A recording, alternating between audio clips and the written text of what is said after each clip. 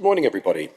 It's 10 o'clock, and I'm resuming the inquiry into the appeal made by BW Homes Northampton under Section 78 of the Town and Country Planning Act 1990 against the refusal of Fenland District Council to grant permission for a planning application comprising the erection of up to 200 dwellings, including affordable housing and self-built stroke custom dwellings, 2.3 hectares of safeguarded land for primary education, public open space, landscaping, children's play area, sustainable drainage infrastructure, the formation of two vehicular accesses, and all other associated infrastructure. And that concerns an outline application with all matters committed in respect of access at land east of 61 March Road, Coates.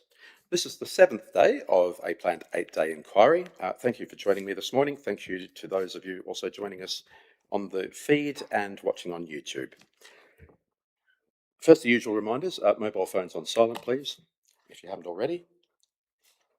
Yesterday, we heard the 5-year housing land supply evidence in a roundtable session, and today we are going to hear the planning evidence in formal examination. Good. Tomorrow, which is the final day, we'll hear closing submissions and costs application. Good. I have a updated core document list. Thank you. Could I ask, as I did on the first day, that I have a copy of that in Word format by the end of the inquiry when it's finally updated? Thanks very much. I also have a new ID document, and that's a letter from Cambridge County Council on their position on the unilateral undertaking, which confirms what I heard on Thursday, what was suspected on Thursday anyway, about their objection to the UU. Any comments from the appellant? No, so we've got that too. It'll join the ID list when we've got a few housekeeping matters to go through this morning. Right. Okay. I'll put that as ID 18 then, just for the record. Anything from the council on that? No, so obviously you have that letter and reference can be made up on 29 our closing submissions tomorrow morning. Thank you. Mr. Boyle. So thank you very much. On the corner of your desk, you will find two documents. The top one, if I take that first, that's what we think is going to be ID 11, which is the schedule of planning permissions and education contributions sought and provided. Now, it was with the council to check. I asked this morning, and Mr. Lee kindly said that the colleague that he asked hasn't got back to him. So for the time being, it's sort of proto-ID 11, but it wasn't anticipated that there's anything controversial in this, the record of fact. So because we aren't dealing with the planning evidence today, I've put it in. It may be it becomes replaced by a further version if the colleague ever gets back to Mr. Lee, but we just don't know yet. So for the time being, so if I could just say ID 11 question mark. Okay, I've got a look from Mr. O'Brien O'Reilly there. I'll offer the opportunity for a response. So just to say that we will obviously check this. If, as we said, we wanted to agree that factually, and I think it won't be an issue in that, but we will make endeavours to do that as soon as we can so that you have an updated position. Thank you very much. The next one, not the document in your hand, but if I can just mention, yesterday, sir, you set some homework for the parties. Mr. Tiley's table 1.1, an updated Scott schedule reflecting the discussions yesterday, and a summary update of those changes. Those were discussed, well, Mr. Tiley produced them yesterday. They were discussed yesterday after the closed inquiry with Mr. Davey. I'm told that Mr. Davey is content with them, but they don't need to be printed. Thank you. So that's going to come to you as 3 separate ID documents, but they are on agreed basis. The document then in your hand with a red top to it, that's also something we're proposing to put in. It's not for agreement. It's an aid memoir. I'm going to append it to my closing. Obviously, so you'll have taken your own notes of yesterday's session as we went through line by line the Scott schedule. But this is Mr. Tiley's understanding of how you categorise the different sites and what that means in terms of the difference between the parties. Now, plainly, the authority doesn't agree that you should or shouldn't knock out some of these, and you will have your own view when you come to your determination, which you do and don't knock out. But we thought it was helpful because there are so many sites. if we listed them for you with the 2 columns and the differences. So that's an ID document, but it's not for agreement. It's our note of yesterday's discussions. I understand. Thank you. And again, I'll put it in the closing. Thank you. Just before I accept that, I'll just ask the council for a view on that. Yes, and that's certainly very helpful, and I appreciate my friend providing that today.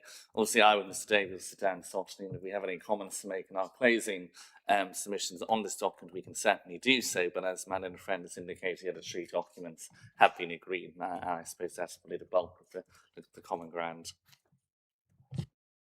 Thank you. That is ID document 19. We've provisionally entitled it the Appellant's Housing Land Supply Aid Memoir, or Aid Memoir Note, because it doesn't actually have a title on the written document. That's as good as any. Thank you. Thank you. Aid memoir. Thank you, sir. Then the only other matter I think from me is we think, the final draft conditions, and we will send that electronically.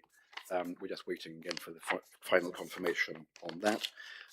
You will get a version of the 106 today. Yeah, I think that's a yes.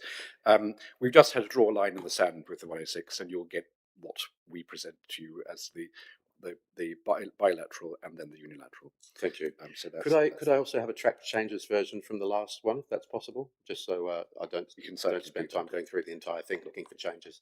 That would be useful. Thank you very much. Mr. Boyle, when would I expect a final version post inquiry? Well, I need to take instructions on signing. Apparently, the bank has to sign, and I haven't yet heard from the 2 councils. No, for the 1 council, the district council, how long its signature process is. But if we can come back to you on that, obviously we'll make it as tight a timetable as is reasonable. Thank you. I would like to set a deadline because it obviously helps people get their butts in gear, so to speak. That's absolutely fine. That's absolutely fine, sir. Then we have just 2 matters for timetabling. If I think Milan Friend might want to come in at this point. Yes. I'm grateful. So I think I was overly optimistic yesterday when I indicated we could deal with the cost application at the conclusion of the closing. The reason for that is that obviously a large number of appendices in chronology, and we want to take our time to fully go through all of that. So I was going to ask your indulgence if we could deal with costs in writing, obviously it would mean the individual's position of the inquiry not being closed until the very final set of submissions have been received. But I think it's the most pragmatic in all the circumstances. So if we can set a timetable for that, that would be appreciated, simply just to allow the council time to digest all of that chronological evidence, and also, of course, another friend will be entitled to a right of reply to our reply, so it will necessitate some time. But I think that's the most pragmatic. And then the second point says, another friend and I wondered it might be most pragmatic to start at 11 o'clock tomorrow, so that we have time to arrange printing of the closings and so on in advance of the inquiry opening. Okay, thank you. Taking those in reverse order, I'm fine with an 11 o'clock start tomorrow. Your estimates on the timings for your closing submissions? I think probably about an hour. So. And about the same, so it's about an hour approximately. Thank you very much. On the matter of costs, I'm fine with a post inquiry session submission. Will a week be sufficient? A week from today or a week from tomorrow? Yes, so that's actually most generous. That's more than sufficient. Very thank you. Mr. Boyle, I'd like to offer the opportunity to you as well for a rebuttal. Final comments. That's thank you, sir. That's appropriate. I don't at all resist it in writing. In fact, it would help me because rather than hearing it for the first time tomorrow and responding to you orally, I'll get to read it, take instructions, and then respond in writing, and you have the whole thing complete. So if it's coming in, a week tomorrow is the 3rd.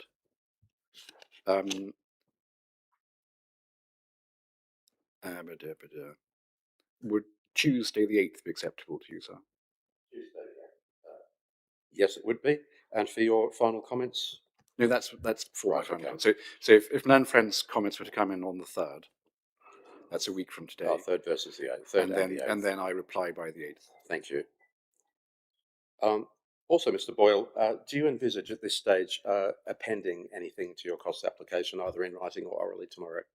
No, sir. You've had all of our appendices through those schedules. There's nothing else to add to the cost application I've made so far. I mean, I should say that the costs on things like the 106 are still running, but there's nothing else to add to the story. Great, thank you. Planes permitting, I will leave the door open there for ventilation.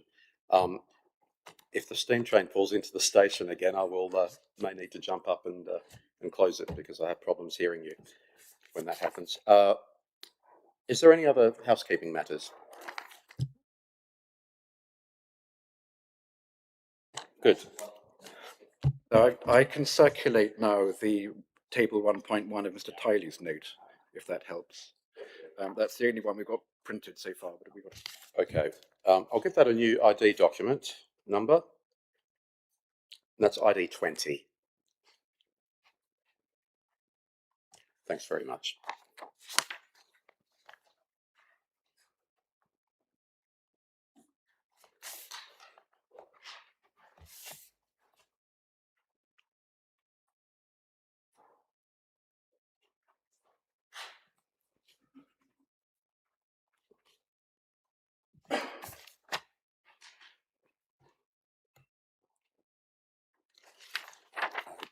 Just to repeat, that's ID 20. Thank you. Mr.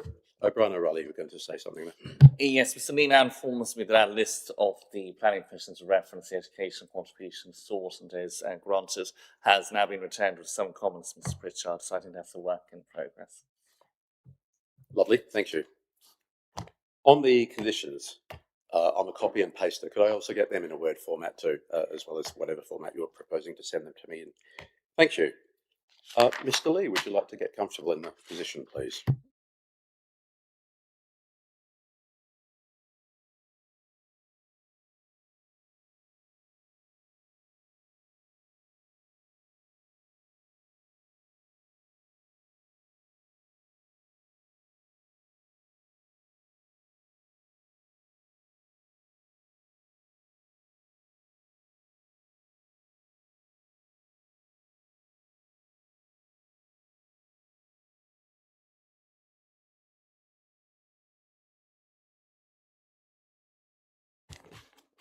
In your own time, chaps. Thank you. Yes, good morning, Mr. Lee. So, in terms of the documents we're going to need, there's going to be Mr. Lee's proof of evidence, which is core document 14.06, and also his MPPF addendum.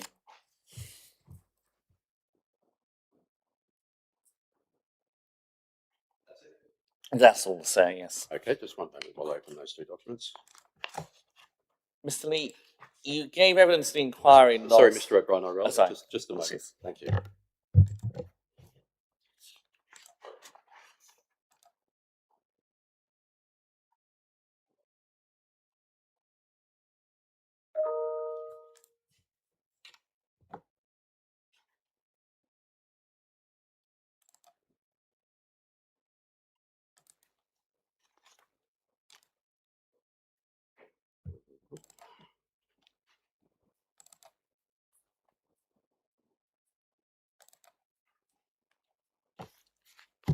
I'm there, thank you.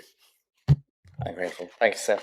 Mr. Lee, you introduced the inquiry last week in the course of the landscape evidence. Can I just confirm briefly that your qualifications and experience remain as set out as section 1 of your proof? Yep, that is correct. Can I start firstly with the question of the now withdrawn local plan?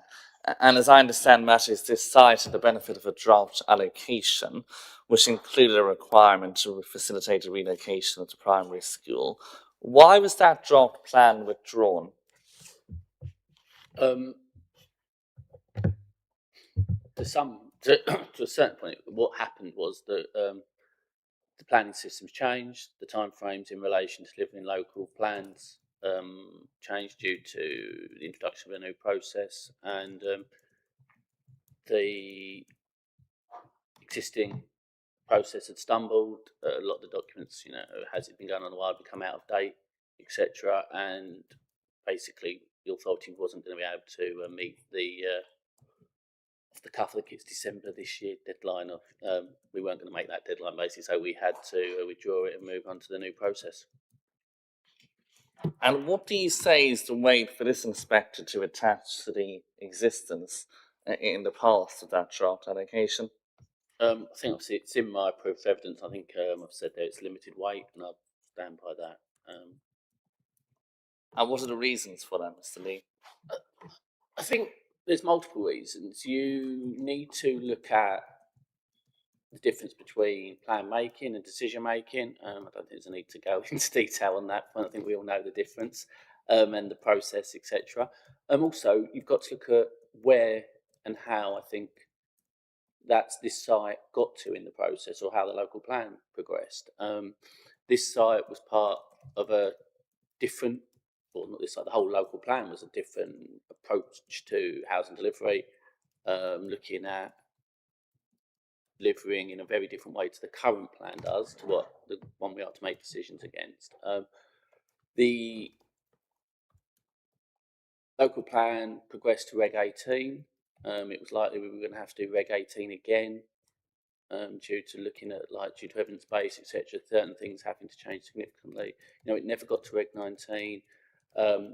When it comes to this site specifically, or Coates more specifically, I think you've got to remember it was a number of housing developments. There was employment. There was a lot of. It wasn't just a one-off scheme that was allocated, and the way that I don't want to go back. Things went over. Obviously, the need for housing is a material consideration. There's a need to allocate that in policies, and you're not allocating perfect sites. You're having to make a decision based on information in front of you, where at that time the council considers that the harm is outweighed by the benefits, obviously, but that's for the plan making decision, not the decision making. There were a number of unresolved objections, including education, to this site. It hadn't been looked at by an inspector, and at the end of the day, it has been withdrawn. That, I accept the evidence base is to some extent still material consideration, as it's where it is in relation to being up to date or not up to date. But I would suggest the actual allocation is of limited weight, partly because obviously we have to go back to looking at the current local plan for our decision making, and the new local plan to deliver housing in a very different way to the current local plans. There was a conflict between those. And turning now to the current local plan, what is the approach taken to the issue of the settlement hierarchy within the local plan? So I think that's mainly set out in policy LP3, the local plan. And I think the introductory paragraph's quite clear on how we're looking to deliver housing, predominantly at the 4 market towns, mainly because of their access to facilities, work, etc. So how that's delivered is then into the market towns, which are split into 2, which is, you get to 2 categories of the primary market towns, which is obviously where we are now, and Wisbech, and then the Chatteris and Whittlesea. Below that, we have Wimbledon, Doddington, Mayney, and Wisbech St Mary, which are growth villages, and these are ones where we accept maybe some larger forms of development, but alongside this there'll be new services as well, and they will allow for some sort of urban extensions to this, but they're still relatively small. But then we move down to limited growth villages, which is where Coates falls in. And the policy is that for these settlements, a small amount of development and new service provision will be encouraged and permitted in order to support their continued sustainability, but less than would be appropriate for a growth village. Such development may be appropriate as a small village extension. And obviously that's where, for my proof, I don't consider this falls with that. And in your proof at 6.15 to 6.17, which is on page 12, you explain what you say is the context in terms of growth already accommodated by Coates. Can you explain to the inspector succinctly what the point you're seeking to make in those paragraphs is? I said, Coates is a limited growth village. The amount of housing that the spatial strategy sets out is limited, for want of a better term. There's obviously no figure per se, but it's aimed at allowing a certain level of development to support the continued sustainability of the villages, which is good planning in my opinion. As it says in 6.15 in April 2011, the village contained only 506 dwellings. It's a relatively small settlement, and since that day, already around 174 dwellings have been granted. That is a demonstrable uplift in accommodation in development, and I've used the 10% just as a guide of, if you were to increase it, that would have been 51, and obviously that's over 774 is over 3 times that. Obviously, then moving on to this scheme, 200 dwellings alone is a significant uplift from the number of dwellings that were in 2011, or 2014, obviously when the local plan was adopted. That I would suggest is significantly larger and can't reasonably be characterised as development to support the sustainability of the existing village. I would consider it be more appropriate for either a growth village or one of the market towns.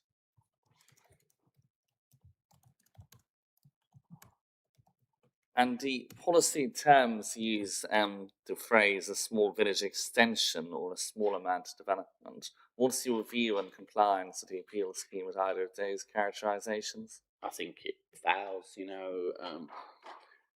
I think you've got to look at it both numerically, where I don't think most people would say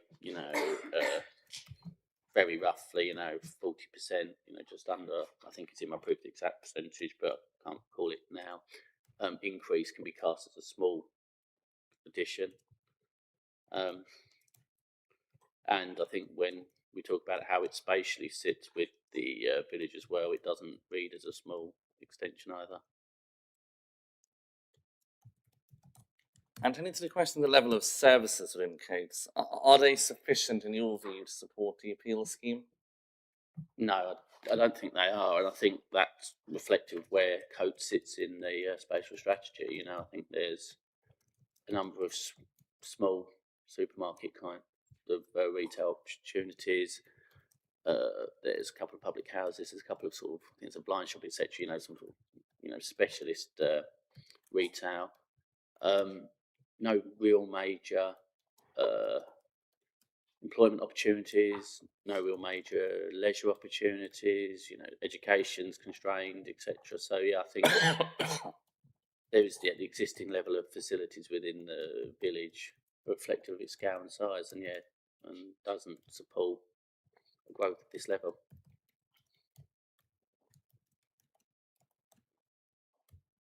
So your overall conclusion, Mr. Neal, on whether or not there's accordance to the settlement hierarchy or the spatial strategy within the plan? I think it completely conflicts with it.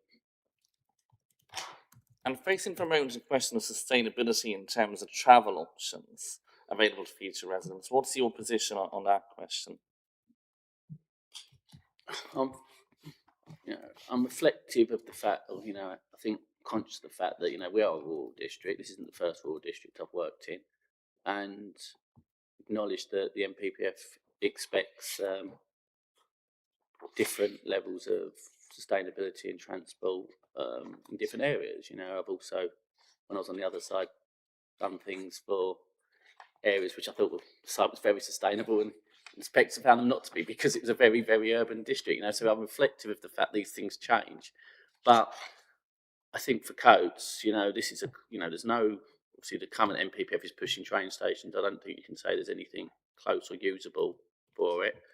I think I've laid out the bus availability in my proof of evidence. It's not particularly high number, and my issue is always on these things is weekends and evenings. When you haven't got any real service at those times, you look at people's ability to actually use public transport for work, education, when you've got children, teenagers, clubs, all things like that, all of that will be forced into being done by the public, by private motor vehicles, particularly when so little is in codes to actually meet the needs of those people on a day-to-day basis.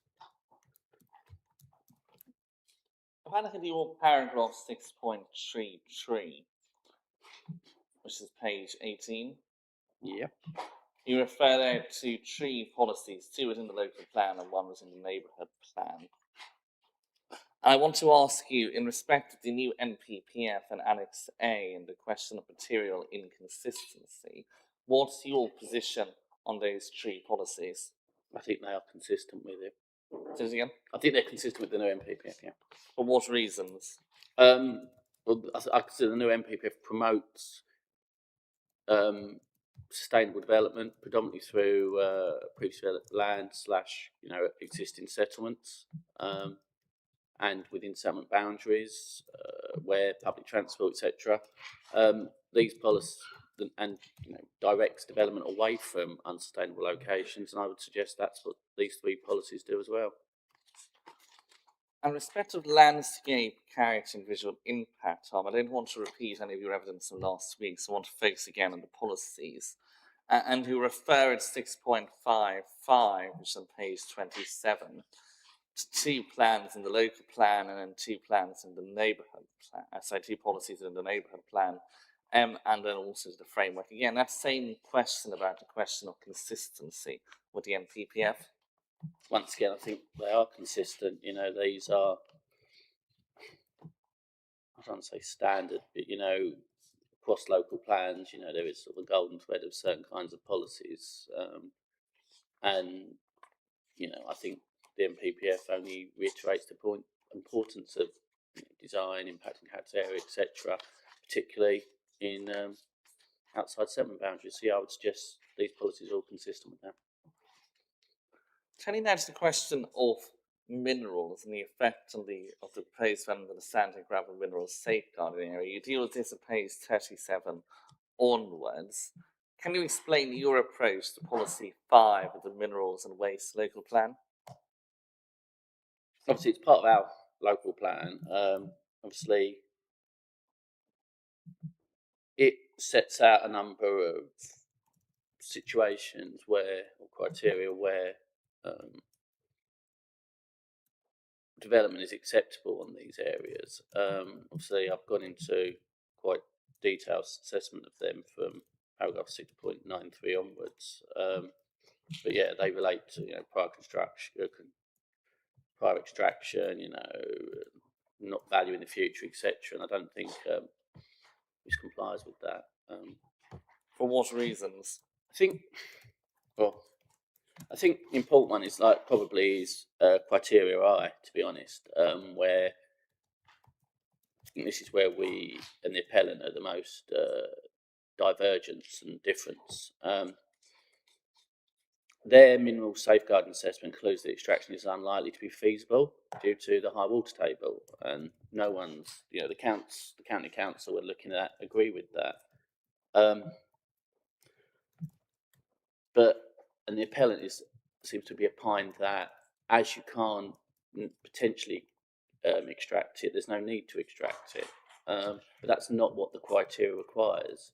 The criteria requires that extraction is done prior to the works. There's no caveat unless cannot be done or something. To quote so much more intelligently, we're not in the land of Humpty Dumpty. We can't reinterpret what policy says to say what we'd like it to do, and the policy does not have the second line which I would suggest is being inferred by the appellant. And your position on criteria L is 698 onwards, page 39. That's the question of overriding need. Well, what do you say about that, Mr. Lee? I think obviously we clearly consider we've got a 5-year land supply. We spent a lot of time yesterday discussing that. I think, therefore, irrespective of the need for housing generally, I don't think if the inspector agrees we have a private land supply, there can be any argument there's any overriding need. I would then say, irrespective of whether or not we do or do not have a private land supply, I would not suggest that overriding need would just be because you haven't got a private land supply. This is a finite resource for the country. These are important things. There are specific policies. The NPPF has introduced a new one to highlight the importance of protecting minerals and gravel, etc. So even without that, I would think you'd need to be actually, I don't know, maybe private land supply. If you were up, a very low percentage, maybe that would be something. But I would say that if you're just slightly off it or only some of it, you've got to do balance and exercise, and this is a limited resource. These are not things that we can replace through advancements in technology.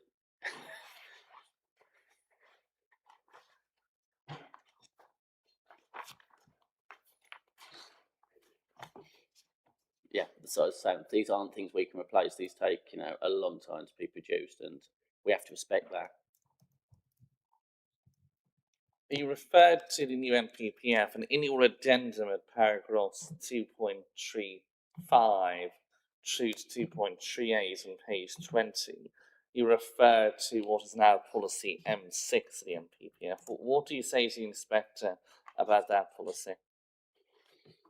Well, obviously, I think that policy is complete. As I was saying, it's about respecting the finite natural resource. This isn't something that we can replace.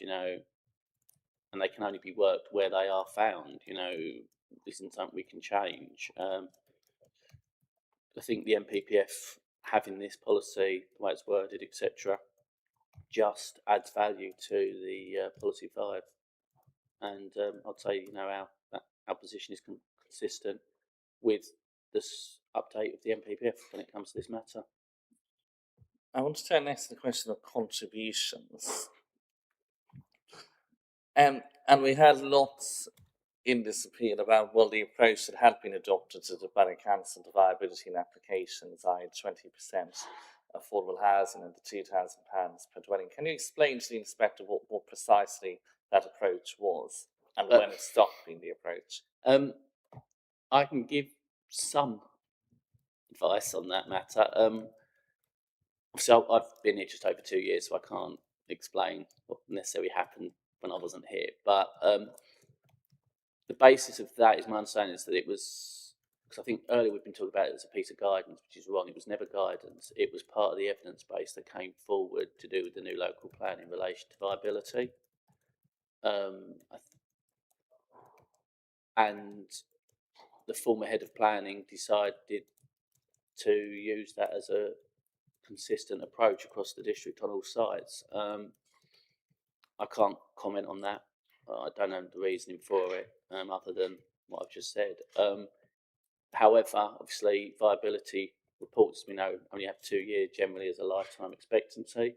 A viability report that's 5 years old, which it was by the time in December 2024 we said we weren't going to be using that position anymore. Obviously had limited weight, and we're now asking for bespoke viability reports, which is in accordance with the NPPF for all sites.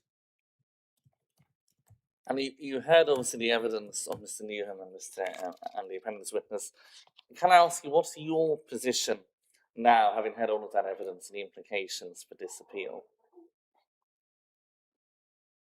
Well, obviously, there's two quite different positions in relation to viability. Either that it's very broadly, I think it's £26,000 or something short of being policy compliant level of, profit, versus it still being significantly unviable. But I think the NPPF helpfully has explicitly confirmed this. A scheme being unviable does not make it policy compliant. There is still the harm from the shortfall does not disappear. That burden is put upon the rest of us as taxpayers, and we then need to do a balancing exercise to consider what the harm is, how significant that is, and whether the benefits of the scheme outweigh that harm, just like we do on any other matter to do with planning. And what do you say the harms that would flow here? would be? Sorry. What do you say the harms would be here? Well, on a purely planning basis, it's easy to say, well, it's just unviable. They're not providing anywhere near a level of contributions needed, etc., and leave it at that. But that doesn't really talk to the truth of the harm, does it? That's not what we're here to do. A figure not being provided doesn't necessarily demonstrate harm. And I think, we've discussed at length the impacts of having to bus children, to schools further away, and the impacts on community. It's most likely to be the most vulnerable people, etc. So I'm not going to repeat someone else's evidence, but that's all just relatively basic accepted considerations in the planning balancing exercise. There is potentially that this land won't come forward either, and then it does leave a bit of an unusual layout for the site. If education now seems to be refusing to accept the land, full stop, which obviously is a new issue which is outside our control, but it's obviously a consideration now, which does leave a bit of an unusual layout. Doctor surgeries, there's, the consultation response is explicit that there's under provision already, that they need to expand. Without that financial contribution, they won't be able to expand. It's an interesting, because of how education is across the district. Actually, some of the sites, even with this £2,000 per plot, some of the large sites have actually still been policy compliant because of not needing education contributions. And I think that's part of the balancing exercise, isn't it? Where, it's not just saying it can't do it, it's about understanding where it can't do it and why it can't do it, and where other schemes maybe that still might be viable, unviable, or maybe viable, actually have less impact and less harm. And I think when you look at Coates, there's issues in relation to children having to be bused to secondary school. We're going to have to be bused to junior school. The financial contribution is nowhere near what's required in relation to all these matters / NHS, ambulance service.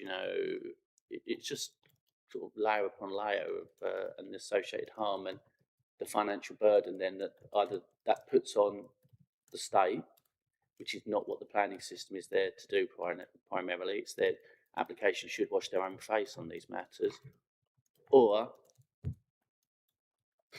it impacts on those residents, because they, both ways really, even without that, either they won't have access to any facilities, or if they do, they're not easy. I haven't got any children, but I'm pretty sure I wouldn't want to be driving to a doctor's a long way away if I had a 4-year-old that was very ill. We need facilities close by for the quality of life of these future residents. It's about making sustainable communities, but I'm getting on a bit of a soapbox, so I'll stop there. Your overall conclusion, therefore, on the question of compliance with the development plan, read as a whole? Does this scheme comply with the development plan? No, not at all. For what reasons? I think, obviously, if it's quite clear we have to read it as a whole. There are different policies will always be pulling and pushing in different directions. If you restrict to impact on character there, you'd never approve almost anything. But this scheme fails on the settlement hierarchy, its scale, its impact, its relationship to the built form of Coates is detrimental. It's not a natural extension. It's not an appropriate scale extension to that. The viability constraints, while there are constraints potentially, and if that's what the inspector finds, that's what the inspector finds. But I don't think they can be overlooked when a scheme of 200 houses in a remote village is going to have that. It's not even just that there's lack of facilities, or it's a bit of a push in this village. They aren't there, and they can't be provided through this scheme. Obviously, minerals and waste is an issue. That is a finite resource. We need to protect that. For all the reasons for refusal, I think. Well, I do acknowledge there are some benefits, but I don't think you can say it complies with the local plan when read in a whole. No. Turning now to the question of material considerations, and apologies, sir, I missed to give you 2 documentary references. The Planning Statement of Common Ground, core document 12.02. Sorry, I'll have to pull that up as well. You lied to me as well. And also the new NPPF. 12.02, yep, got that. And the new NPPF. Oh, you already had that, yeah.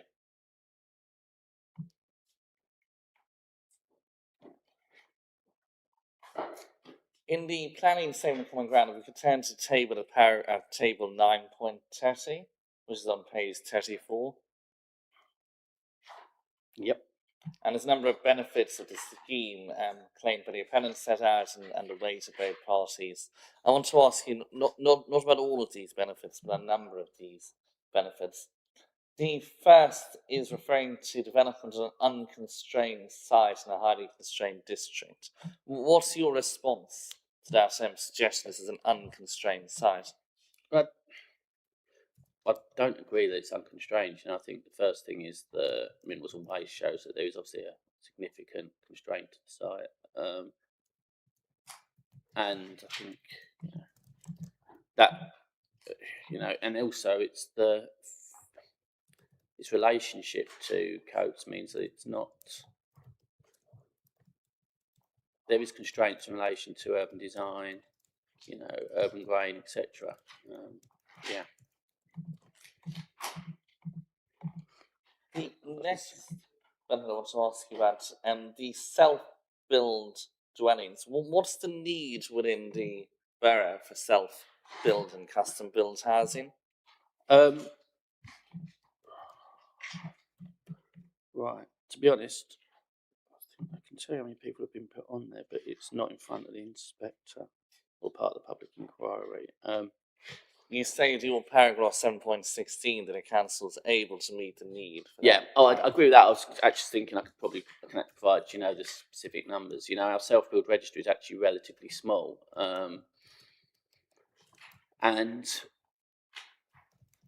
as I think we discussed over the condition point, we've had a significant number of self-builds coming, historically anyway, but particularly since the BNG change. So, and obviously there's a lot of outlining, etc., which all can fall into working out your demand, or as not sorry, your demand, your supply.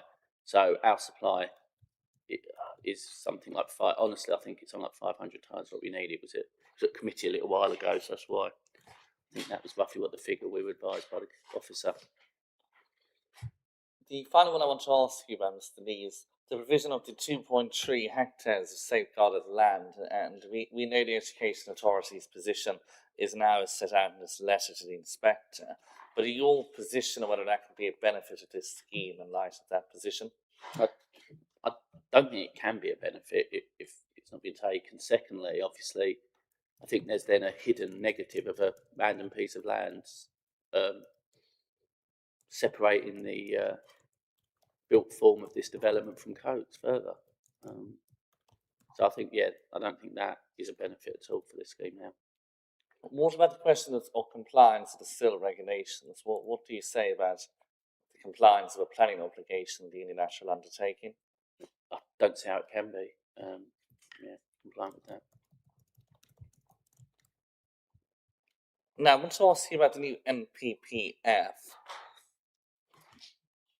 And as I understand it, the parties, Brady and Mr. Derbyshire, agree that a relevant policy to look at is policy S5. Is that correct? Yep, that's correct. And within S5, which is on page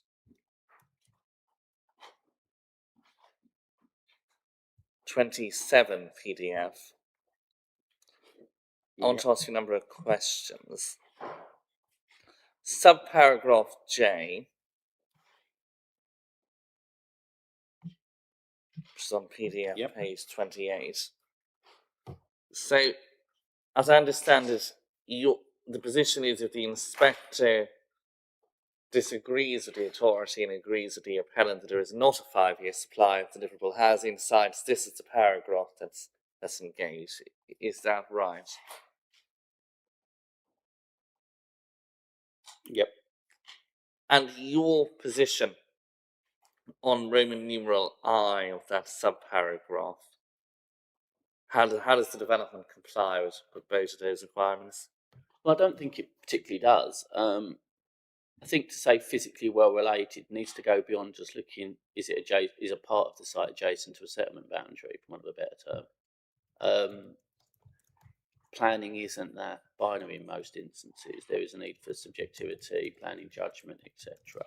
And the way that this site extends to the north, extends out, etc., from relatively limited built form of coats in that part, I think personally, my professional judgment means that it's not physically well related to the existing settlement.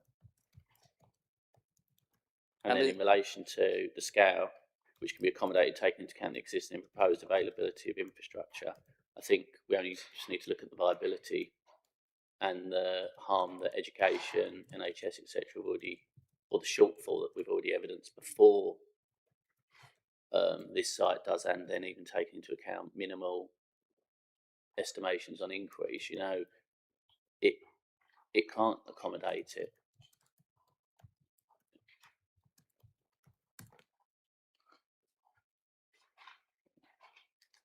And if the inspector agrees with the authority and concludes that there is a 5-year supply, am I right that it's then paragraph 4, which he looks at? Yeah. And your position on that paragraph? So it says it should only be approved in exceptional circumstances, where the proposal would substantially outweigh the adverse effects, including character of the countryside, and relation to promoting sustainable patterns of development. Obviously, those are two of our key reasons for refusal, that we think it conflicts with that. And I don't think there are any exceptional circumstances in favour of this development. It's not some bespoke scheme aimed at meetings 100% affordable, or significant under-provision in older people's housing, or some opportunity has come forward, which we all know in sites could have happened, etc., in districts and boroughs. And that's without moving on to the bit about what weighs against the scheme. So I don't think you can argue there's any exceptional circumstances before you even ask about the harm. So, Mr. Lee, taking a step back, do material considerations indicate a decision other than in accordance with the development plan? No, I don't think so. And is there anything else you want to say to the inspector at this stage of your evidence? Not that I can think of, no. Well, if you stay where you are, Mr. Lee, my learned friend will have some questions for you in cross-examination. Thank you.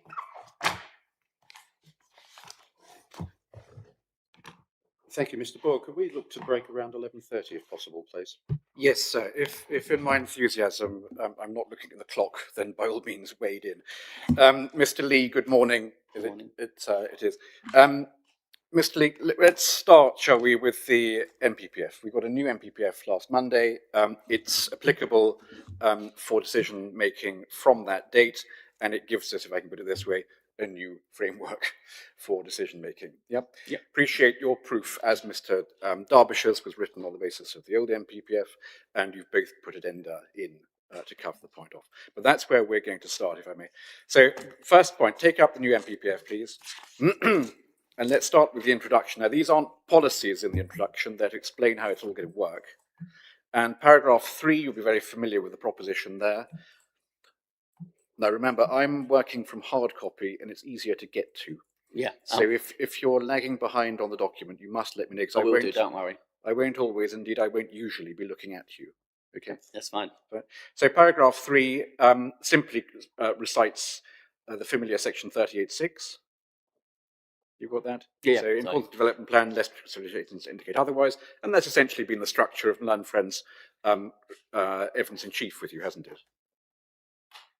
Yep. And national decision-making policies in this framework are a material consideration in making these decisions. No great surprise there. They obviously are, just in the same way that the old NPPF was. But what we've got in this NPPF is, as it puts here, national decision-making policies, as a phraseology, and it came out of the LERB. They decided to not make it statutory, but it's policy, and they are plainly material, and we agree that. Yep. Good. To be read alongside the policy development plan, recognise that, and the courts have been very clear to make sure they don't replace the policy development plan. But it is right, isn't it? We'll come to it in a moment, that this new document directs a certain degree of weight to the development plan policies in certain circumstances. We'll come to it. I'm not quite sure what you're saying. Obviously, yeah, it's a material consideration of different policies. We'll come to weight. Yeah. That's paragraph 3. Turn the page. Scroll down, you mean? Electronically.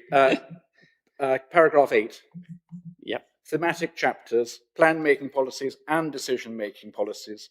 So the approach can be seen in the round. However, plan-making policies should not be used when making decisions on development proposals. Yeah. So the inspector is directed there that it's the NDMPs he's to look at for determining Section 78. Yeah, that's helpful. Right, let's scoot on to the end and the annex. There's an annex for implementation, which is Annex B. It's typed page 99. So it's probably 100 then, isn't it? Yeah. 101, okay. Yep, got it. I want to look at, so first of all, the heading is decision making, that's on the top there. I want to look at paragraph 3 first. Paragraph 3 gives a protection to development plan policies in certain circumstances, but if you go to the end of that paragraph, you can see it's limited to where there's a period of 5 years from the date of the plan's adoption. Yes?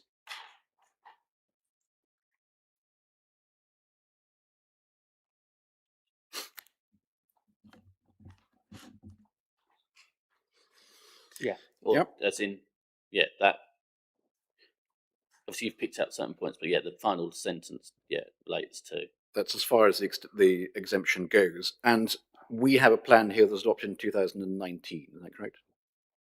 14, I'm so sorry. 2014. Yeah. So it doesn't get any benefit from paragraph 3.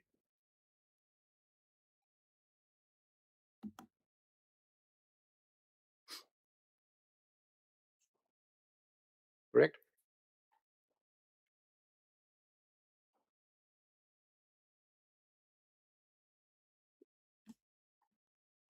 Well, as in, that's only in relation to obviously the figures, isn't it? Yes. But the point is, there is no protection through paragraph 3 of the local plan dating as it does more than 5 years ago, 2014. Only in relation to that single point, not the plan per se. It doesn't imply that all plans policies are out of date or anything. Can we just agree the proposition I'm putting to you? I'm not paragraph 3 does not apply to this local plan. Yes? As in, if the plan is over 5 years old, but it's obviously quite a specific matter. So let's pop back then to paragraph 2. And the phraseology here is development plan policies or parts of those policies which are materially inconsistent with national decision-making policies should be given very limited weight. Now, that's where earlier on I said there is in this document, as opposed to the previous document, a direction in national policy as to the weight you are to give to development plan policies in certain circumstances. Yeah. Correct? Good. And those are, if they're materially inconsistent, then they're to be given very limited weight. That's correct, yeah. And that's a difference of approach from the way in which the courts have had to grapple in the past with the NPPF, which didn't direct the decision maker as to what weight to give to development plan policies in certain circumstances. It just simply left that matter for the decision maker. You'll be familiar with this as a planner. You've seen inspectors' reports. And so sometimes they gave operative weight to policies, even though, under the old phraseology, they were out of date, they were still going to be determinative in the appeal. Yes? Yeah, balancing exercise, yes. Well, precisely.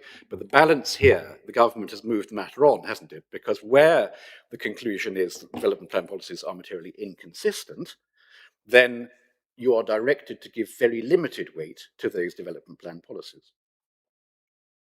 Yes? That's correct, yeah. Good, that's helpful. And here we're starting to set up the balancing. We'll come to this towards the end. Materially inconsistent development plan policies, if they're going into the negatives because they're breached, are going in as a very limited weight within the negative basket, correct? Not necessarily. Read paragraph 2, first sentence. Yeah. So if they're materially inconsistent and they're breached, so they're going into the negatives, the weight you give as a planner to them in that basket is very limited, says the government. No, it's not what it says. It says the policies should be given very limited weight, not the harm. Right. The breach of those policies, the policies are to be given very limited weight. The policies are, yeah, Good, that's helpful. but that doesn't mean the harm is given very negative weight. You know, I'm going to be flippant. If it was a highways one and it meant that lots of people were going to be killed in car crashing, you wouldn't give that limited weight. You'd give that significant weight still. The harm is what's important, not necessarily the policy. Let's not work on hypotheticals. There we are. Thank you very much. Now, that's the direction in terms of the policy weight, very limited. There are other aspects, aren't there, which, again, the government has indicated weight should be given. So, for example, if we go, this is a housing scheme, let's go to HO7. You got the page number? HO7 is, well, I can only give you the hard copy That's fine, I page. can add So it's two. page 35. That's great. That's fine, because I can just add 2 and it will take me to it.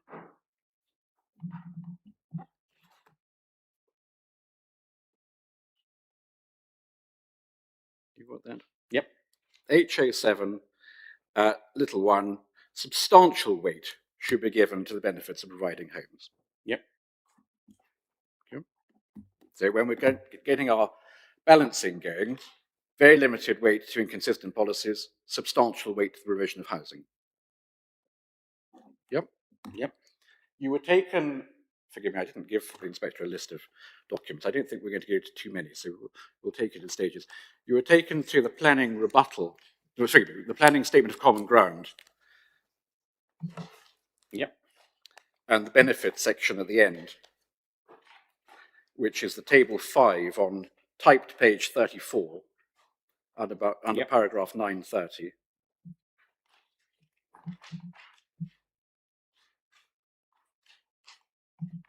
You've got that? Yeah. The appellant had already attributed substantial to the market housing. The authority was attributing only moderate. If the inspector follows the government's policy at HO7, then he'd be putting substantial into that box, isn't he? No. Yes. No. HO7 requires substantial weight to be given to the benefits of providing homes. We're No, providing it doesn't. homes. Benefit of providing homes which will contribute towards meeting the evidenced accommodation needs of the community. We have a 5-year land supply. There is not an evidence need for meeting the homes of the community. No. There's a big difference. You can't stop a sentence halfway through. I wouldn't begin to do so, Mr. Lee, but let's also agree the fact you can show a 5-year land supply against a minimum requirement, if you can, and we don't think you can, does not mean there's no need for housing. Oh, no, I'm not saying there's no need, Good. but it doesn't Thank to you very meeting the evidenced accommodation needs. Evidenced accommodation needs is what is evidenced through documents, not aspirational ones from developers. That's a different thing. No. You do not dispute that there's a need for housing, even if you show a 5-year housing land supply against the minimum, do you? Yep, I don't disagree Thank with you that, but very there's a much. difference between providing you. housing and an evidenced accommodation need for the community. I think Yeah. you can ask me that 15 times. I'm not going to come to a Yes, different I conclusion. heard that kind of response on the first day, Mr. Lee. I won't ask it 15 times. I'll give you one fair opportunity and then let the inspector take his view. And I think that's the correct approach. Thank you. Now, so there we are, HO7 1. In addition, can you go to HC4? That is on page 76. Yep. HC4, substantial weight should be given to the benefits new improved public service infrastructure, community facilities provided, and demonstrable contribution towards good health, preventing, etc. Yep. This scheme, in accordance with the allocation in the draft plan, the withdrawn plan, provides education land for 2.3 hectares, correct? Well, no, it doesn't. It offers education It offers, land. but it doesn't provide it. That's not the same thing. Safeguards education But land. that's the education indicate they don't want it. So I don't see how you can be giving Offers it away. that. Education land, 2.3 hectares. It also provides public open space of 2.75 hectares. And that's in excess of the local plan requirement, isn't it? Yeah. Yeah, good. Thank you very much indeed. So there we have HC4, substantial weight. Can we go back to the table? Sorry, but I think you've also got to look at, it says new and improved public services, infrastructure, community facilities will be provided. But it's actually not washing its face on that. So I would infer that that policy then means you should be giving limited weight when it doesn't meet that. Because obviously if you give substantial weight for it providing a benefit, and I would almost suggest that that benefit should only ever be looked at above and beyond what is needed. because otherwise you are just washing your face. Public So- forgive me. You carry on. Yeah, so I'd say it's worth saying improved public, but Yeah. it's up for the inspector to decide that. Public open space is, we agree, in excess of policy requirement, Yeah. and the 2.4 hectare for education land is large enough to accommodate a two-form entry school, which is significantly larger than the scheme itself generates at 80 places. That's right, isn't it? But they don't want it, so it won't be there for that reason. Let's not look into a crystal ball. All right. It's not really a We crystal then ball. we then go back, please, to We've got a letter, sorry. I don't think that's a crystal ball. I think that's quite clear. It's a matter I can deal with in submission, Mr. Lee. Okay. Okay, fine. We go back to statement of common ground on planning, please. Yep. For the primary school, you've just put in limited instead of significant. Yep. Yep. And for the open space, you've got moderate. Yep. We'll return to the appellant's weight with Mr. Darbush in due course. And then could I touch on the question of affordable housing? Now, the issue, we'll come back to this reason for refusal. The issue between us on viability grounds is, should it be 25% or should it be 20%? Yes? Yep. 20% of something is still better than 25% of nothing, isn't it? It's in the round, but Thank you very much. but if you're only building X amount of houses, a scheme that would provide 25%, when you've got education infrastructure conflicts, there's a ceiling on how much development the district can actually accommodate. And actually, if you're only going to allow a certain amount of housing, and those housing don't provide the 25%, indirectly there's an exacerbation of the harm, because the schemes that could come forward could potentially provide the 25%. 20% of something is still better than 25% of nothing. That's right. Yeah, but we don't know it's 20% of there's 25% of nothing. That's, you said don't want to live in theoretical worlds, and that's what you're now trying to say. And in terms of that 20%, that provides 40 new affordable homes. You don't dispute, do you, the evidence that's in the back of Mr. Darbish's appendices in terms of the need, the pressing need for affordable housing in this district and indeed in Coates? No, not good. Thank you very much. Thank you. You can put the statement of common ground to one side now. We then, having looked at guidance as to, or policy as to what weight is directed to certain aspects, in terms of the overall decision-making process, we now have the revised version of the presumption in favour of sustainable development at S3. So that's page 24 of the document, MPPF. Yep. Should apply the presumption in favour of sustainable development. This means, and it's A, B, C. Yep. And A, B, C are not given different weightings, are they? It doesn't say, well, we really like A, we're kind of okay with B. No. No, good. A, B, C are neutral as to the weight between them. They simply operate within different places. So A is within settlements and B is outside settlements. Yes? Good. That's helpful. We are in a situation outside settlements, so we're B. Yes? Yep. So we go to S5. Yep. Thank you very much indeed. S5J is where we focus. And the first question, of course, is housing land supply. Now, you will understand, I hope, that I'm not going to rehearse what we went through yesterday, but I want to just pick these points up with you. Do you now have ID 19 and ID 20? So ID 19 is the appellant's housing land supply aid memoir. Not off the cuff, no. It was over there. You've got a spare copy.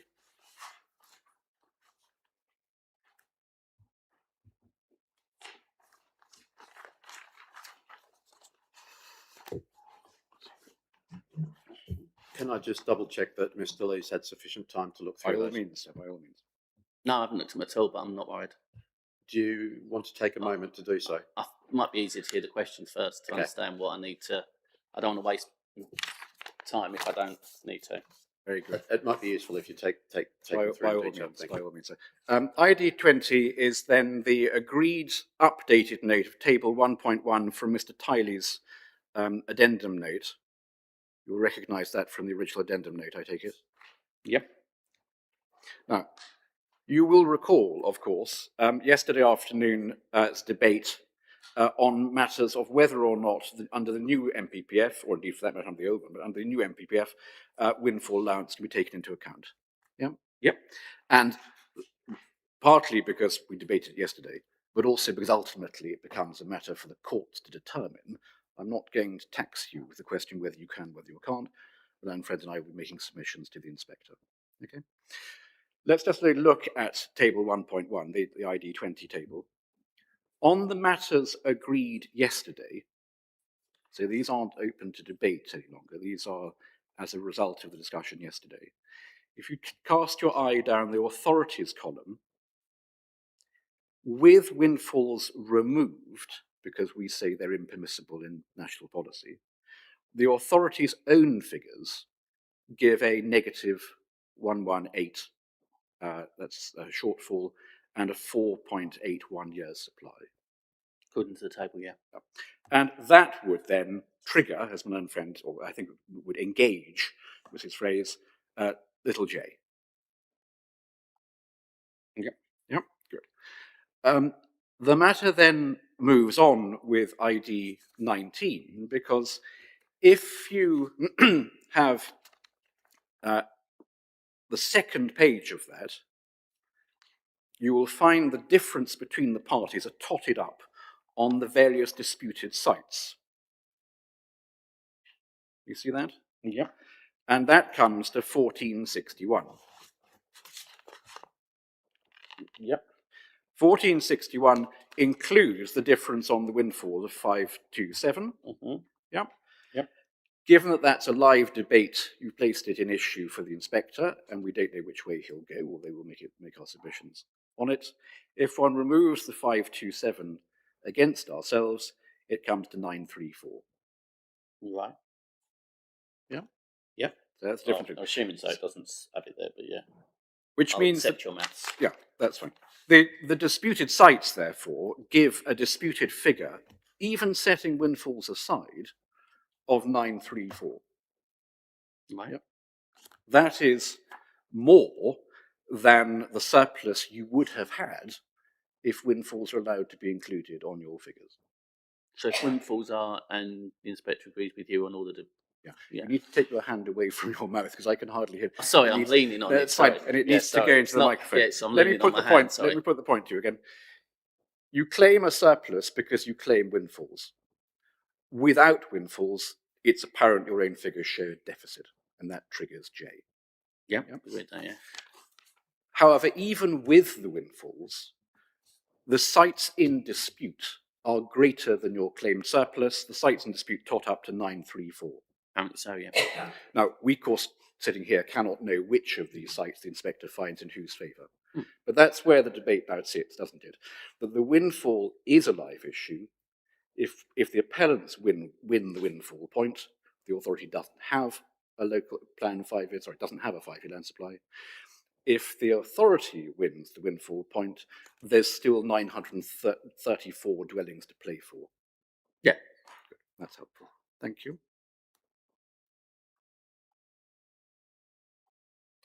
Thank you. Let's then proceed with whichever way it goes on those debates, with the assumption the inspector says, no, there isn't a 5-year land supply here against the correct requirement. We then get into little j, little Roman 1. Yeah? Yep. Now, you tell us that it's not well related to the settlement and not of a scale that can be accommodated, taking into account proposed and existing and proposed infrastructure. Let's just unpack that for a moment. As Milan Friend identified with you at the beginning of his evidence in chief, or your evidence in chief, it's right, isn't it, that this was an allocation in the now withdrawn emerging plan, And the reason, and we have the committee reports about the decision to withdraw the local plan. The reason for doing so was to do, as you said, with the restructuring of how local plans, emerging local plans, are to be brought forward, and in particular the deadlines and the document that would need to be produced by the deadlines. That's correct, yeah. That's very helpful. It wasn't anything specific about this particular site or other similar sites. The authority had cold feet about it and said, no, we don't want that approach anymore. Was it? The sites weren't reviewed as part No, of it wasn't that we didn't do a review, it was, the plan. Thank you very much. Now, we also know that in the emerging local plan, we're going to be facing, or you're going to be facing, the new standard method figures, your housing target. And we've got the figures in the previous session as to what that is. At the moment, it's 682 compared with 550. Yes? Yeah. So you're going to be looking for more sites, not fewer. Potentially different sites, I'd suggest, rather than, or we're looking with a fresh... Or numbers. Yeah, there will be more dwellings needed, yeah. Thank you very much. And we also know that, and we've got the rather stark maps in Mr. Smith's evidence, the blue flood maps. This is an authority, isn't it, which is constrained to a significant degree by flooding. Yep. And that necessarily limits where you can put developments. We've talked in other contexts about these island settlements that pop up within the district. Yes? Yep. Good, that's very helpful. We can assume, the inspector can assume, can't he, that those who were proposing the allocation, identification of the site for an allocation from the authority are competent and do their job properly. So, as in Those 5 years? who proposed the site for an allocation in the previous plan were competent and did their job properly. I'd assume so, I don't know any of them. We're entitled to assume that, aren't we? And the circumstances, the physical circumstances of the site in relation to the existing settlement of Coates hasn't altered since that was proposed, has it? No. And the circumstances in terms of facilities and services, I think, has only altered in one way, hasn't it, which is the arrival of the new co-op. But obviously the allocation... The arrival of new co-op. Yeah. The allocation obviously did include employment land and obviously more housing, because it was two... Wider allocations, not this. Yeah, site. but exactly, Yes. but that you can't look at it individually. But I say, in terms of the services and facilities within Coates, it's only improved by the arrival of the new co-op. Yes? Yeah. And the situation in terms of the inability of Coates School to expand on its own site for newly arising children, or indeed natural growth, that hasn't altered, has it? Well, that's why there was a holding objection, or an objection from education. And they... But from the point of the authority, your council... We're only at Reg 18, I think, and there was objections to it. So, Mr. Lee, the physical situation of the school being unable to expand on its own site as a result of arising from development or natural growth, new children, that hasn't altered, has it? Nope. Very much. And the allocations answer to that was to allocate a safeguarding of 2.3 hectares of land. To look to, yeah. Yeah, that's very helpful. Thank you very much indeed. Now, in terms of the infrastructure then arising, can you just go back to the development management policies, which starts at page 18, sorry, decision-making policies, but they're called DM, decision-making policies. Starts at page 18. Yep. Okay. And go to DM7, if you wouldn't mind. It's on page 21. Yep, got that. DM7, little 1. Development proposals should be assessed on the basis of whether they're acceptable use of land. Matters controlled by separate regulatory regimes may, in the context of particular development, be material consideration where they have land use implications. But decision makers should assume, unless there's clear evidence to the contrary, that those separate regimes will operate effectively. Yeah? Yeah. Now, you may not be familiar in detail, but you're aware of the Education Authority's duty under Section 14 of the Education Act. Yeah. And you also heard the very candid evidence of Miss Pinion saying that she was not here to tell the inspector that the Education Authority would be failing its duty under Section 14. You remember that? I don't think a local authority service such as education being required to basically do emergency action falls under operating effectively. You heard Miss Pinion. Oh no, I Clearly know say they would do all they can to ensure they don't break the law, Thank you but very that is much. very different to operating effectively. And that is the point. This scheme is burdening education. This is putting an unfair additional demand on us as residents and people. This scheme does not wash its face. It doesn't provide the education facilities. It does not let education operate effectively. And that's the issue. You can try and play semantics, but that's clearly conflicting with that. Yeah. We don't accept that, obviously, but I've probably a little bit too vim. So you're on my soapbox. I will That's try all and right. keep off of it. That's I fine. apologise. You get off with it, but that's Yeah, fine. I apologise. And then we go across to DM5. So scroll back up to that. So up to 5, yeah? Yeah. Because DM5 is development viability. And DM5 little 2, you see that? Yep. It says maybe circumstances. So is there Sorry, you. I think I've got a missing word. DM5 2. Yeah, after in such, should there be a word? Because I've got a blank and a comma. In such circumstances. Yeah, or circumstances. So it's not there on my plan. That weirdly, it's just. So let's start again. There may be circumstances in which a viability assessment demonstrates it would not be possible for development to proceed on a policy compliant basis. Now, just putting a flag there, when we get to affordable housing, it's right, isn't it, that the local plan policy makes a provision for affordable housing specifically subject to viability. So it allows for some level of consideration. It's not. It doesn't make it policy compliant by not being the percentage of it's viable. It makes it part of the balancing exercise. I'm afraid we could disagree with you on that. But anyway, Well, anyway, okay, we can this is. disagree. I'm just That's looking up at to the. I'm just looking at decide. the. We're talking across each other. I'm just looking at the text we have here. There may be circumstances where a viability assessment demonstrates it would not be possible for development to proceed on a policy compliant basis.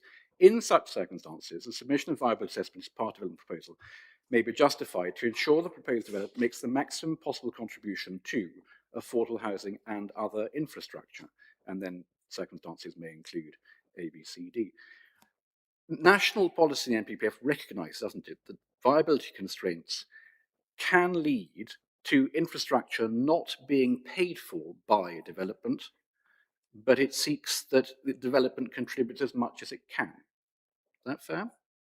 In context of paragraph 5, yes. Good, that's very helpful. And that's also, because we're told that the NPPF must be read as a whole, important context for DM7.1 that we just looked at, and the statutory providers of whatever the facilities and services may be. There may be an expectation of contribution, but subject to viability, that may not be the whole amount. Yes? Potentially, but then I'd say it's back to paragraph 5, which is up to the decision maker making the planning balancing exercise, which is what, the council have done. I think I've done quite, maybe a little bit too robustly today. It's right, isn't it? You'll recall from the viability evidence that Mr. Newham was, again, candid to say, well, if the local education authority wants a primary school on this site, which is, I think they built it at nearly £18 million, a proportionate contribution of that of about £3.4 million is not something this scheme could ever carry. No. Thank you. And you may also remember Miss Pinion's evidence that if she didn't get a primary school, she would want some early years, and that totted up to 1.5 million. Yep. And again, Mr. Newham recognised the scheme couldn't possibly carry that. Yeah, it's almost like it's not an appropriate scheme. Well, it couldn't carry it, that's the point. So it's not, on that approach, it's not the dispute between the appellants and the authority as to how you do the calculations on the viability assessment. It's recognised by your own witness that this scheme couldn't do early years or primary school. Yeah? Yeah, but it's not, that's the planning balance exercise, that's what. Very much.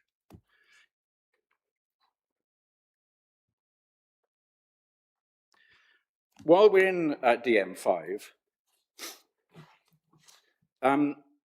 Little d, just take your eye down to that if you don't mind. Mm-hmm. The development plan that you are referring to for the 25% affordable housing is the 2014 local plan, is that right? Yep. Do you happen to know the date of the viability evidence that fed into the 25% in the policy? Not off the cuff, no. My instructions are it's 2010. Yeah, it wouldn't surprise me. That's very helpful.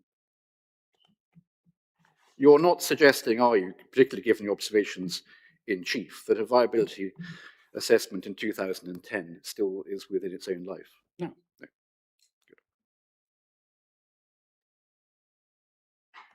Thank you very much indeed. Thank you. Right, so that's not quite 11:30, but I'm going to move on to a different topic. So if you want to have your coffee break now. That's useful. Thank you, Mr. Boyle. Let's have a 20-minute break. We'll come back at 11:40. Adjourn until then. Thank you. Mr. Lee, you're in the cage. Sorry. Yeah, no, I can't continue. Thank you.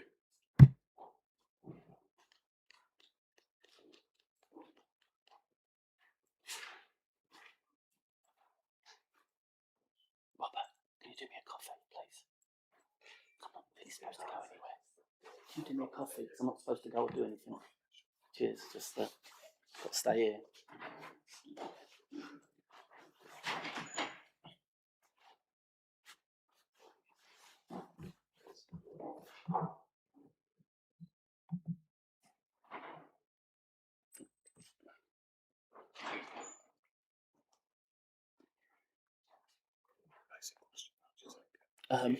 No, sorry, you said basic question. I'll take your coffee.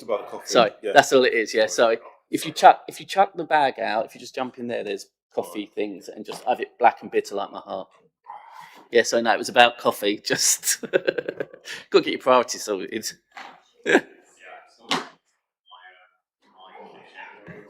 Yeah, I don't. Oh, that's the worst thing about being here.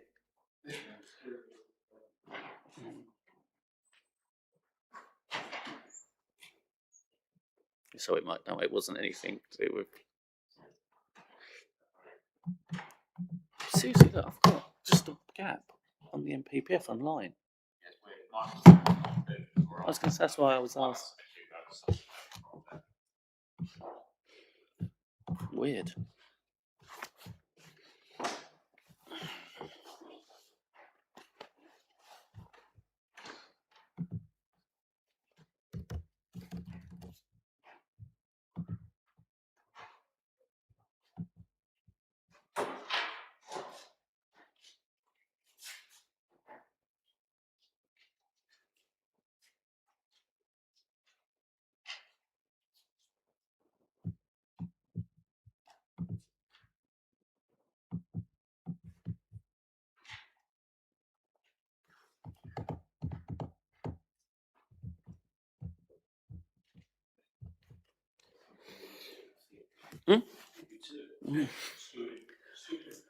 Am I allowed to just go on BBC website? I don't really know.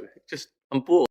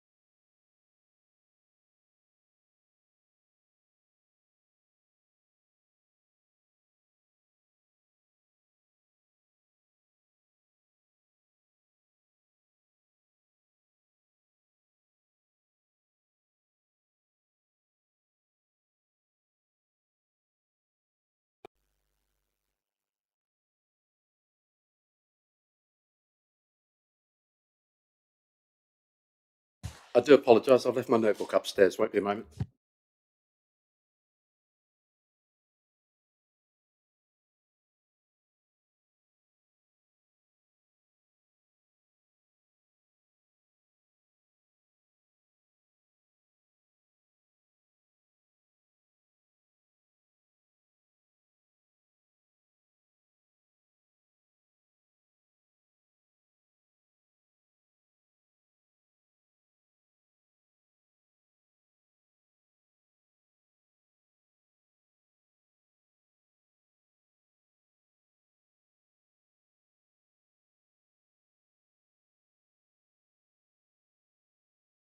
Thanks very much.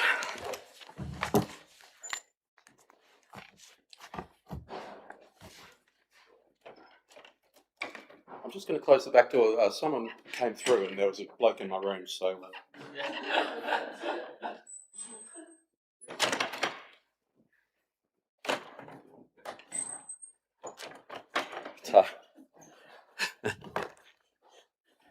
wasn't instigated by me, I should say.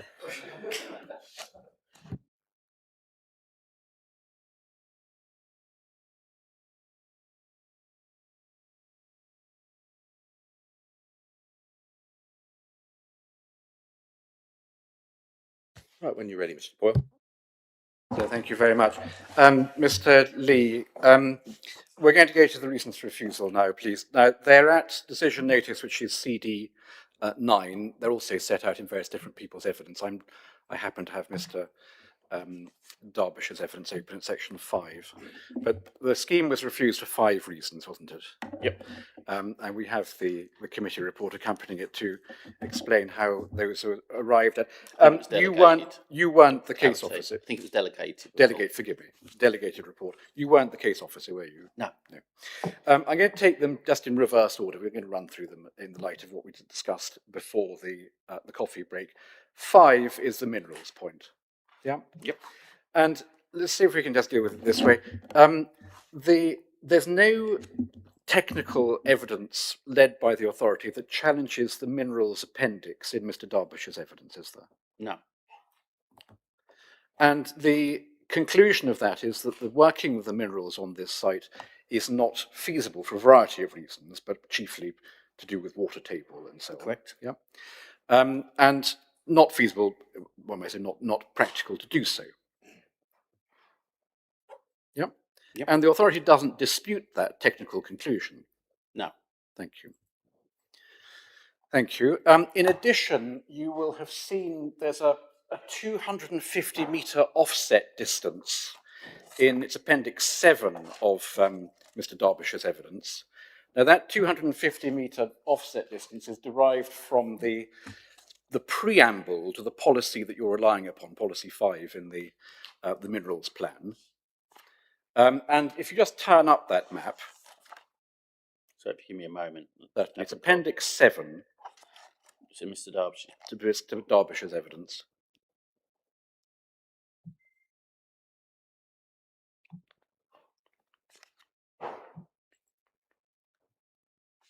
Appendix 7. Got it? I'm assuming core document appendix planning proof evidence is Mr. Derbyshire. Yeah. It's not got a name. So yeah. And it's just one page within it. It's a map.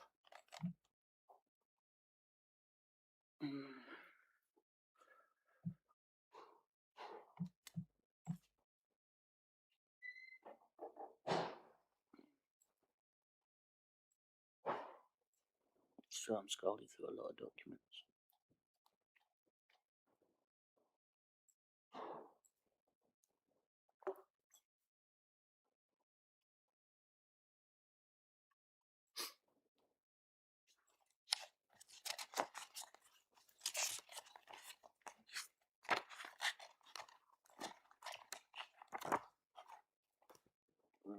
So I'm just trying to find out where I even am.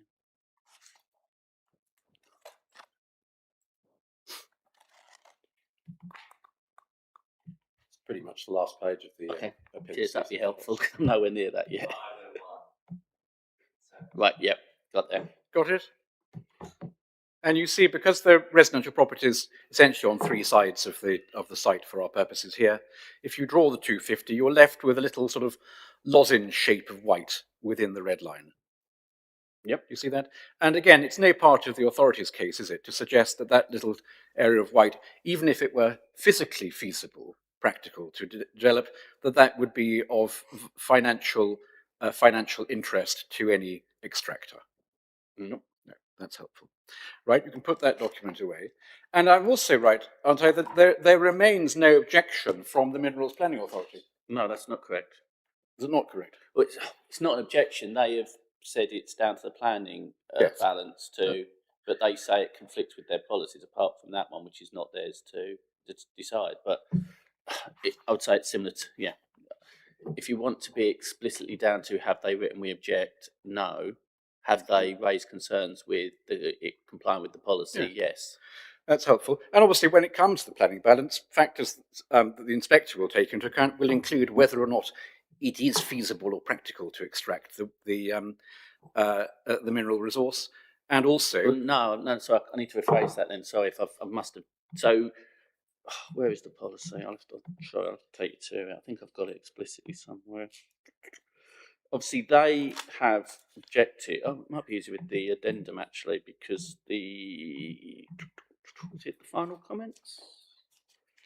Was it my proof where obviously, helpfully, Mr. Pritchard had been in engagement with the minerals and extraction, and they provided a copy of it to me. The letter, I think it quite helpfully takes it through all their thoughts on all the policy requirements. I think it's one of the core documents, but I can't remember which one off the cuff. Yeah, Mr. Pritchard's letter, I've got it down as in my proof of evidence as Appendix 3. And I think that's really helpful. So if I wasn't clear, I apologise. Obviously, there's the table where they discuss what they agree and don't agree. And they agree that the policy test for this application in relation to minerals is policy 5. They agree that the findings of the MSA, it's important. They disagree that in accordance with the local plan, the site assessment is unlikely to viable or valued to the extent of to obtain sand and gravel. So they disagree with that. What they push it down to is the final part of the policy around basically, I can't remember the exact wording, basically, is there an unmet need that means that this should be allowed, which doesn't, I would suggest, not result in a planning balancing exercise around practicalities or financial benefits of removing it. It comes down to whether or not there's whether there's actually an unmet need for this type of development. Is the letter you're quoting from also CD 8.46? It's dated the 7th of July 26. Quite possible. So it was Cambridgeshire County Council. 7th of July, yeah, that's it. Yeah, 7th of July from Mr. Breeze. Yep. Yeah. The third page of the letter, halfway down. You see that? Where? What part? Third page of the letter, about halfway down. There's a box on the left-hand side in italics saying it's common ground, it's not practical to extract the mineral prior to development due to a high water table. Agreed. Yep. See that? And the last page of the letter, which has it's a long box starting on the previous page. The last page of the letter, it says, as set out in 15th of November 24 letter, the MWPA is satisfied prior extraction is not feasible. Yeah, and then the appellant is agreeable to an MPP condition, noted this satisfies the MWPA's request for such a condition. Yep. So it's right to record. So you've got to take it in context. You can't just pull these bits out. Appreciate that. The policy, to start that box that you've jumped to the last paragraph of, basically, it says at the beginning, disagree, addressing each criteria I to L, and it explains why it doesn't comply with the policy in detail, or some detail. It accepts that, and we're not disagreeing that potentially at this time with the requirements we have, the technology we have, that prior extraction is not feasible. But nowhere in the policy does it allow for smiting a whole site because it's not feasible at this time. And that's the point. The appellant is trying to spin the first point, on its head, to actually say that does allow that. But that wording of that policy does not allow that. Let's see if we can get back to where we started, Mr. Lee. There's no disagreement that extraction is not feasible or practical on this site. At this time, no. Thank you. It's also not suggested by the authority that the little white lozenge outside the 250-metre buffers would be of any viable interest to an extractor, correct? We're not Thank you. looking at that. And if the inspector therefore comes to reason for refusal 5 and says, well, the authority claims there's a breach of policy, he has to weigh that breach. And he says to himself, two relevant factors are, one, it's agreed it's not feasible to extract it, and two, the 250 metres would mean it's not viable to extract it. Those are relevant factors. No, I think what would be the relevant factor is that it's not viable, or the desperation for this means that we wouldn't accept a certain level of harm to the residents at this time. This is a mineral that we use and a finite resource. Yes. So it's not, the points you're making are not actually the considerations at all. It's whether or not, because we do not know what technology will facilitate in the future. But if we smite this site now, we know that technology won't be able to get it out. And that is what the policy looks to stop. It doesn't, there is nowhere in it that says if it's not practical or financially viable, we don't worry about it. And you can't keep trying to make that there. It doesn't say that in the policy. Are you aware of how long the land bank is for sand and gravel in this area? Off the cuff, no. You're not aware? Not Right. Well, I won't tax you with that in that case. We'll come back to that with Mr. Derbyshire. Let's go, I'm working up from the bottom. Let's go to reason 4. We've touched to some extent on the scale aspect, and we know that the allocation was proposed for the scale that is now before the inspector. In terms of specific allegation, in terms of countryside and character, of course, I'm not going to rehearse with you what we discussed on, and I think it was day 1 of the inquiry. Yeah. But we can go to the statement of common ground on landscape, just to record the agreed position between the experts at CD 1204. CD 1204. Yeah, calling it out.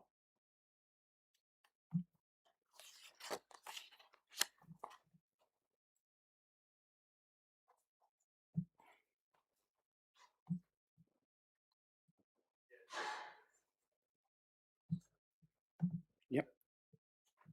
And do you remember table C that we looked at in that session? Yep. Table C, so it's on the, it isn't paginated in my version.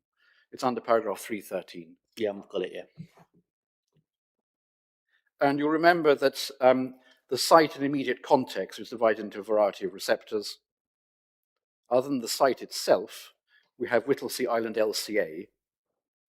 Yep. You've got that? So that's the immediate context, Whittlesea Island LCA, and both experts consider there to be a minor adverse impact on that receptor. Yes?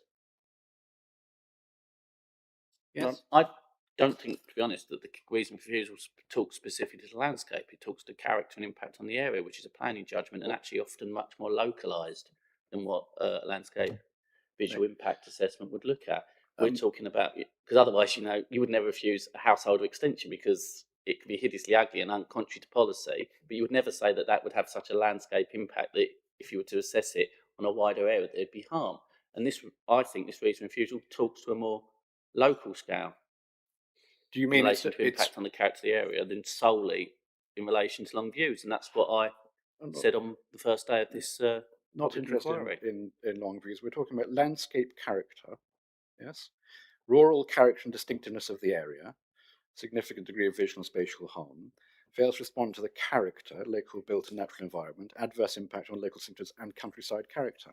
Landscape character in Glivia is dealt with in the first box C, and for the immediate site context, the agreed receptor is Whittlesea and LCA, and the agreed impact is minor adverse. Yes? But the reason for you says, by virtue of its location, scale and form, the proposed zone would significantly should be out of character. There should be a word before that. Out of keeping with the established shape and character of the settlement. That's the first sentence. It would appear poorly related to the existing built form, resulting in incongruous extension to the countryside. Mm-hmm. The development would result in an urban form of unacceptable erodes the rural character and distinctness of the area, Yes. leading to a significant degree of visual and spatial harm. Yes. The proposal therefore fails fire to the character of the local built and natural environment. That's what I've just read to you. Yeah, and I think that is talking to a much more macro. Macro? Micro, sorry, I mean, Micro. sorry, yeah, wrong way round, sorry. Well, how can you get more micro than the site and its immediate context? Well, that's what I'm saying. The reason for refusal talks about, as in a person's day, it's a planning judgment. I think it goes beyond just landscaping. It goes to character harm that's not assessed solely through a landscape visual impact assessment. Let me see if I can record this properly, so we're not in issue on it. Reason 4 is not, you say, a landscape character point. It's not solely a landscape character point. It comes down to impact on the character of the area, which goes beyond large-scale visual impact assessments. No. Whittlesea Island is the site and immediate context. No, it's not. Forgive me. Whittlesea Island is the agreed receptor for the site and immediate context. In relation to the LVI, yes, but not in relation to planning judgment on impact on the character of the harm. There are two different things. In that case, do we just set aside the landscape evidence that you gave at the beginning of the inquiry and the technical evidence that was put in as the report by, I forget the gentleman's name? WWA, do you mean, on behalf of us? We just set that aside because that's not what this reason is directed to. Partly it was a waste is, of but our partly time. it isn't. But that's exactly what I said on the landscape when we talked about it on the first day. All right, well, that's helpful. Good. In that case, let's move up to 3. No contribution to affordable housing. Now, as written, and we can see it from the delegated report, that was to do with the absence of 106. It wasn't to do with 20%, 25%. The 20%, 25% appears implicitly within reason 2 and viability, doesn't it? Yeah. And we've got a 106. If the inspector finds that 20% is appropriate, 20% is appropriate. 3 is technical. And then, but then the next point, there's also a blue pencil clause. So if the inspector found that 25% was appropriate, you get 25%. Yeah, I said, yeah, 3 refusal technical that. Thank you. It's in the inspector. Thank you. Reason 2 then is now the viability point. We've rehearsed to some extent this already. The exercise that was undertaken, which you, I think, instructed on, was it the 17th of June? Don't know the date off. Well, it's in the evidence. Yeah, it's in the evidence. I don't know what it is off the... You asked him for a quote and you accepted his quote, so you gave him the instruction 17th of June this year. The exercise which he did is different. So it's not just updating numbers. It's a different exercise from the one which the authority made its decision on. Correct? That's correct, yeah. And the inspector has the obviously, debate in respect of that. It's probably worth pointing out, obviously, Mr. Derbyshire knows the reason. I've flagged that at some stage, the inspector will ask, is this scheme's offer of 20% and £2,000 per plot still compliant? I think there's evidence around that that's what I've worded. And I said I wouldn't be able to answer that without having the scheme appropriately tested. I can't sit in a public inquiry and not say things that I do not know are definitively right or not. All I could say to the inspector was, I don't know, which would actually have then put the inspector in an invidious position of potentially having to sign off a viability report without the council actually agreeing that it met the seal tests. Yes, it does beg the question why you signed 2 days before the document arrived as a viability statement to common ground that said you wouldn't be leading viability evidence. So it would be unlikely, but also that partly was because we'd had threats of a cost. If we didn't sign the viability statement of common ground, don't shake your head. There's an email. That way, Mr. Don't shake your head at me when you haven't not seen everything. So I would suggest it doesn't work that way, Mr. Lee. Let's focus also, on the point. We had said in the statement of case we were going to look at this, and we've been, unfortunately. If you felt you were going to potentially lead viability evidence, but you didn't yet know, then the statement of common ground should have said, we do not know whether we will lead viability evidence at this date.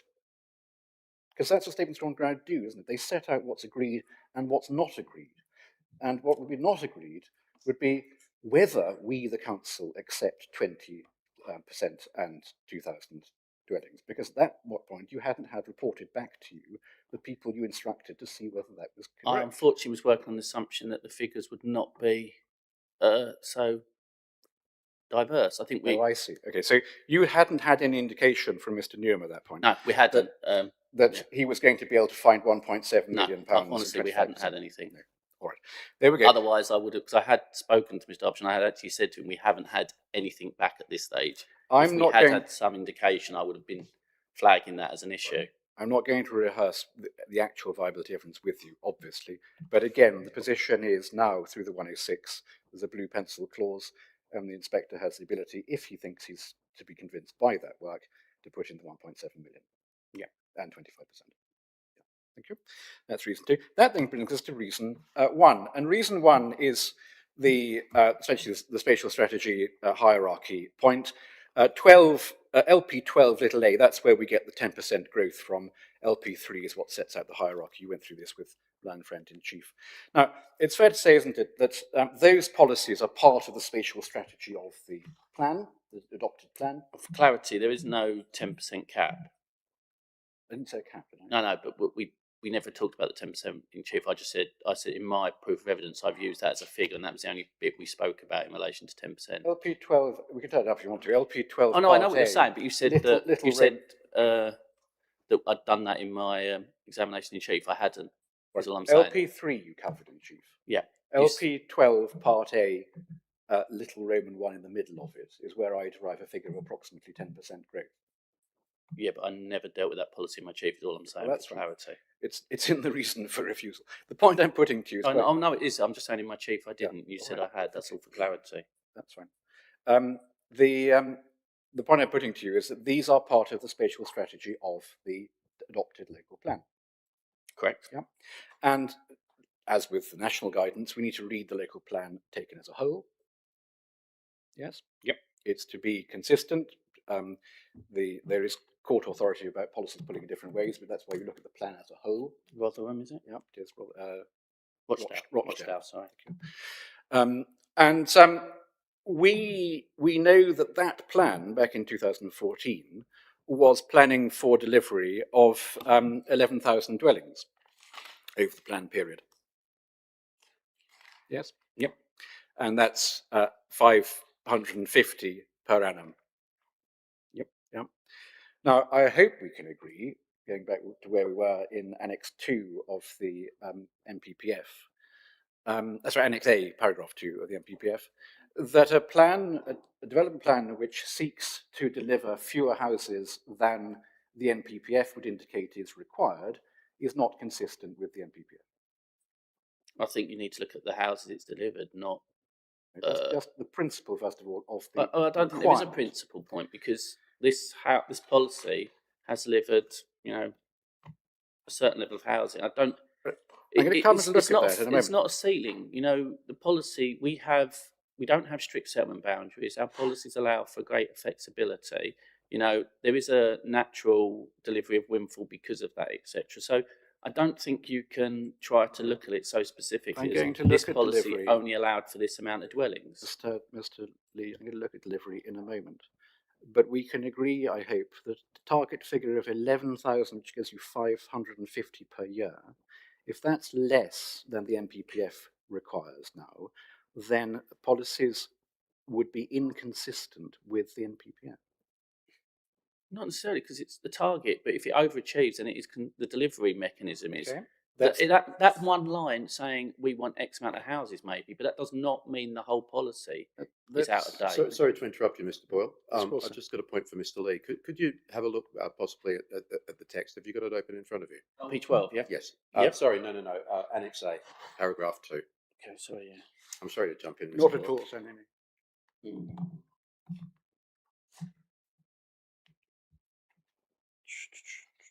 Forget this, sorry. It'd be useful for me to have a clear yes or no answer on this one.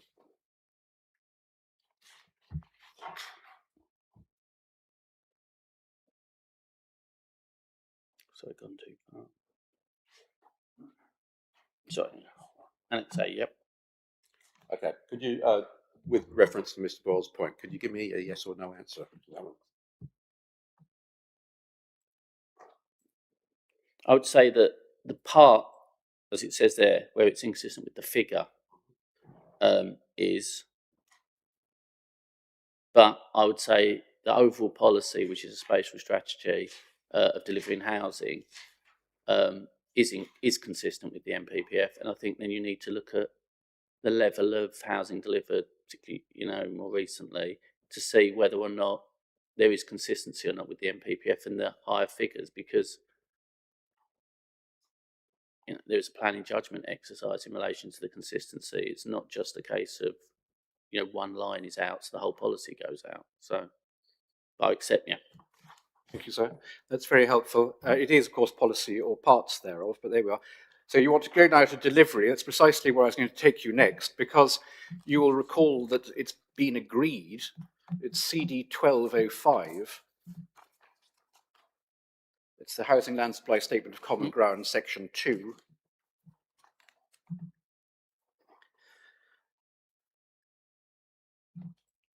We have that, Section 2. Yep. Adopted May 2014. If we just wait for the inspector to get that. Paragraph 2.3, that's the 550. Current standard method 2.4, that's 602. So it's agreed the policies provide for fewer homes than are needed as a minimum according to current national policy. And then in terms of the delivery, put 2.6, it's agreed there's an average of 447. And then in terms of future delivery across the plan period, which is a point Mr. Davey was anxious about yesterday, the completions to 26, I'm reading from now paragraph 2.9, and the authorities identified delivery to 31, so we dispute that, but that's your figure, together add to 10, 411, which anyone can see is less than the 11,000. Yes? Yep. Hence, it's agreed that if housing continued, this rate, the predicted supply of the authority was achieved, there would be insufficient supply of housing over the planned period to meet the vision and the 11,000. And we know the 11,000 represents a smaller figure than the MPPF would now seek. Yeah? Yeah. Those are all agreed facts. And at least this statement of common ground, I hope, Mr. Lee, you're not going to seek to resile from those figures. Do Nope. you? No, good. And so we can agree, can't we, that whether one looks at the requirement figure, which we can see is manifestly below the MPPS requirement, or whether one looks at your preferred, well, what's the outturn? What is the delivery? What's it done? It's undershot its own too low requirement, hasn't it? On that conservative estimation, yeah. Thank you very much. On the agreed figures between the parties. And that would indicate what did the spatial strategy, which after all, these are the policies which constrain or allow growth, is inconsistent with the development, forgive me, with the NPPF. I don't agree, because of the allocated sites are coming forward and they will deliver. So historically, it may not have performed as quickly and as helpfully as you'd have liked, but I don't agree with that because of the housing will come. These are allocated sites that we're missing. It's not like they've been built out and then we're not getting windfall, we're not getting additional sites and the flow has stopped. It's actually gaining momentum. So I don't agree. I don't agree with you. Mr. Lee, this is what we covered yesterday. These are your figures. These are reflections of, you say, the uplift now coming through from the allocated sites. It's your figure of 3,701, not ours. We've taken a conservative approach in relation to the 5-year land supply figure. This isn't to do with land supply. No, it is, because that is the 5-year, that's where the additional homes over the 5-year period come, isn't it? So that is exactly how it comes to do with the 5-year land supply figure. You are not adding any further additional source here, are you? You're not now resiling from... No.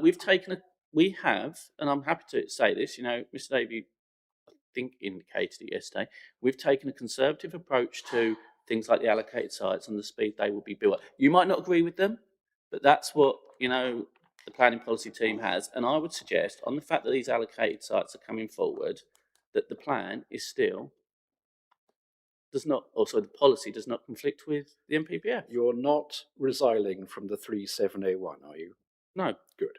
And the 3701 adds to your completions, which is a record, that's 6,710, correct? That comes to 10,411. So that's your figures are less than your plan planned for, and your plan planned for less than the MPPF requires to be used. Those are the agreed facts, aren't they? I think no, because I think you're actually taking two different, or one figure, and then applying it slightly to a different conversation. We have taken a conservative... Before you carry on, Those are the agreed facts, aren't they? Yeah, but you're taking a figure that was a discussion in relation to a figure that we've come up with that we consider is relatively conservative. I think, for example, windfall sites, if you look at historically, the delivery is significantly higher than the amount we've put in the 5-year land supply. And that is just a simple fact. We have taken a conservative estimation that we think is a robust and eventful position on 5-year land supply. That does not mean, if you were to say to us, plan out separately what you think is likely to come forward, if you had to worry about infrastructure delivery, all these matters, that would be the same figure. And that's what I'm saying, is you're using one figure that was discussed for one thing. And if you were to ask us to discuss if we were planning out housing delivery, providing education, providing NHS, as a authority, we would look at a different figure. So that's all I'm saying, is that you're actually trying to use one thing that was drafted for one specific matter and trying to use it on something else. I understand where you're coming from, and I understand that there appears to be some simplistic logic to that, but they aren't actually the same things. Are you resiling from the figures in 2.9 and 2.10? So simple answer, yes or no. What I'm saying is that is the 5-year land supply added onto the figures we built.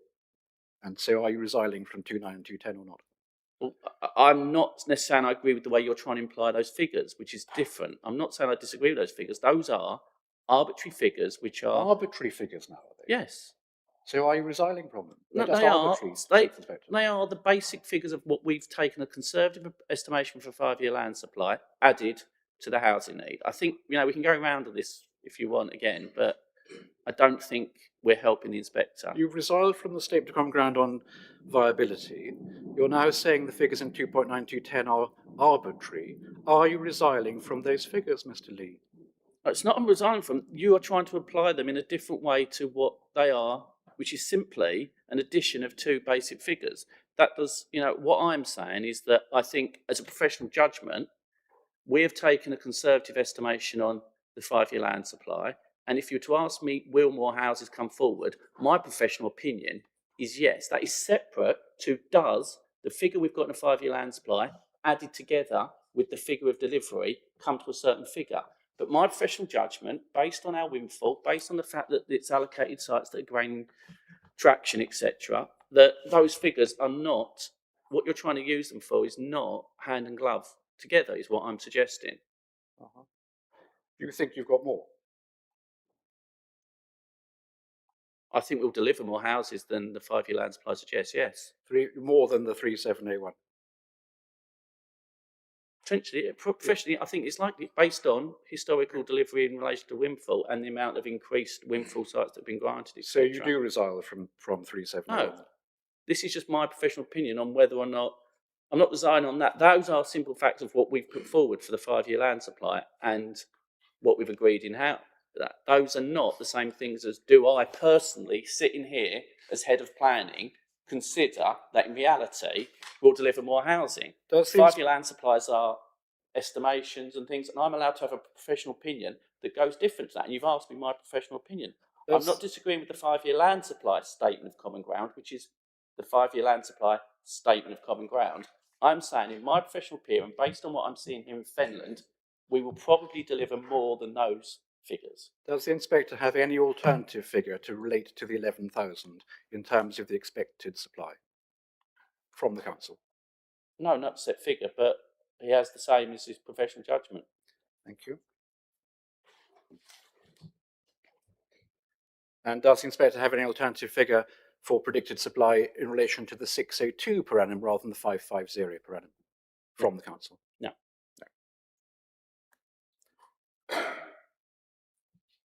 Thank you very much indeed, Mr. Lee. So I just should point out I'll need to add a little bit to my cost claim. But if we're doing it in writing in any event, I'll just put an addendum paragraph in to deal with this point that we've now just heard. But that's very helpful. Thank you.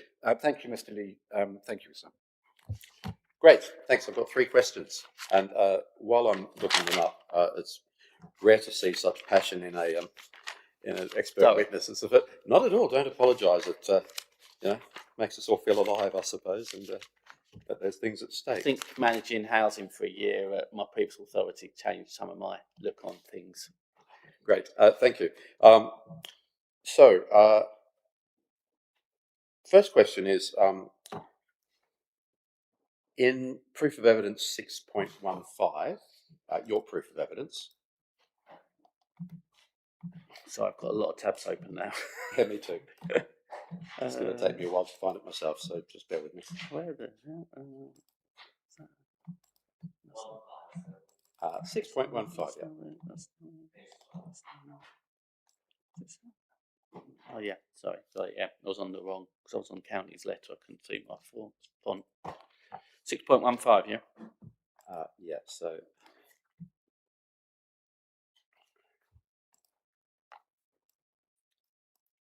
you mentioned that the village contained 506 dwellings in April 2011, 174 dwellings since then, Yep. Which is over 10%. Looking at both the existing local plan and the withdrawn local plan, and the allocations around any potential allocations around codes, what would the ultimate figure be if they were all built out on both plans, in your knowledge? I'm not 100% sure exactly the figure off the cuff of the other. A rough guess then. It would have been over 1,000 dwellings. Yeah. So 1,000 dwellings in total for the village. Yeah. North of that, yeah. So that's a 100% increase, more or less. Yeah. And that's both existing plan and withdrawn plan? So obviously the existing plan didn't particularly allocate anything per se. Right. Okay. It allows for moderate growth, and as I said, you've said yourself, it's 174 dwellings we've been granted since it's prior to the adoption of the local plan. I'll be honest, I don't know why that's the date that the council started recording it. Obviously, predates me significantly being here. I assume that was probably a point in relation to the generation of the local plan and evidence base. But obviously, it's 3 years prior. But and then obviously, I think it's over 200 houses, I think, on both sides. So yeah, that would add up to probably nearer 1,100. But yeah, circa. Thanks. And I obviously I'm mindful of the weight that I need to give to local, withdrawn plan. But did the withdrawn plan have similar provisions to the existing plan in terms of the load on villages of this size and the infrastructure concerns that the current plan outlines? So I don't. So limited growth villages obviously have an infrastructure consideration. Did the withdrawn plan have a similar consideration? It does have a similar policy. The wordings were slightly altered, but obviously there was also allocations that went separate to those wordings. Yep, or that allocation, that policy, yeah. And so the allocation of 100% increase would have made provision for additional infrastructure in the village then? It would have, obviously there was education, there was employment, etc. So yeah, there was. Okay, yeah. Thank you. And obviously it would have been expected that there would have been all the associated contributions, etc. Because obviously the local plan would have had to have tested viability as for the site to be allocated. And obviously the MPPF expects those sites to now provide all their requirements. Thanks. Question 2, I'll find it. Minerals.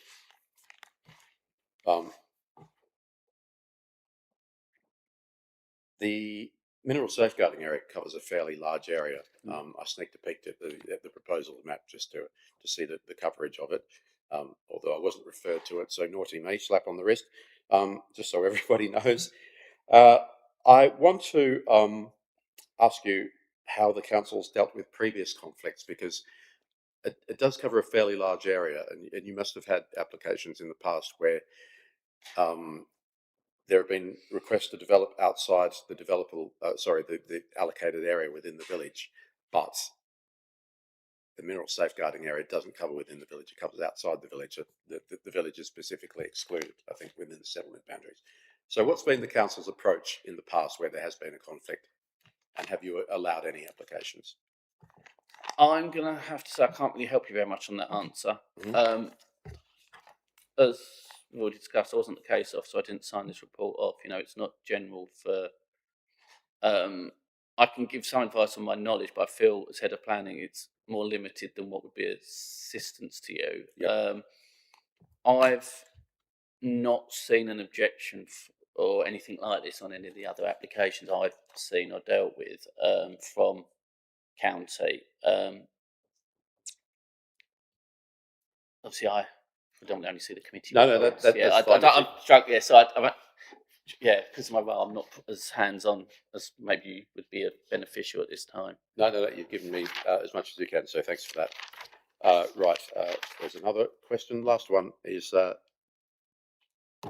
bear with me while I reinterpret my own words here.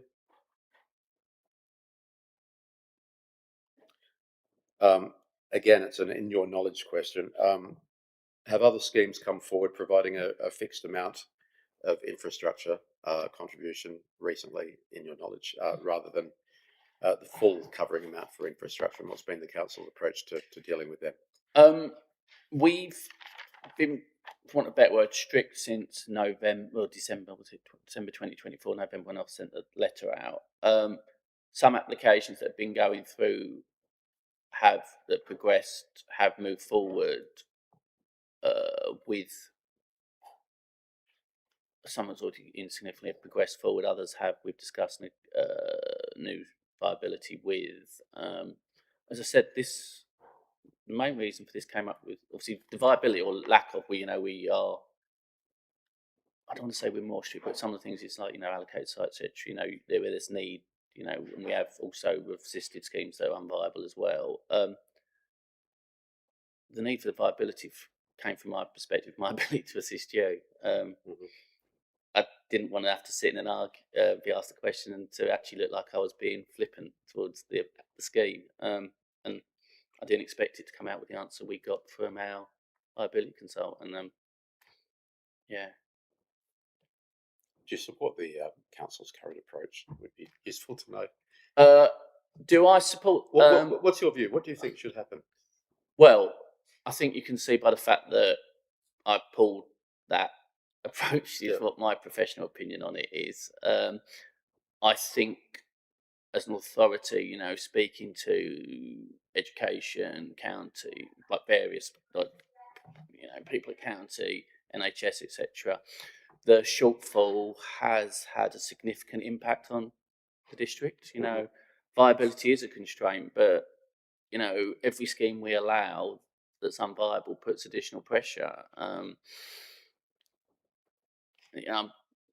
getting very much onto my personal opinion. You've asked for that, so I will tell you it. If that's a fact, then that's fine, my personal opinion. Is that these facts are happening. That's what we're being fed. I was concerned with the approach straight away. One of the things is I did reach out to try and understand the impact. We were obviously told it's not rocket science. Said we've done a piece of work looking at Section 106 work for the MP. It's been shown that actually some sites are still, even with this approach, are viable because of they don't need education. And it's quite interesting across the district where there's peaks and troughs of need for education where that hasn't been my experience in other areas per se, but it is very much the situation here at Fenland. I'm not the expert, I don't know why, but I think my professional opinion. I'd probably has education been the biggest draw on cost then, in your view? That fixed amount. It is, but NHS, because of the 2000 and when education has been needed, NHS at certain sites have really got very little as well. Okay. I think there's conversations to be had about libraries and stuff, but that's maybe not for halfway through a public inquiry. Yep, no worries. That's it from me. Thanks, Mr. O'Brien. Oh. You do have ID 11, which is relevant to the questions you asked. Obviously, it's only focusing on the education issue, but if you look at the last column, that's the contributions sought, and the middle column is contributions secured, and then you've got the dates of the decision on the left-hand side. So hopefully we're going to get a finalised version of that, but if you put that next to your note. Oh, helpful, thank you. Mr. O'Brien, when you're ready, thanks. Yes. Good afternoon, Mr. Lee. Just one question. Can we take up the new NPPF, please? Yep. And policy DM7, which is on hard copy 21, PDF page 23. DM7, yep. And you recognise this policy, it's not a new policy, it's something that was contained in similar terms in the previous NPPF. Yep. And you were asked a number of questions about this policy in the context of education and Section 14 duty. You remember those questions? Yep. In what scenarios have you seen this policy being applied before?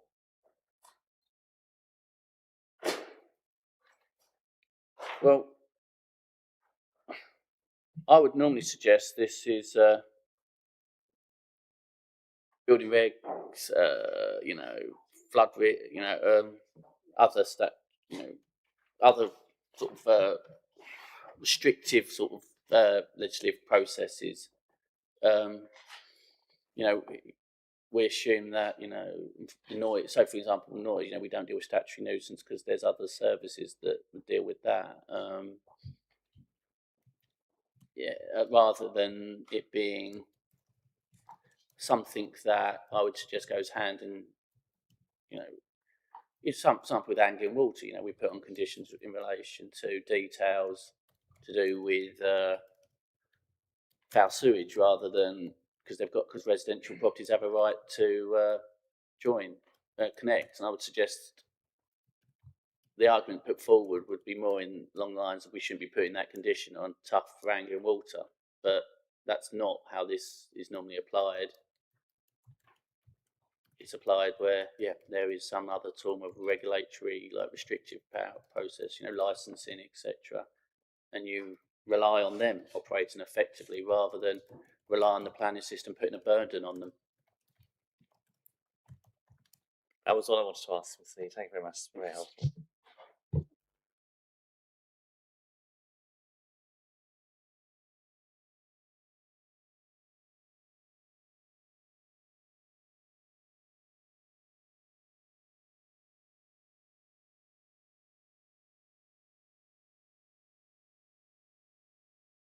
Thanks, Mr. Lee. It seems like a good place for lunch. I presume we're going to get everything done this afternoon that we need to in the planning section. It's the excitement was palpable there, Mr. Derbyshire. Okay, let's have lunch then, and will an hour be long enough for lunch orders? Yes. Thank you. Let's adjourn and come back at 1:30. Thank you.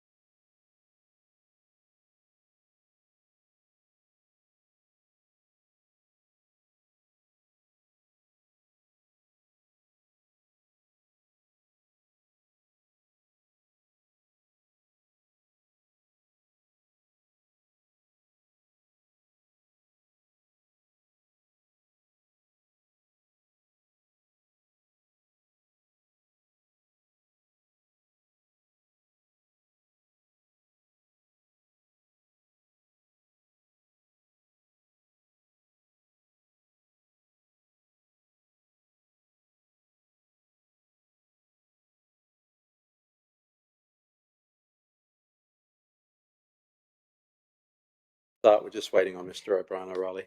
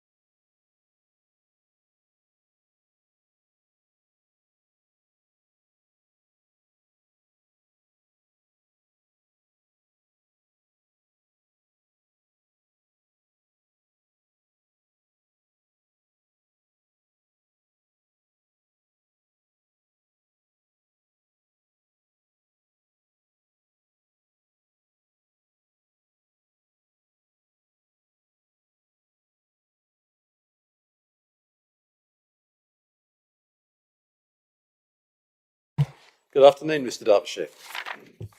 Good afternoon. You got everything you need?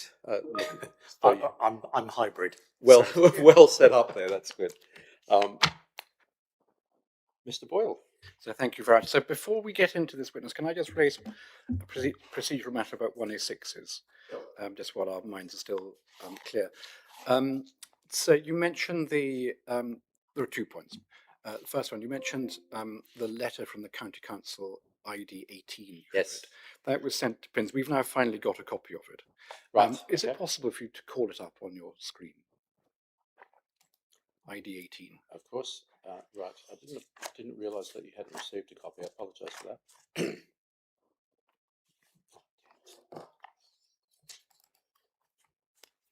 Okay, got that. Thank you. If you could just read the first full paragraph. You'll see it says the County Council's Education Authority writes to advise you that the unilateral undertaking has been prepared without any consultation, negotiation or agreement with the County Council, and the county's had no involvement in the drafting of the EU. Okay. Now, so you will have seen from my cost application, which embraces the county, the lack of agreement has not been for the want of trying. And there has been some but limited negotiation. There certainly, it could not be said there's been no consultation with the county, just the county hasn't responded. So that's the first point. But the second point is we have now had from the county, not on the UU, but on the Section 106 agreement, which isn't with the county, we've now been given a figure in relation to school transport. So we're going to slot that in to the 106 agreement.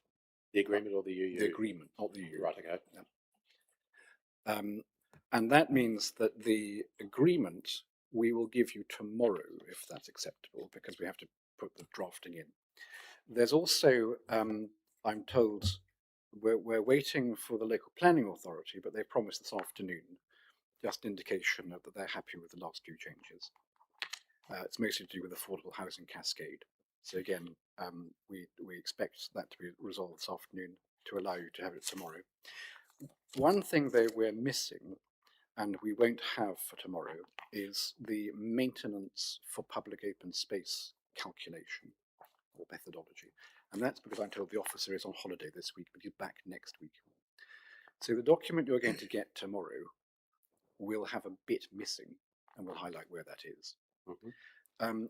And obviously we'll have to address you properly on it, but we don't anticipate any difficulty with receipt of that next week once he's back from holiday. It just means that when you take away the document tomorrow, you have to remember that the document that comes to you signed in how many weeks' time will have a new figure or a figure slotted into the bit. So I just wanted to make sure so you were in the loop on that. And what we'll do is for 11 o'clock tomorrow when we return for our closings, we'll give you the final 106 agreement, which has just got this POS maintenance point missing from it. And we'll give you the final UU because we've drawn a line in the sand with the county now on the UU, and we're just going to get our UU. the letter of the County Council ID 18, we will be adding reference to it in the costs claim. So not only the point we heard earlier about housing numbers from Mr. Lee, but we'll also have to add a little bit of extra to the schedule on the 106 negotiations, just to bring the matter up to date. And then I say I'll draw a line at 11 o'clock tomorrow. Thank you. Thank you. Right, okay. Does that affect the council's position on anything at all? Fenland's councils, of course. Yes, and obviously we'll deal with the cost point in our response. As to the other points, I don't think that it does. As I've always said about the education point, it's a matter for the county council. And obviously the council will this afternoon, as promised, look at the revised draft 106 and do what we can. But no, I don't think there's anything for me to say substantively at the moment. As there is, I can deal with that in closings. Great, thank you. Okay, anything else before we... No, sir, thank you. Now, I was remiss with Mr. Lee to not give you core docs to have to hand, but I also am conscious rather, that you did say if you have too many documents up, your computer seizes. Yeah, So, I saw signs of that in the last session, but... if I gave you the principal documents, and then as we go to others, you can call them up as required. Would that probably help? Yes, that's a good start. The principal documents, obviously, are Mr. Derbyshire's proof itself, which is CD 1404. That has a series of appendices, but I don't think we will be looking at them, but whether you have them to hand at the precise moment, I don't know. And then he's got his addendum, which is which is ID 13. The MPPF addendum. You will have, no doubt, the MPPF readily to hand. ID 11, which is the table with the education contributions. ID 20 and 19. 19 and 20, which are there you are, they're the hard copies in front of you. Thank you, sir. The Housing Land Supply Statement of Common Ground, which is CD 1205. Mr. Davies' original proof, which is CD 1410.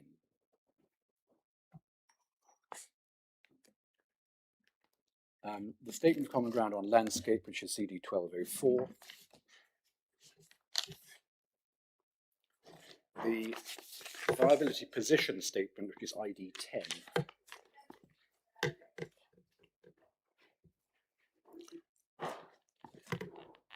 Yep. And the County Council's Minerals Consultation Response, the latter one, which is dated 7th of July, that's CD 8.46. Okay, the most important ones that I will have open, I think, will probably be Mr. Derbyshire's proof and addendum.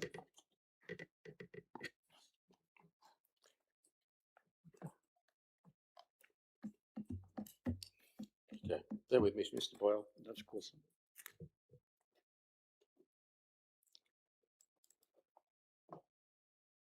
Are the appendices separate?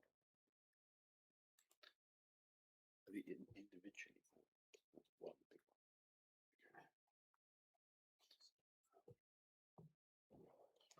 big one. Mr. Boyle, are you sorry to interrupt, are you intending to go through them in the order that you've given them to me? Well, I can't promise that, sir. No problem. That's the order that I saw them scattered in front of me here. I should also say that I'm told that the appendices to Mr. Derbyshire's proof are a separate core doc, but all together, so it's a bit difficult to navigate. It's CD 1400A, and then within that are the individual appendices. But rather than loading your machine with that, I think we'll just pick it up as we go. Okay, one moment.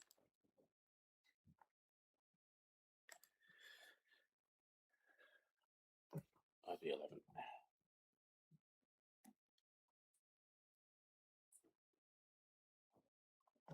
Okay, ID 11 is number today, and ID 13. Sorry, talking loud to myself here.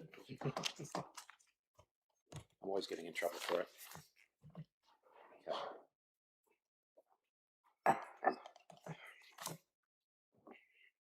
Right, the documents that I don't have open that I'll need some time for is housing land supply, landscape, information, Mr Davies, POE and viability information. Thank you. Noted, sir. Thank you very much. Mr. Derbyshire, I introduce you to the inquiry from your main proof. You're Michael John Derbyshire, is that correct? That's correct. You tell us you're a chartered town planner with over 37 years' experience in the private and public sector. You've got a degree in town and country planning obtained from the University of West of England in 1988. You're a senior equity partner, and from November 2013 to December 2025, you're UK head of planning at Bidwell's. Is that correct? That's correct. Thank you very much. At 1.4, you set out your experience at Savills and elsewhere. At 1.5, you set out your experience in the public sector, 16 years there, including head of planning conservation at Broadland District Council and chief development control officer at Three Rivers, and before that, Barnet and Welland Hatfield Borough Council. You set out other parts of the section 1, some of your experience and schemes you've been involved with, and then if we go to paragraph 114, we see the usual statement of truth. Yeah. Can I just, you may not be familiar with Broadland District Council, sir, but it is a rural district. So just in terms of my experience, I have been head of planning at a rural authority as well. I thought you might say that. Norfolk, it's Norfolk. Thank you. I had a feeling it was in the area. Thank you very much, Mr. Derbyshire. Now, I'm going to not ask you to turn to your proof directly just yet, because there are other things we need to cover. In CD, right? No, sorry, ID 13, we have your addendum produced post MPPF, and within that, a variety of matters arise, obviously, in terms of referencing new paragraphs and so on, but you also have some updated tables. So if I go to your table 1A, which is on my page 9, typed page 9. Do you have that? I'm just waiting for the inspector. There you set out consistency with the framework, which we'll look at in a moment. Yeah. And then if we move on a few pages, there is the, within the section 10, page 21, you have table 3A, which concerns weight given the terms of the framework 2026. Yep. So we'll look at those in due course. I would like to make an adjustment to that in terms of HC4. So if you look at the requirements for open space above the policy requirements of the development of this scale. Sorry, Mr Derbyshire, table 3 or 1A? Table 3A, my apologies. And it's the bottom, and it's the provision of open space above and beyond the policy requirements. Yep. Having reviewed the new framework, I think having reference to HC4, and we'll come to this, I think it is justified for me to put substantial benefit against that. Cross out moderate and put in substantial. Yeah. Thank you very much. Okay, we'll come back to that in due course. Thank you very much. I'm going to turn to the MPPF in a moment, but just before we do that, can we sketch in some of the context here, please? It's uncontroversial this site was allocated in the now withdrawn local plan. Correct. Yeah. Can you assess the extent to which any of the reason for withdrawing the plan related to concerns or doubts over the suitability of the site as an allocation for about 200 I think Mr. Lee helpfully dealt with that in chief. Thank you. But his reference was to changing environments, not the site itself. Now, there's also, again, it's not controversial, the allocation was one of a number in Coates, and the inspector was interested at one point this morning about how Coates itself was planned to grow as a result of adopted and existing emerging plans. First point, in terms of the level of growth at Coates under the emerging plan, did that accord, or was it in breach of, or i.e. in excess of, the sort of 10% small growth figures that one sees within LP3 and LP12? But the 174 is in excess. Yep. That's 174 that was being built. In terms of the proposed allocations of the plan, well, when you start adding those numbers, is significantly in excess. Thank you. And we're familiar with the constrained site of Coates Primary School. Given the growth that was proposed within the draft local plan, as well as existing additional growth on top of that, how was it that the emerging local plan proposed to deal with the issue of primary school provision? Safeguard some land. They acknowledged that Coates was beyond capacity, so they safeguarded a site within the allocation. Thank you. And in terms of the scheme before the inspector, what does that do? Safeguards this 2.3 hectares for land for a school, a 2 FE school. Thank you. And that 2 FE school, to what extent would that be limited to absorbing simply the provision of children from the appeals side? Well, Ms. Pinion already, I think it was clear from the evidence that there's already a need to accommodate children within the area. Thank you very much indeed. Thank you. So that's the allocation. The allocation was for roughly how many units? 230. And it had open space, and it had the school's reserve site. In terms of the scheme before the inspector, is it within the allocated site or straight outside? It is. Thank you. And since the allocation was first formulated, to what extent has Coates physically altered in the vicinity of the site? Well, it's had the benefit of facilities in the form of a new co-op. Mm-hmm. And what about the morphology of the village? Well, it has changed, and it is enlarging. Thank you. And in terms of the minerals position, to what extent that has altered since the allocation was proposed? No. The authority were content to allocate the site, fully knowing the mineral safeguarding area. Thank you very much indeed. We know the plan has been withdrawn, and there's a new plan coming forward. Can you assist with whether the housing numbers it's chasing will be larger or smaller than the old plan? The numbers will be larger under the standard method. Mr. Smith has a map in respect of flooding in his evidence. He does. The blue maps. We looked at it with others. To what extent has there been a change there since? The flood is with my evidence, but the flooding, there is greater flood risk now than there was at the time of the allocation, and I can take you to my proof where that is. Thank you. That would be useful. Thank you, Mr. Port. Do you want to do that then, please, Mr. Derbyshire? If you have the reference to hand.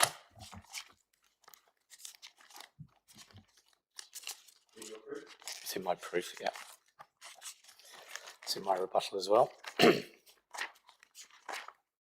Bear with me, it'll take a second or two.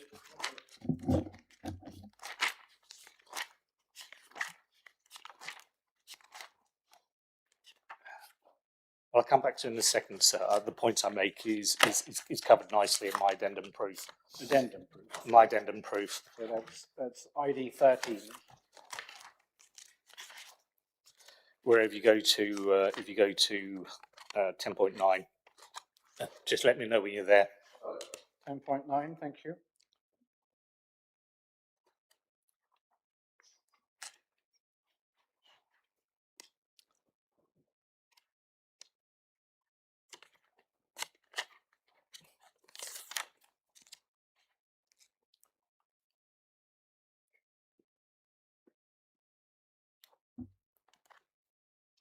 Could you just outline what the changes are? Well, it's increased because of the climate change. The extent has changed. I need to be clear on the number, but the number I've quoted there is the extent of Fenland that's covered by zones 2 and 3, which is now nearly 83%. So, sorry, the coverage of zones 2 and 3 is increased. Yeah. So areas that were previously in zone 1 around the site have changed and moved into the track. Thank you. And the other point I would raise there, and it hasn't been raised, but it's just the extent of agricultural land, best and most versatile land as well. It won't surprise you, sir, that Fenland is a farming area, and there are huge extents of farming land. The easiest way to deal with that, and I will just ping it because I don't think you need to come back to it, sir, but in Appendix 1 on my proof, I'm not sure if that's one you've got open, and you'll see there's an agricultural land assessment at the beginning.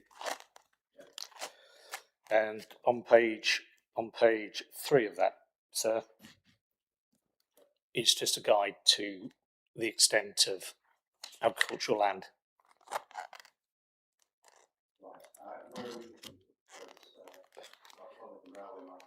Yeah.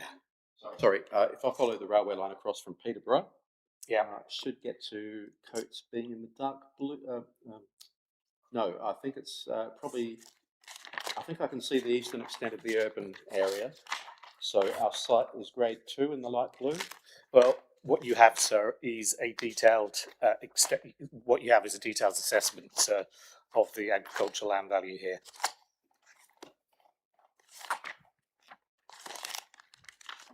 And I'll give you the summary of that.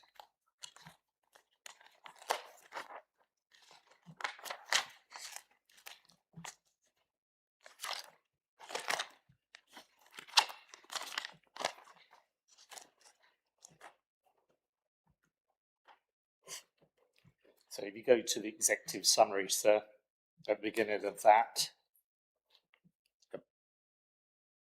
page 1 of 4. Yep. Rather than just give you a number, sir, I think you need to read that because it's a little bit more nuanced than that. Okay. Will do, thank you.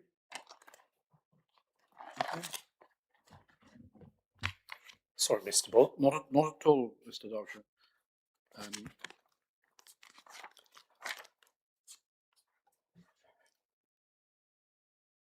Okay. So, thank you, sir. So, chasing larger numbers in the emerging plan, flood constraints increase due to the modelling the EA requires. And so, what's that indicate in terms of the search for sites? It is a heavily constrained district. I think that is self-evident. So where those sites are free of those constraints, then they become more valuable.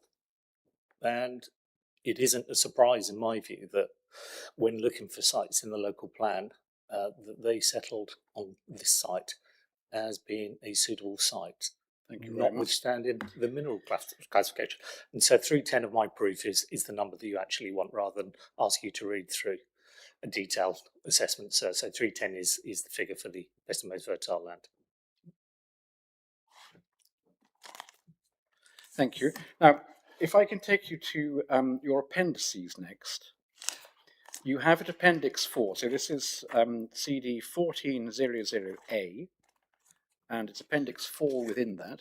You have it in hard copy. I do. And it's the accessibility appraisal. So in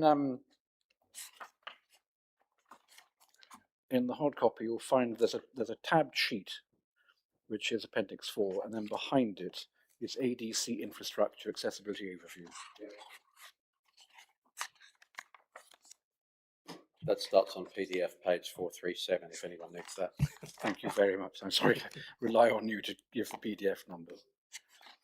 Are you there? It's very handy that you provided clickable links in the cover page as well, so thanks for that. Are you there, Mr. Derbyshire? I'm there. Yes, thank hard you. copy, Mr. Ball. So, firstly, to what extent do you understand any of the factual contents or the judgments within this assessment to be either disputed or refuted by the authority? There's no evidence to suggest to the contrary. In fact, it is quoted within the evidence, and I'll come back to it. But the Highway Authority, in paragraph 3.4, give their comments on the scheme. They say the above mitigation package of the event is considered reasonable, proportional, and satisfactory to mitigate the development. Mitigation focuses on improving nearby facilities. So, nearby facilities, as well as for active travel modes to key facilities with the coast to achieve sustainable travel to and from the site. The above mitigation package complies with both Para 115 of the framework and Policy LP15. So the evidence of the Highway Authority is that this is a site that maximises the opportunities for sustainable travel. Thank you very much. And so when one contemplates sustainability from a point of view of access to services and facilities by non-car modes, what's the correct conclusion in your view? The Highway Authority who commented on this are happy that it meets the test of the framework, the previous framework, sir. Just for a moment, let's look at the detail. If I go into the document, do we see that the section 2 of it deals with opportunities for sustainable travel, dealing first with journeys on foot. And it gives the familiar 800 meters or 10-minute walk, and then various facilities available within certain distances: primary school, spa, post office, wine pub, carpenter arms, co-op, etc. Yeah. Can I take you to the top of the end of 2.3, Mr. 2.3, certainly. Where the author, where he says all the amenities are within walkable, it's that sentence there. But I'm going to start with Fenland is a rural district characterised by a patchwork of small settlements. Jump a couple of words. By contrast, the proposed development site is extremely well located to access key local facilities, which are within walking distance for most able-bodied people. Thank you. So you mentioned earlier about it being a constrained district and a rural district.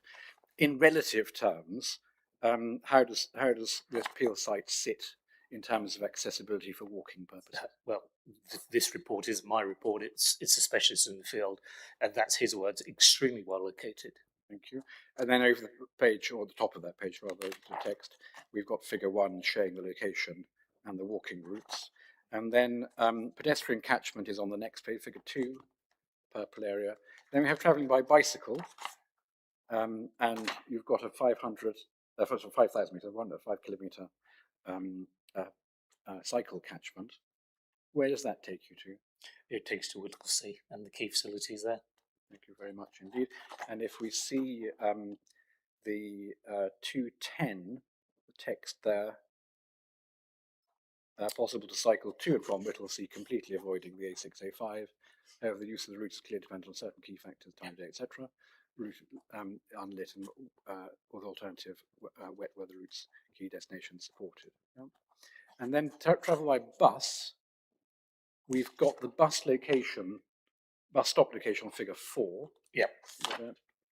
And then there's references to the services and the hours, and then the timetable set out at Appendix A to the document. Yeah. Yeah. And again, when we consider, therefore, foot, bicycle, bus, your view as to the sustainability of the site. Well, I'm just going to dwell on the buses for a second, because for a rural area, these bus services are very good. So for a rural area, in my experience, this level of bus service is excellent. But when you take it into totality, the site is well located through cycling. We propose a package of measures as well to improve that. So contrary to the refusal, I think it is extremely well located. Thank you very much, Dean. And then the last topic we can see is trains there as well. Thank you. Again, to the extent to which any of that has materially worsened since the allocation was proposed. Yes. Can you say the question? Yes, certainly. Can you comment on the extent to which those factors have materially worsened since the allocation was proposed? Yeah. And you mentioned earlier the arrival of the co-op. Yeah. That is now, the inspector can see that, and you can see the range of, and I think matters there. So Mr. Lee acknowledges the facilities within the village as well. Yeah. Thank you very much. Thank you. Now, what I then want to do, please, is to take up the MPPF, so we can put your appendices back. We will be coming back to them. You can put those to one side.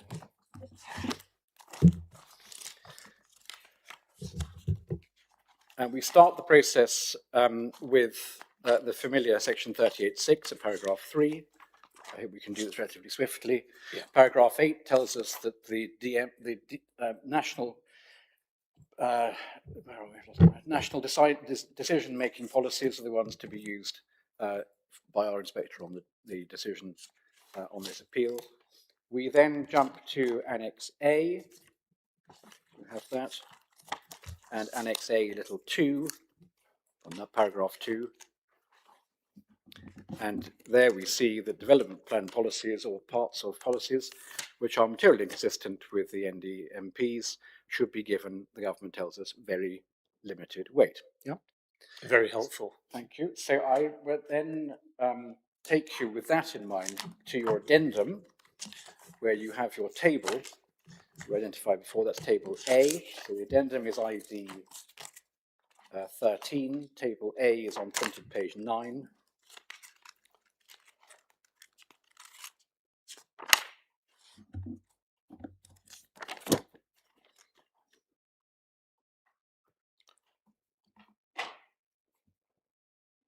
One A, I should say. And let's just run through these. So LP policy 1, just in thumbnail sketch terms, what does LP policy 1 do? So LP1, so I'll just wait for you to get it.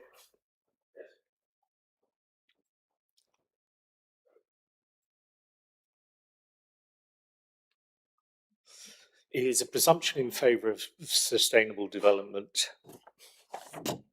So I say there are some matters that accord with it, but the new framework is clearly in part. The conflict is that the rider in LP1 is not consistent with how the framework is now expressed. So it was drafted against, we can see from your text, 11D as we then had it. And if we go to the MPPF, the sustainable the presumption of favourable sustainable development is now to be found in 3, S3, and we can see, the inspector can see the way in which it's differently framed. Okay, so that's that one, and therefore you say very limited weight. LP2 again. What is LP2 seeking to do? So LP2 should contribute to the goal of Fenland's goal of Fenland's residents achieving the highest attainable standard of health irrespective of race. Development should positively create planning housing that reflects the change of the curve over a lifetime, building homes which are easy to all, providing safe transport, helping reduce crime, planning, but creating, it's the second bullet point, sir, that I think is key, which is creating sufficient and the right mix of homes to meet people's needs. Now, and I say that in my table there, Mr. Tiley's picked up on that, so rather than repeat him, but clearly we do not think the council is meeting their needs. Therefore, that policy is by definition inconsistent with the framework. Thank you very much. Now, I'm going to jump over LP3 for a second, because in the light of LP2, we then have LP4, yeah? Yeah. And LP4 providing figures. Are those MPPF consistent figures or inconsistent Well, figures? they're palpably out of date, and the statement of common ground it makes that clear. Thank you. And so what does government indicate should happen to those in terms of weight? Well, they're just simply inconsistent with needs, and as I set out in my addendum proof, they're failing to meet people's needs. It is inconsistent with Decision Framework Policy HO7. The basic failure to meet needs is a basic failure of the framework. You haven't passed the first hurdle. Thank you very much. I'm going to come back to LP5 in the context specifically of affordable housing. So what I want to do now, having jumped from 2 to 4, I want to go back to 3. LP3. And can you consider LP3 alongside LP12? How are these two policies meant to operate together, please?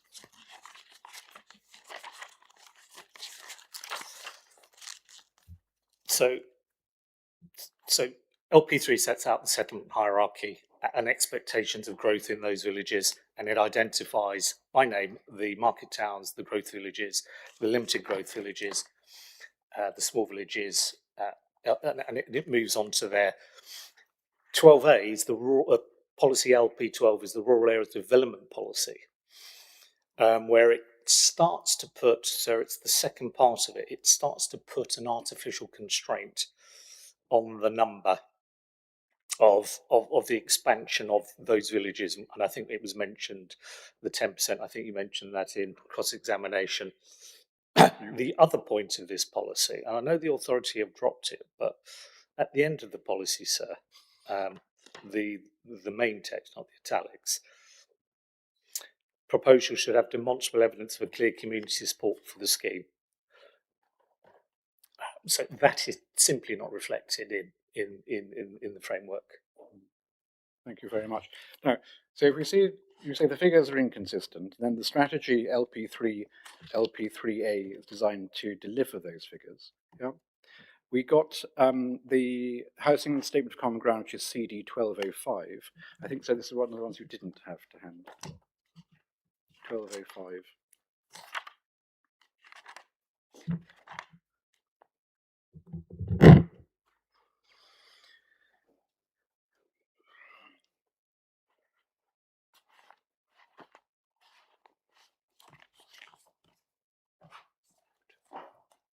Thank you. And turn to page, well, it's typed page 3, it's section 2, if you have that, Mr. Yeah, I do. Derbyshire. Now, remember, these are the figures which Mr. Lee does not resile from. So we have a 550 figure, paragraph 2.3, compared with a standard method figure of 602, and a recognition at 2.5 that the policies therefore provide for fewer homes than the minimum needed for current policy, current national policy. What does that indicate to you as to the consistency of the exercise you've just been going through in terms of identifying delivery of housing? The plan's failing to meet its identified needs. Thank you. Therefore, it is inconsistent with the framework. Thank you. And then in terms of the actual delivery, we have at 2.6447. That's compared with either the 550 or the 602. Correct. And then over the plan period, they've achieved 6710 to date. They expect to achieve 3701 to the end of the plan period. That gives them 10441. I'm reading from paragraph 2.9, 2.10, and therefore that's less than the 11,000. It's probably short of the figure they've got in their local plan. Your view on the suggestion that notwithstanding all of that, the spatial strategy is in some way consistent with the MPPF? It simply is failing to. It's simply failing to meet one of the basic requirements that's meeting your housing needs against standard methodology. Thank you very much indeed.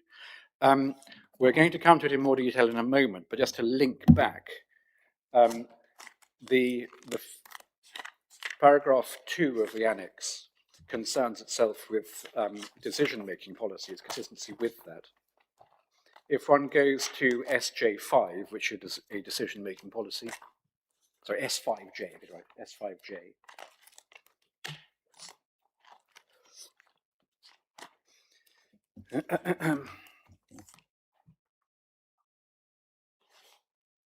You have that? S5J. I do.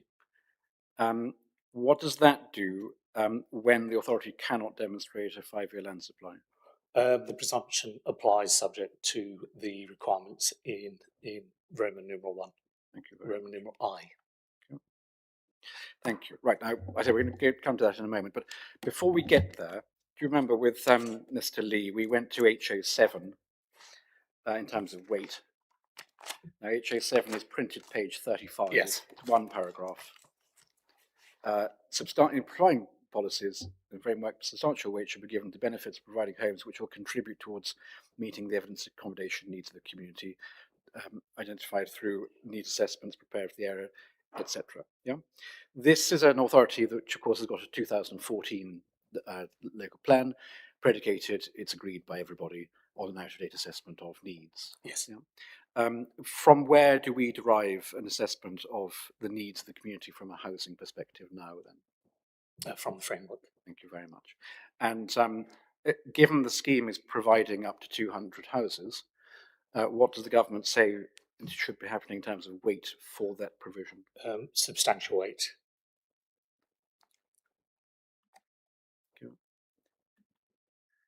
The suggestion from the authority in the Statement of Common Ground that it should be moderate, would that accord or be in conflict with national policy? That's clearly not consistent with the guidance we've been given.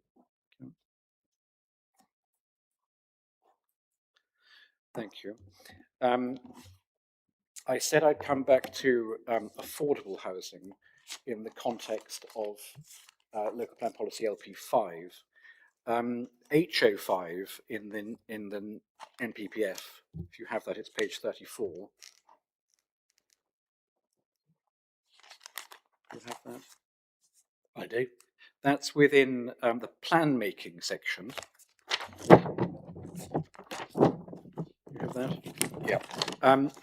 To what extent do you consider the evidence underpinning the 2014 local plan to be up to date compared with the approach sought at H05 in plan making? It clearly isn't up to date, and the result is a serious undersupply of affordable housing. Thank you.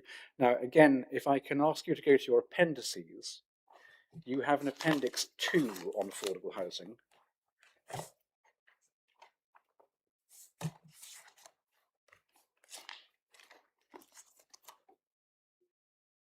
You were there, Mr. Derbyshire, appendix 2. So your electronic, Mr. Derbyshire's manual.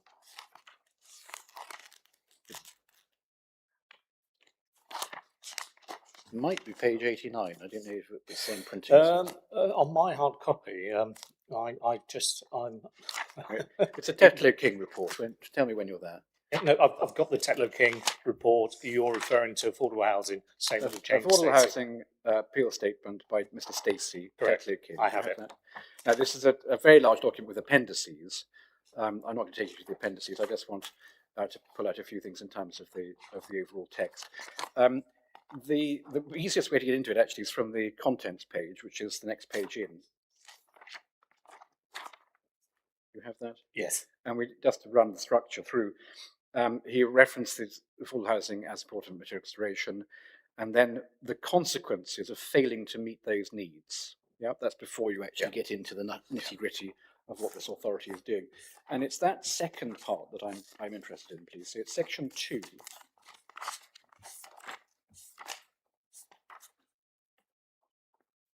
You have that? I have that. Forgive me, it's not. It's section 3. Section 2. It is section 3. Section 3. And he, after his introduction, and the quote from Mr. Bowles, Nick Bowles, in respect of needing to get on with affordable housing, he has a section called "Consequences of Failing to Meet Affordable Housing Need." Yeah. And the Inspectorate, of course, we've had the opportunity to read and hope you can go back to it. But just in a sort of, a couple of sentences, what is the burden of the message coming from this section? Mr. Lee injected a little bit of passion into the need to make sure social infrastructure is in place.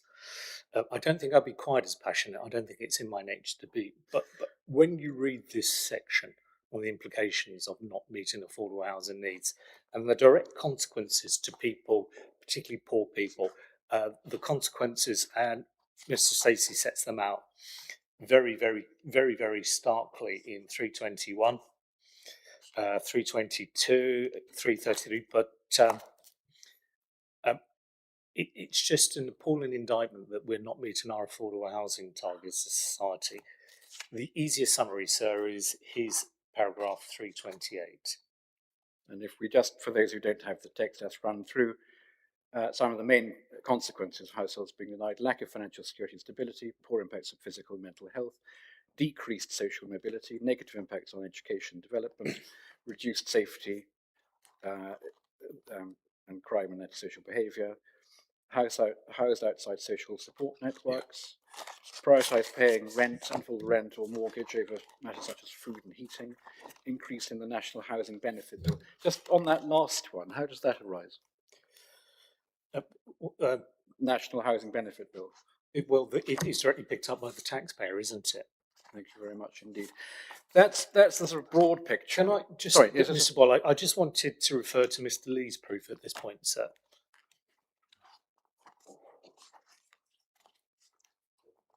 Yeah. And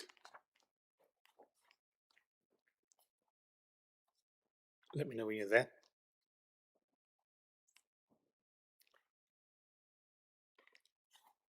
CD 1406, isn't it, Mr. Lee? I should have said that.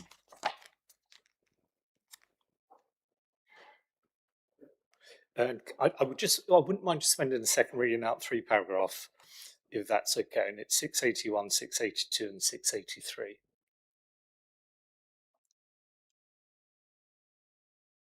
He talks about, and I started with the need for affordable housing. Fenland continues to experience significant demand for affordable housing, and there remains a substantial unmet need across the district. It's important to recognise the scale of affordable housing needs. There were 1,370 households. Now, interestingly, of those, 303 had identified Coates as preferred location and were seeking affordable rented accommodation. So the request for affordable housing, 22% of that is within Coates. 22%, is it? Of the need, although Mr. We'll be coming back to affordable housing delivery in a second, but of the need that Mr. Lee's identified, of that need, 22% resides in Coates. Thank you very much. Now, if we move on within the same appendix to section 5, this is assessment of affordable housing needs. And he starts with the development plan. LP5 seeks 25%, latest viability evidence, 20% considered viable in the site. In this second. I'm so sorry. Paragraph 5.2, hard copy page 20 of this report. Yeah. So internal page 20, 5.2, references LP5, and you see the figures of 25% and 20% there. Then he talks about the SHMA, and over the page, you also have the 2021 housing needs of specific groups report, and there's a figure of 289 emboldened there at 5.6. And he brings the figures together at 5.8 and 5.9 in terms of what the need is. There's the 289 reappearing at 5.9. Yeah? Yeah. So just keeping that matter in mind, we then get through to section 6 and delivery. You have that? Yep. And we can see the middle column is additions to affordable housing stock gross. Yep. Two things from that. One, we can see the percentage to total completions is neither 20 nor 25%. It's 12%. But secondly, what do we see in terms of the numbers coming out in the AH stock column compared with the 289 per annum required? With all the deductions, right to buy sales, that figure is 56. Thank you very much indeed. Thank you. And so we then can move on, I think, quickly to figure 6.3, page 26 of the document. Do you have that? Paragraph 6.3, did you mean?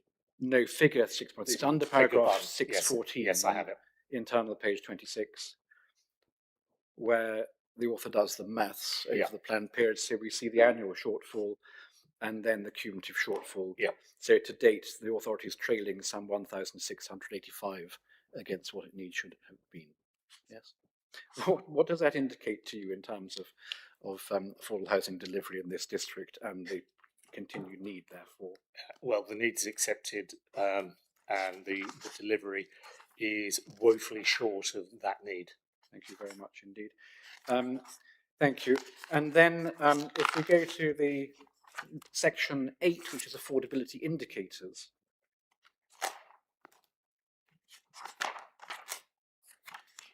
We have that.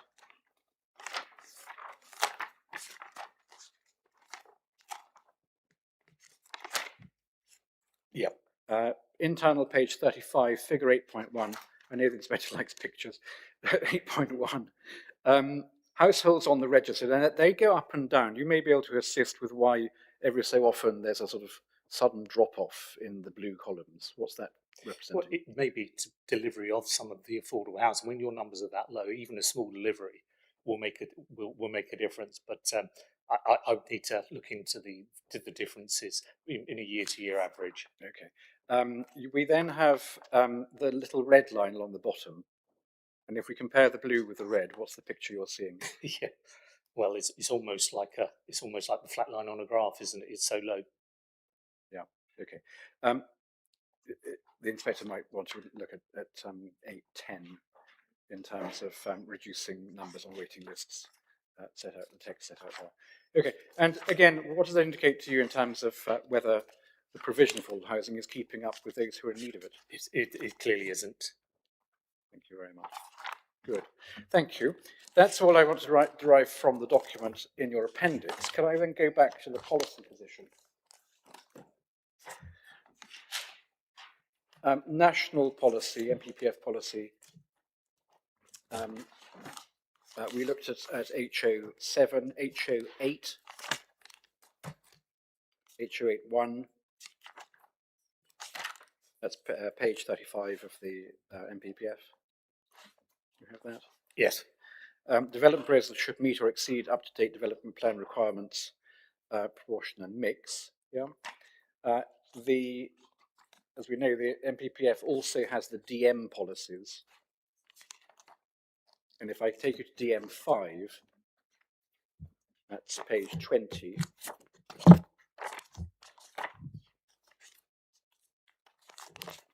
Do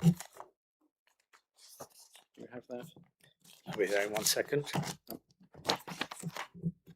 DM5, paragraph 2, recognises circumstances where viability says you can't meet the full requirement, but you should make a maximum contribution to affordable housing and other infrastructure. And then little d, can I take you to that? Yeah. The 25% figure in local plan policy 5, do you know from where that 25% derives? The 25 derives from, I think you quoted a 2019 viability assessment underpin the 2014 local plan. Thank you. 2019 viability assessment is the one that gives you 20% and sorry, 2,000 sorry, I'm per not dwelling. no, sorry. I'm talking about the local plan yes, policy. so you talked about the viability assessment that underpinned the forgive local plan. My apologies, Mr. Ball, but that underpinned the 2014 local plan. And what date was the evidence base for the 25% affordable housing? 2009. 2009. Thank you very much. It might be a silly question to ask, but I'm sure I've done that before enough. Your view as to whether or not economic circumstances have changed significantly since 2009? Well, as somebody who's tried to run a business in that time, so we had the pleasure of the financial crash. We've had 2 wars, Iraq, and we've had the COVID crisis. We've had Brexit. So circumstances have changed significantly since that assessment. Thank you very much indeed. Thank you. Your view on the weight to be given to affordable housing at 20% then, please. I do a lot of work around the country on schemes that notionally are lower than the aspirational target within the local plan.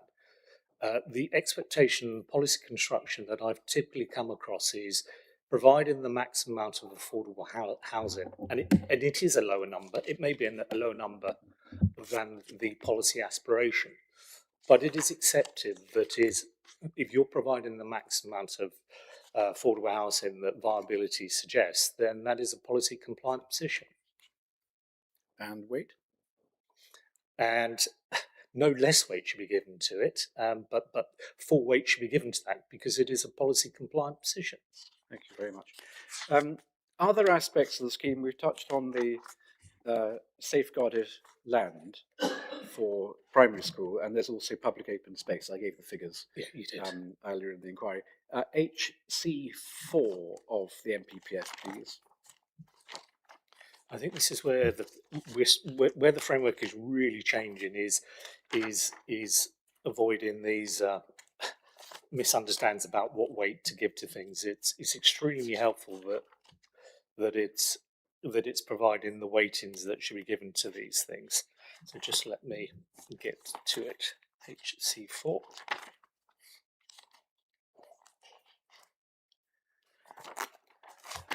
Bear with me 1 second. I've tabbed it up, but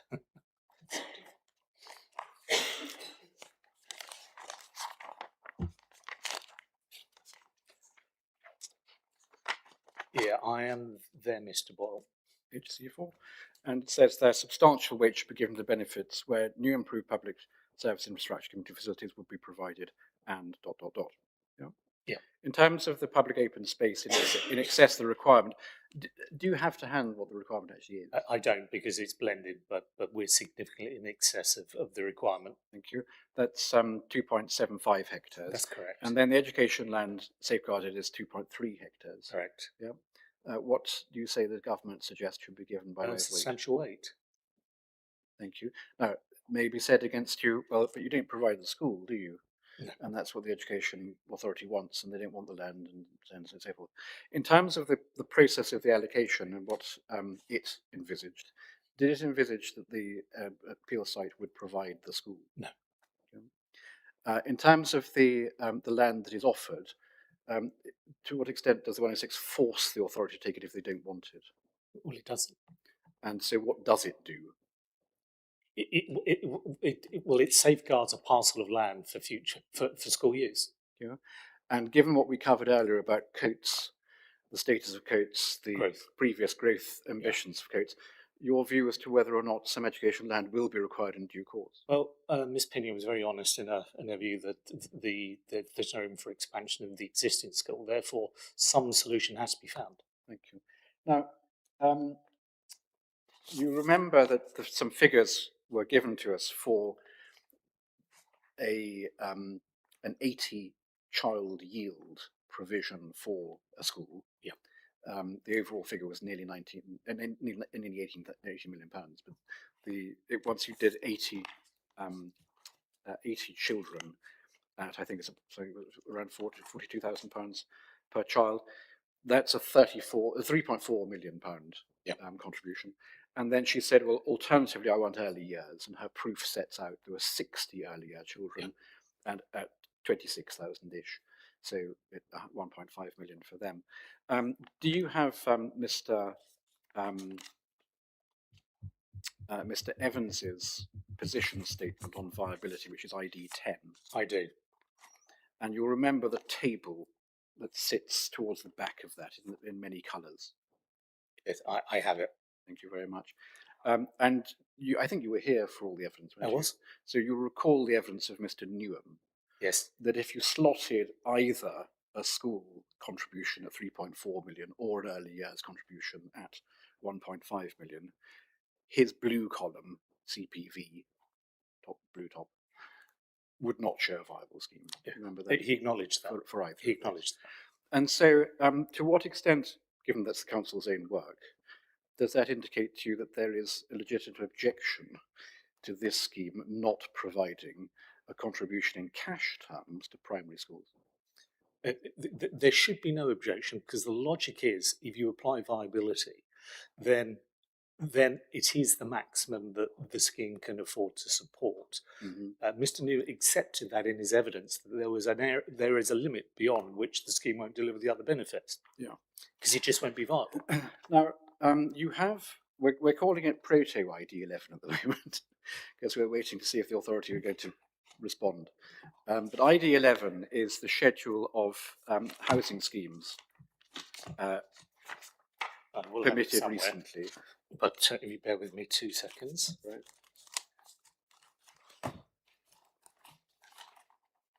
Landscape. Yeah, no, I have it, but I will flick it up on the screen. I'll let you get there, Mr.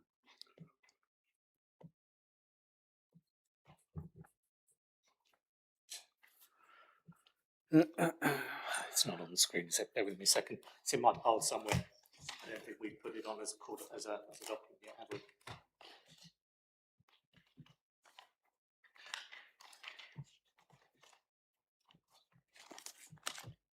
No, I definitely have it.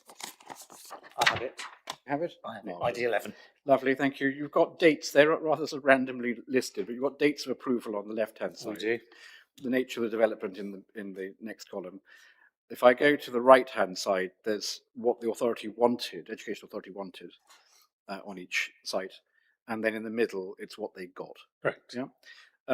Now, just picking up the point about primary and the land, do you see the second entry in, which is land east to Stowe Lane, Wisbeach? And the education request sought for primary is 0 because land was being provided. Yeah, I see that. You see that? Yeah. And what's your view about here, given the land's being provided, serviced and free of charge to the Education Authority if they wish it, whether it's appropriate to seek contributions as well on top? Yes. Could you repeat that again? Sorry.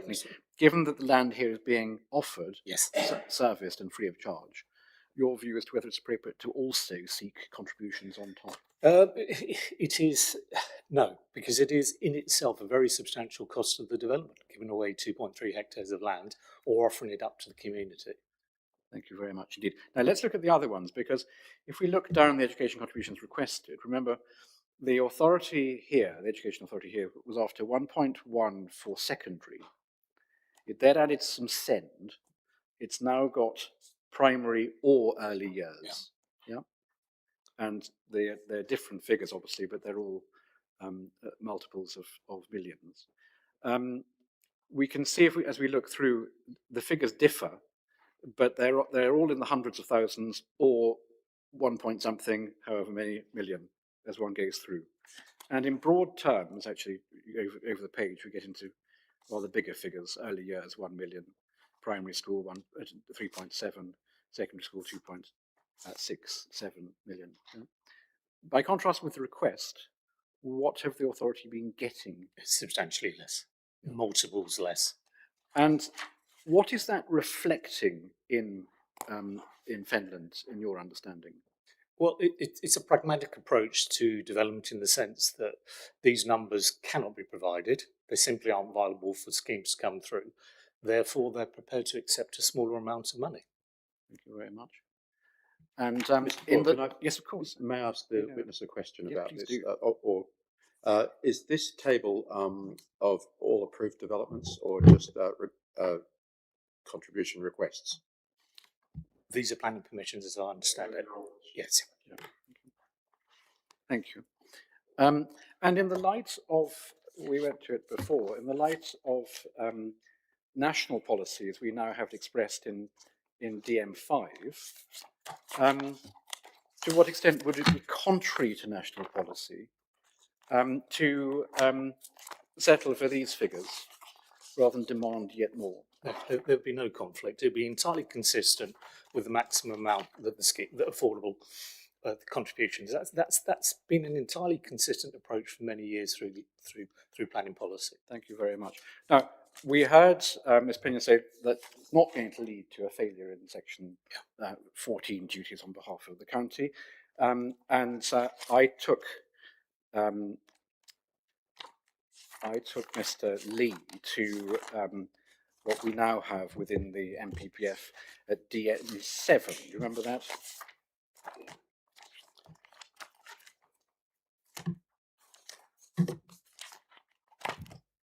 DM7.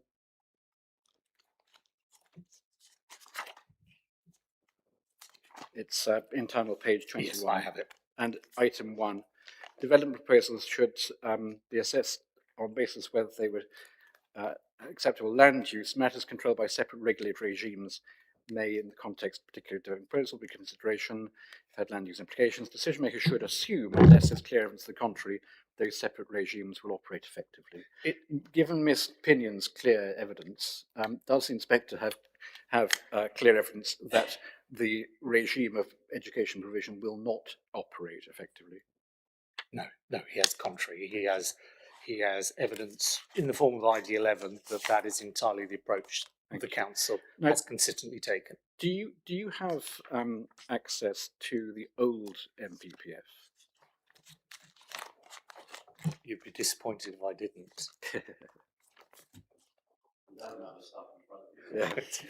Because do you remember Milan Friend in re-examination put a point? Well, you may remember that DM7 had an equivalent in the old MPPF, and under what sort of circumstances are you used to that sort of thing being operated? Yeah.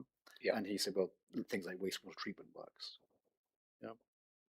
Can we just see? I can only assume, because he didn't put the paragraph, but I only assume Milan Friend had in mind paragraph 201. I have 201. As it was. I have 201. And can we see the chapter under which 201 sits is called Ground Conditions and Pollution? Yeah. And the paragraph 201, Inspector has it, the first sentence starts the same, and then control of processes or emissions which are subject, where these are subject to separate pollution control regimes. Planning decisions should assume these regimes will operate effectively. Equally, ... and then planning issues should not be visited through the permitting regimes operated by pollution control authorities. Yes? Yes. Could you comment, please, on whether DM7 is limited to the circumstances that 201 is limited. No, it's not, and it's not. And I've been involved in a number of inquiries where I think my because of the nature of competing requirements in various fields, I think the purpose of this is to provide some clarity that you shouldn't be too. You shouldn't be too. You shouldn't conflate the planning process with other processes. Otherwise, there'd be just this endless overlapping, sclerotic, never-ending water issues, energy issues. So I think it's quite a helpful clarity on the fact that it applies to regulatory regimes, and I believe it does include education and others. Thank you. And so if we stitch DM7 together with DM5, with HC4, with what appears to have been historic practice in the authority in relation to education contributions, and then finally Miss Pinion's volunteered position that she's not going to tell the inspector they're going to fail their Section 14 duties. What concerns do you think could, in your opinion, would the inspector properly hold in terms of whether or not education solution will be found for the children arising from this scheme? It is the planning system operating as it should, with the provision that education provision will be made through the various regulatory channels. Thank you. And ultimately, whose choice is it as to what solution is chosen? It's the authorities of the Education Authority. Education Authority. Thank you very much. Thank you. Let's then go, I said we'd return to S5 and J. So S5.1 starts with... Could I ask you yes, to pause, Mr. Boyle? Yep. Sorry, I just want to get that education point down. Certainly.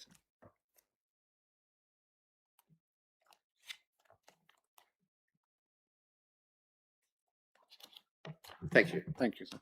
S5.1, it's S5.1J, isn't it? Because S5.1 says only certain forms of should be approved outside settlements in the following list. These should be approved unless the benefits of doing so would be substantially outweighed by any adverse effects when assessed against the decision-making policies in the framework. Yeah? Yes. Now, just pausing on that, I think you've referred to it in your proof as, is it an enhanced tilted balance compared with the old paragraph 11D? So it's substantially rather than significantly monetary. So that's the test. But in terms of triggering oneself within S5.1, we go to S5.1J. We're not an allocated site, and we're not claiming to be within walking distance of a station. S5.1J, and its first trigger is the unmet need point. Correct. Yep. So that takes us into the housing land supply, footnote 7, Annex D. Yes. Yes. Now, we've had plenty of evidence on this. I just want to pick up one point with you, please. ID 19, ID 20.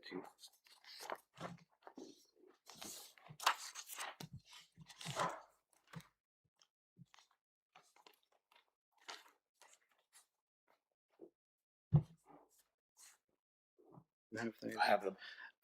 You will remember the debate about windfalls. Yeah. And I won't rehearse it because it was articulated by Mr. Tiley and indeed by me, that once you trace the MPPF through, it's quite apparent, together with the PPG, that you can't have windfalls in a 5-year land supply assessment, or indeed in the first 5 years of your local plan. So I won't rehearse that. But there's the figure, it's 527 at the bottom of ID 20. And with windfalls stripped out of the council's supply, on the concessions given on whichever day it was, the council sits at 4.81 years. Yes. And a negative 118. And so on the council's figures, without being able to rely upon windfalls, are we in or are we out of 5.1J? We meet the threshold in S5J1. J. Thank you very much. Now, appreciating that that is a live debate and ultimately may have to be resolved through the courts, we look at it from the other perspective. So if we go to ID 19, this is the debated sites. Yeah, and I want to have the last column where it totals on the second page to 1461. Yes. And you can see the 1461 also includes the debate on the 527 windfalls. So if we strip out that, we get to 934. Yes. Yeah. And again, if 934, or up to 934, I should say, because the the difference is 118 negative, and then you've got the 527 to take into account. If the fight is over 934 units, depending on the inspector's conclusion on that last column, to what extent would it be necessary to strip out windfall allowance? It wouldn't. To find there's no fighters price. Yeah. Thank you very much. Okay, well, we'll leave that enviable task to the inspector. Thank you. Thank you. So let's assume we've passed the gateway, which is into J. We then have two Roman numeral points. We're not relevant. Number 2 is not relevant to us, so we're in number 1. Be physically well related in existing settlement. Let's contemplate that for a moment. You've got the landscape evidence. I do. You've got the accessibility evidence. You've got the position of the allocation and the extent to which things have or haven't changed since that allocation. Yeah. Your conclusion on the evidence as to whether or not the site would be well related, physically well related. I think it's self-evident from Mr. Smith's evidence, the allocation myself, that an ADP, my appendix, that it is clearly, in my view, physically well related to coats. The distance times, the walking times, the cycling times clearly show that. Thank you very much indeed. And then of a scale which should be accommodated, taking into account existing and proposed availability of infrastructure. Let's start with existing. Your accessibility work, which is not challenged, what does that say to you in terms of the scale that can be accommodated? Well, in terms of it clearly is accommodated at the moment. The accessibility to those facilities that I set out, bus services and everything is good. Thank you very much indeed. And in terms of the scale in the authorities' contemplation, they had a proposed allocation of 200 plus safeguard land from school. What's the position there? Well, again, the numbers are significantly higher. So in terms of the scale, the council are considering or envisioning a scale of this nature, which must assume that the infrastructure that the settlement can be accommodated with infrastructure, with the appropriate. Thank you very much. In terms of proposed availability of infrastructure, we've been through the Section 14 situation, Miss Pinion. Yeah. There's obviously lying behind that is the national funding situation and so on and so forth. Your concerns, if any, in terms of whether or not other infrastructure will not be made available? No. Okay. And can you help? Was there an IDP produced for the emerging local plan? Infrastructure delivery plan? No, I think the viability assessment to the 2019 clarified there wasn't. The IDP was out of date. Thank you very much indeed. And so, taking the various elements together, your view as to whether or not Little I is met or not? It is. Okay. It clearly is met. Thank you very much.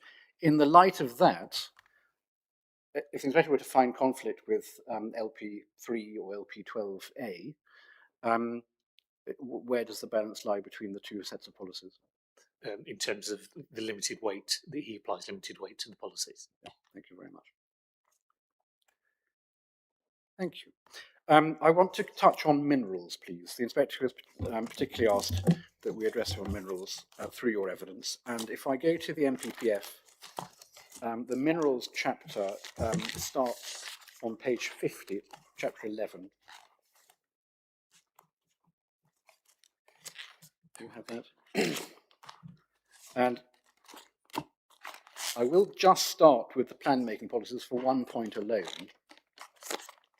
Bear with me a second. Yes, of course. So MPPF, page 50, chapter 11, minerals.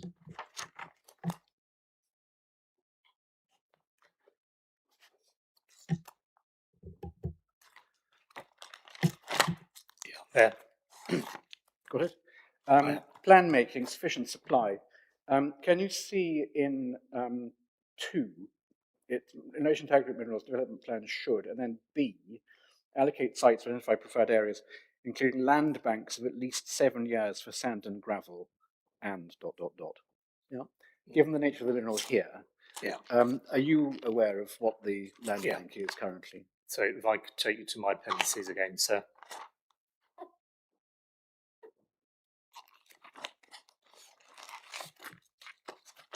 And it's Appendix 5.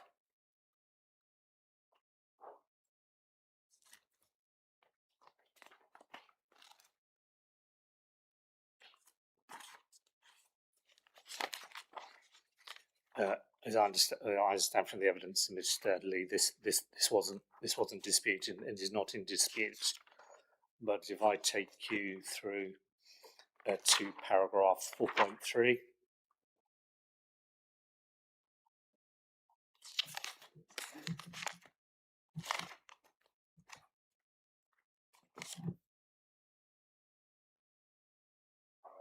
Are you there? Yeah. You can read that the land bank is between 10.3 and 11.46 years, which is in excess of the 7-year land bank required by policy. That was under the old policy, but the 7-year for sand and gravel is consistent with the new policy. Thank you. So there is adequate reserves. Thank you very much indeed. And then let's go into the decision-making policies. And M6, you want that? This is safeguarding mineral resource through decision-making. And little 1, proposals from non-mineral donors should not, A, constrain potential future use for mineral workings in a mineral safeguarding area. Yes? Now, as you've just noted, and Mr. Lee was good enough to accept, none of the technical contents within the report that is your Appendix 5 is in dispute. Yeah. And what does that indicate as to the feasibility, workability, practicability of extraction? Well, the County Council Minerals agreed that it's not workable. Thank you very much. And then you have the drawing, which I think is your Appendix 7, isn't it? With the 250 metre standoff. I'm not sure you need to turn it up, to be fair. Yeah, I have them. It's there. And that, remember, leaves a little white lozenge at one end, which Mr. Lee accepted wouldn't be of any interest to a commercial operator. Yeah. Where in a given area of a mineral safeguarding area, the County Council Minerals Authority accepts that the resource is not workable, if one looks to the test in M6.1a, would development on it then constrain its future mineral working? No. And I think the other point the inspector raised was the extent of the mineral safeguarding area. It is in evidence. It is attached to the back of CD 846, so you're perfectly entitled to look at it because it's attached in evidence, and it just shows the extent of that area. Well, to be fair, it shows the extent of that area around Whittlesea and Coates, doesn't it? Because it doesn't stand off the map. Yeah. It was the point the inspector made about the size of it. Thank you very much. And so, if the scheme complies with M6.1a, yeah, yes, Mr. Lee was at pains to suggest that we were in conflict with the local plan policy, or the minerals policy. Again, even if that's right, where does that take one?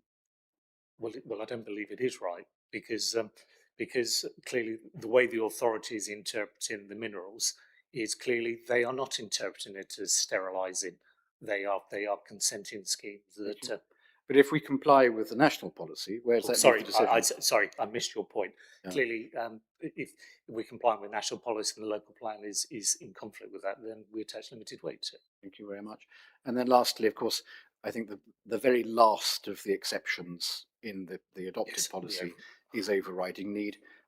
Given your view on land supply, the matter before the inspector, where does that sit? I think even if the inspector wasn't persuaded on the technical arguments, our technical evidence, and also the evidence in the way that the authority has dealt with minerals application, or the county council has dealt with mineral in the safeguarded area, then he has the option of, if he agrees with us on the 5-year land supply, then there's an override in it, clearly. Thank you very much. Mr. Derbyshire, is there anything else you want to raise at this point? Nothing from me. So thank you. Thank you. It's a little bit early for our break, but I do want to just take a couple of minutes just to have a quick refresh before we go on. It might be helpful if Mr. O'Brien could, over the break, let me know what documents I might need to. Yeah, let's do that. I'll take a moment to write those down and open them in a 5-minute or so break. and then around 3:30 we can have a longer break if that's acceptable to people. Just yes. Is anyone if anyone wants a cuppa, make one now, and I'll unplug the machine. Sorry. In the before we do that, we'll get some docs. I think one of the points that I mentioned that I'm a friend in his business, she fresh out tape and said it comes straight from Detroit. I did mention to you earlier, said he has sent that on his screenshots for 10 o'clock. Yes. And he confirmed his security of these received. Thank you. Yes, as documents, what will need an order here is core document 14.00, which is the Dutch included code. Yep. Inquiry document 13, which is the addendum. Core document 10, which is the legal plan. Core document 10.03, which is the neighborhood plan. Core document 10.08, which is the minerals plan. Core document 14.06, which is the need to do evidence of the appendices therein. Core document 13.57, which is the NPPF consultation material. And the meeting.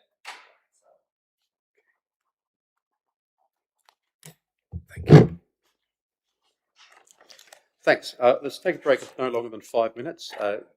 If it's slightly shorter or slightly longer, when the advocates and the witnesses back, we shall resume. Thank you.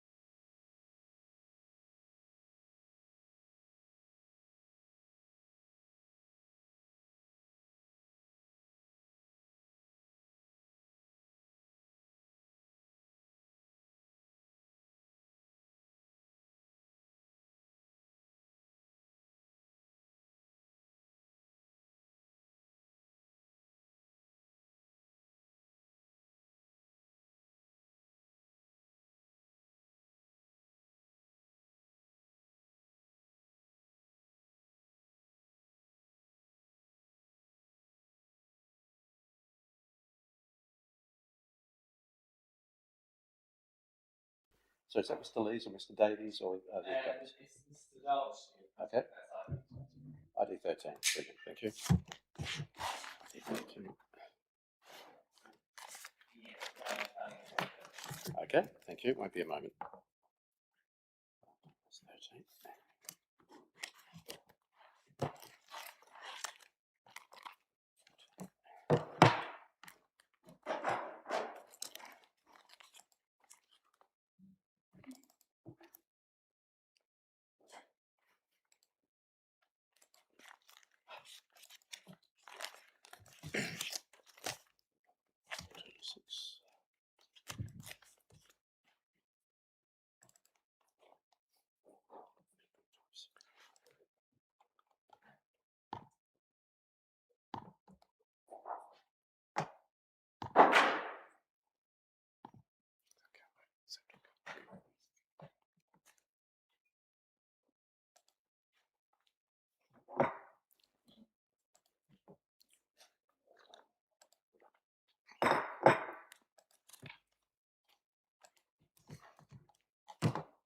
I could tell I was ready for a break when I wrote these notes down. The NPPF consultation was CD something 0.57. 13, thank you.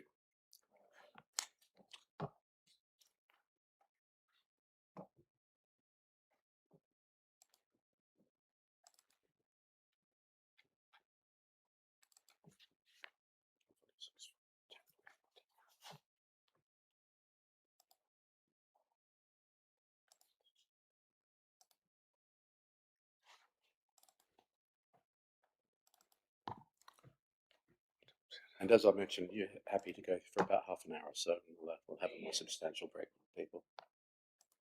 Rest. Thank you, I'm ready, thanks. Yes, good afternoon, Scholarship. Can I start please with your proof of evidence and your paragraph 5. Now you describe site areas as being largely unconstrained. See, Mr. Scholarship. Did you hear me all right?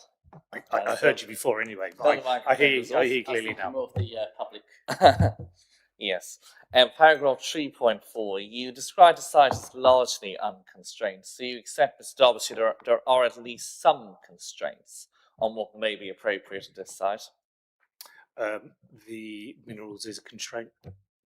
Well, there's other constraints, isn't there, Mr. Derbyshire? For example, the need to avoid adverse landscape and character impact may be a constraint. I was explicit in my evidence in terms of the way I phrased it, but I do not phrase that as a constraint on development per se. I see that more as an assessment of the impact of the development, not a constraint on it. Well, it must be a constraint, Mr. Derbyshire, because, for example, having regard to local landscape character may influence, for example, the height that's appropriate to come forward in a particular site. As a matter of principle, I understand this is an outline scheme, but as a matter of principle, an inspector will have regard to landscape character in deciding what's an appropriate height or layout. I can agree with that. The question you asked me was specifically about a constraint, but the inspector clearly has to take into account the impact on the character, appearance and landscape. And if used in the public rights of way, one could also fairly describe those as a constraint, can't one? I don't see them as an outright constraint to development. They're something that you need to accommodate. So you're an urban designer. I don't think you would consider a path through the site as a constraint. You'd see it as an opportunity to design around. And in considering the question of whether or not the site relates well physically to Coates, the inspector can have regard, can't he, to the fact that there is residential form opposite the site on March Road, yes? He needs to take account, I think Mr. Smith said the morphology includes the existing settlement, yes. But Mr. Derbyshire, it's obvious, isn't it, that residential form is of a very different scale and extent to what is proposed, correct? Across the road. Yes. That is, but Mr. Smith took you through in detail in his evidence the various depths if you remember in his evidence, he went through the depths of the frontages. There is that small part opposite the site that is a bit narrower, but once you're further into Cote, then it is completely comparable. So I want to know your evidence, because you're a very experienced planner. And I want to understand in terms of your evidence, do you accept that that is a very different scale and extent to what is proposed for the appeal site, i.e. what is on this side of the road, what's going to come forward, the appeal scheme is consented. They are developments which are different in both scale and extent, correct? In terms of the narrow way you've put the question, it is different from what's immediately opposite the site, but I don't think that is the assessment of the impact on the character. But in answer to your question, that narrow focus just opposite, it is deeper and bigger than that. And in respect of other constraints that might, or other factors that might operate as a constraint of what can come forward in a particular site, the availability of infrastructure may be a constraint, correct? It may be a constraint, but it can be dealt with. It isn't a constraint on the site. It is something that is a product of the development on the site rather than the constraint itself. That constraint doesn't exist if there's no development on the site. It only arises as a consequence of what's proposed. I don't think that's the constraint as I envisage it on a site. And in terms of the exercise of the inspector here, we can agree, can't we, that the starting point remains the statutory development plan, correct? Yes, I agree. That's correct. And in terms of the approach to his decision making, the first task for the inspector is to reach a conclusion on compliance with the development plan, correct? Well, he does through the prism of the NPPF. Well, Mr. Dobson, is that entirely correct? Because what Section 38(6) of the Planning and Compulsory Purchase Act tells us is the decision maker must have regard to the development plan read as a whole and to determine applications in accordance with it, unless material considerations indicate a decision other than in accordance with Which is exactly what I said in terms well, of framework. no, Mr. Dobson, what he said was true to PRISM. The first question you ask yourself is, does the development accord with the development plan read as a whole? That question has to be answered, does it not, without regard to the NPPF, correct? I'm just going to check through, because you're reading 38.6 in isolation. So if you don't mind, I'm just going to read through.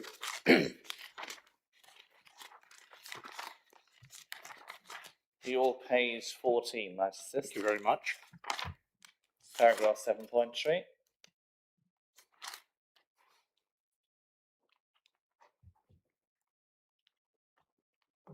So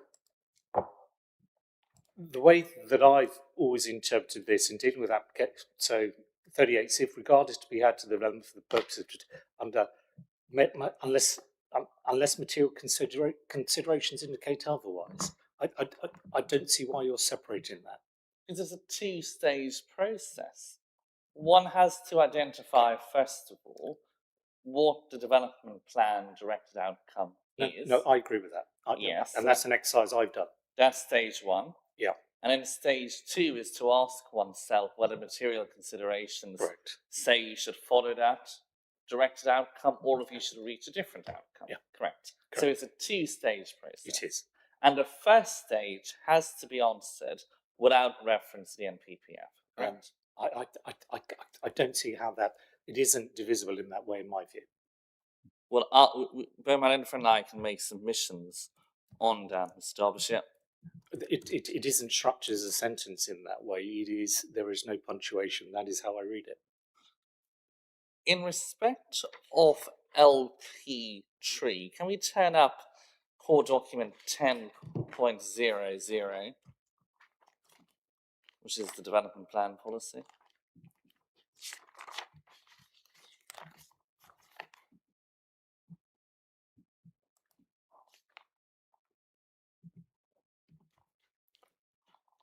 And LP trees on PDF page 17.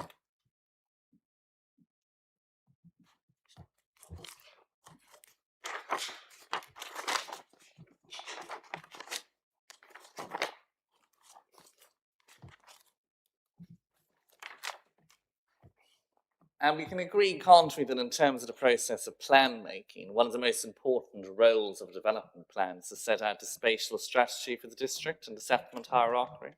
Correct. And what this policy LP3 does is tell us in limited growth villages that a small, and we can see codes identified at the very bottom of the page, a small amount of development will be encouraged and permitted in order to support and continued sustainability. Such development may be appropriate as a small village extension. Mr. Dobson, it's no dispute between us, but that this is not a small amount of development, correct? Correct. And nor could it be described as a small village extension, correct? I would agree with that, but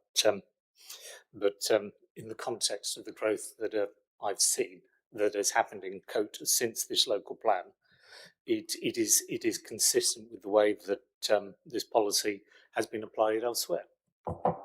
Well, Mr. Derbyshire, you say now it's consistent with how this policy has been applied elsewhere. If one looks at your paragraph 9.8, you very fairly say the appeal scheme is inconsistent with policy LP3. You're not departing from that view, are you? No.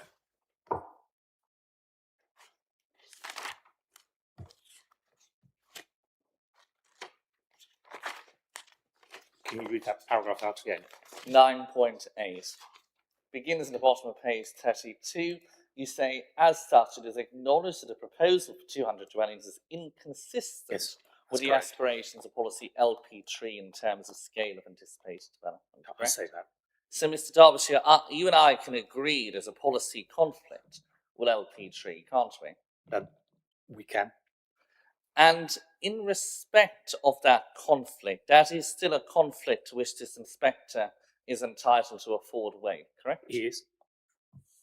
Now, in respect of sustainability of the location, in your table 4, which is at your paragraph 9.20, so we flick forward to page 35, and I want to start with the text of the table. At paragraph 9.20, you say Coates itself benefits from a good level of services to support development of this quantum. And one turns over and sees a number of what you describe as amenities described in table 4, correct? Correct. And the first of those is Coates Primary School. You see that? Yes. Now, there's no dispute between us, is it, that the primary school is not going to be able to accommodate the expected pupil yield from this development, correct? Yeah, because it's accommodated the growth in the village over the last few years. So, yeah, both the evidence of Miss Nola and Miss Pennington was that they need to find an alternative for kids. But I think to say that you ignore a school at the current moment because it's over capacity, I think is a harsh interpretation of facilities. It is pretty difficult to look at the school facilities in the area. Well, Mr. Dobson, what you were saying to the inspector in paragraph 9.20 is there's a good level of services to support development of this quantum within the village. So you were saying you can permit 200 homes, and in terms of the level of services that will support that, one of those is the primary school. And I'm putting it to you that that's not going to be the case, correct? Not until the county council find a solution, but it is incumbent on them to find a solution. And in terms of sustainability, we discussed a number of solutions, and one of those solutions was the potential for overflow children, for want of a better word, to travel to primary schools within Whitsley. You remember that part of the discussion? And we know now there's discussions about a primary school transport contribution. We can agree, can't we, Mr. Derbyshire, that's not a sustainable option, is it? Why not? Well, Mr. Derbyshire, in terms of requiring, for example, transport to Whitsley, that's outside the 2-mile walking area, correct? Yeah, that doesn't make it unsustainable. Well, Mr. Derbyshire, would you describe walking to Coates Primary School as being a more sustainable option than having to travel by, for example, a private car to Whitsley? It would be if you're using a hierarchy, but that could be car share, that could be an electric car. So there could be a lot of opportunities for, and if you look on the education's, their website, they actively encourage car shares and people looking at and non-petrol cars, electric cars, hybrids. So Well, all great aspirations, Mr. Derbyshire, on behalf of the primary school, but the point is this inspector, if that is the solution that's going to accommodate, and we'll come back to the safeguarded land, but if that is the solution, what the inspector is consenting is going to create an unsustainable, No, I don't agree with that. unsustainable reality. No, I don't agree with that. And Mr. Derbyshire, you spoke earlier very emotively about the consequences of people who don't have access to affordable housing. What would you say the consequences for these children are going to be of being bused off to Whitsley rather than, for example, being able to access primary provision within their own village? Well, if it's the option of staying in totally unsatisfactory private rented accommodation or catching a bus to a school 2 or 3 miles away, I think the family would probably tell me they'd take the first option and have the house and take the and commute rather than not have the accommodation. It's not. I think that would not be a difficult decision for a family on the waiting on the housing register. Can we turn now to the neighbourhood plan, which is core document 10.03?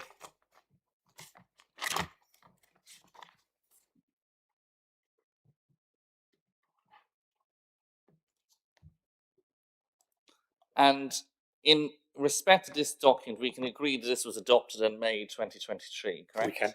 So it's the most up-to-date part of the statutory development It is. plan. Correct. And the fact that policy S6 of the new NPPF, which was, of course, the old paragraph 14 in relation to neighbourhood plans, the fact that that's not satisfied here doesn't mean that you don't still afford weight to the development, to the neighbourhood development. Yeah, but you diminish the weight attached to it, as I set out in my evidence. I didn't quite catch that. You diminish the weight to it. Why? Well, we'll go through. Well, for the development plan purposes, the discussion that you set out, the inspector does attach weight to it. We then go through the exercise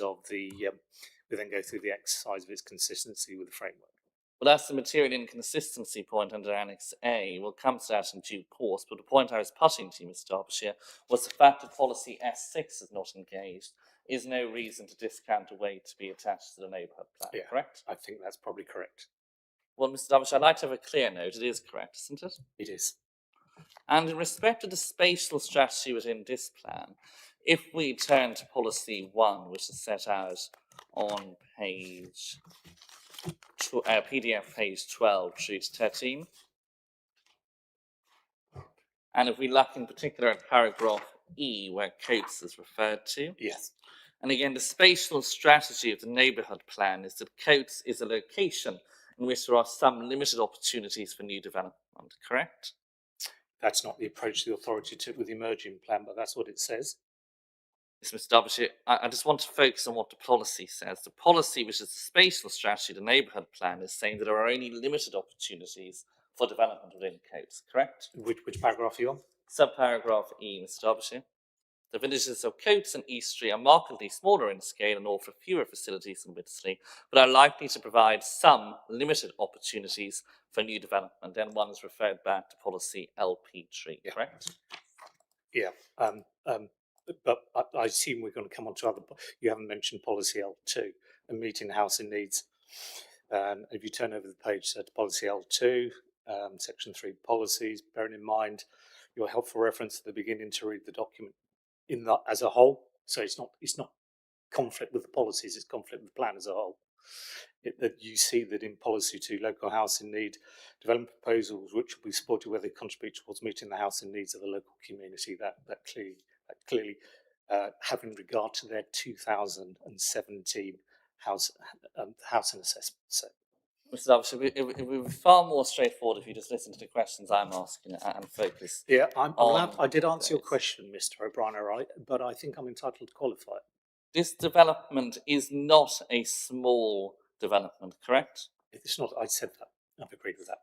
So again, in addition to having identified policy conflict with LP3, we can agree, can't we, that there is conflict with policy 1. Well, of the local plan. Well, it flows, doesn't it? Because it makes reference to LP3 in subparagraph E.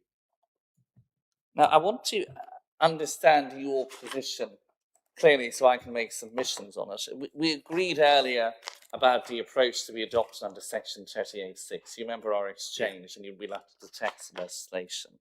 If I turn to your paragraph 11.1,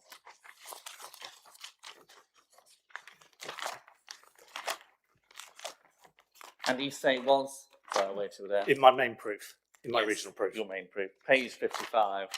Yeah. Again, I just want to understand your position.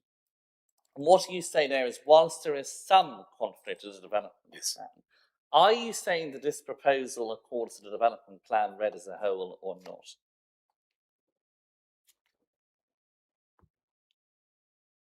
I don't think it does.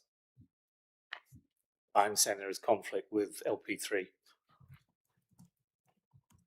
Now, in terms of the new NPPF, if we can turn to Annex A, which is PDF page 99.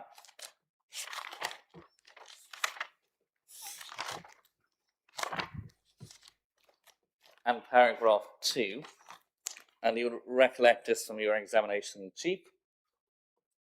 The word which the government has chosen, or the wording which the government has chosen to use, is materially inconsistent, Yes. correct? And so that's different, isn't it, from simply being inconsistent? Yes. So again, so I can understand. Well, first of all, actually, sorry, before I get to that point. First of all, it's under this policy. It's only if policies are materially inconsistent that paragraph 2 is directing you to give very limited weight. Correct. So a mere inconsistency would not be enough to engage paragraph 2. Correct. It has to be material inconsistency. Yes. Yes, and even if the inspectors defined a material inconsistency, the direction is not to give the development plan policy no weight, it's to give it very limited. Correct. And just so I can again understand your evidence, because in your addendum you have this table in which you go through various policies, etc., and that's all very, very helpful. But when you sat down and you had to draw up that addendum, you had to look at each of the policies, and you were faced with deciding that they were materially inconsistent or just simply inconsistent. What I want to understand, so I can make submissions on your approach, is what's the difference between those two words in your mind? How did you go about deciding if something was materially inconsistent or if it was simply inconsistent? So it's quite useful because we've got a chronology in my original proof where clearly I'm reviewing that in the table, and I'll take you to the table, sir.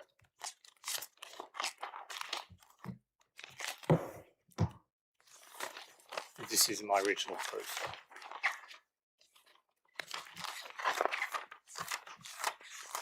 And it's under the development plan section.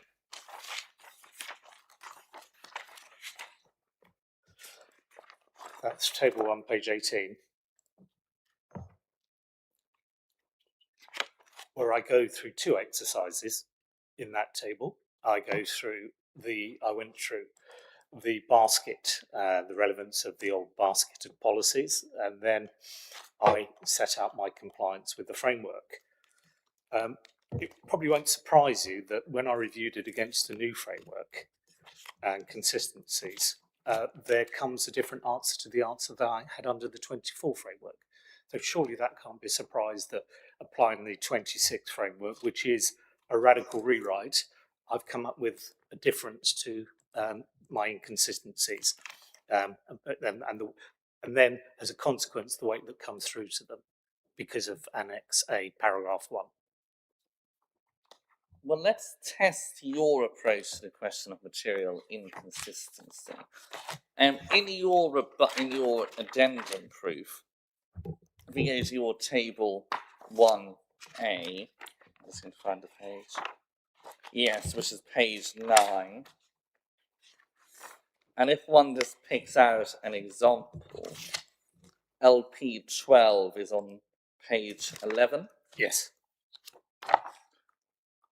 Am I to assume that despite the fact you used the word inconsistent in a number of parts, that I should treat that as being materially inconsistent, or is it simply inconsistent? Because the reference is very limited, the inference is materially inconsistent. So I'll write in materially for all the days. In respect of LP12, the reason you find it to be materially inconsistent is on the basis that you say the policy artificially constrains village extensions to 10%, whilst also requiring community support. So that's the basis for striking LP12 as materially inconsistent and saying very limited way, correct? Correct. Well, let's test, is that a reasonable approach? First of all, before we do that, Mr. Derbyshire, it is right, isn't it, that the local authority hasn't sought to resist this development proposal on the basis of the reference to a need for community support. No, I accepted that in chief, that they'd drop Yes. that. But that's not the test, it's the policy, Mr. O'Brien O'Reilly, what the policy requires. So the inspector's not going to have to reach a view on a point of dispute between us about that part of the policy, is he? Well, he has to read the policy as it's drafted and in the local plan, and that's why I've included it in it. The fact that the council do not implement it because they've made an executive decision doesn't mean to say that the policy is in the local plan. It has to be read whether or not it's consistent with the framework. Well, Mr. Derbyshire, let's just be very clear about the task we're undertaking now. This is the task of identifying material inconsistency. And paragraph 2 of Annex A says development plan policies or parts of those policies. So the government is perfectly content for the purposes of this exercise that one might look at parts of the policies in isolation, correct? Say that again for me. The government's content that we might look at parts of the policies in isolation, correct? I didn't understand that question. You'll have to say it again. The government is saying development plan policies or parts of those policies which are materially inconsistent. That's the wording of the paragraph. Yes. So what that is presupposing is one part of the policy might be materially inconsistent, and you might say very limited weight to that part. Yes? Okay. But another part of the policy might not be materially inconsistent, and therefore you would still attach more than very limited weight. Okay, I understand that. I understand the point. I have taken a wider approach to it rather than that approach, and look at it holistically of what it's trying to achieve, which is where I've come with a very limited. Mr. Derbyshire, I'm going to suggest that having reread paragraph 2 together, that was the wrong approach, wasn't it? That's the approach I took. Was it the correct approach or Yes. was it the wrong approach? No, I think it is the correct approach. I read that as parts thereof. If you don't mind, it'd be useful if we have it in front of us rather than referring to it abstractly. Well, let's. Core document 10.00, let's go to LP12.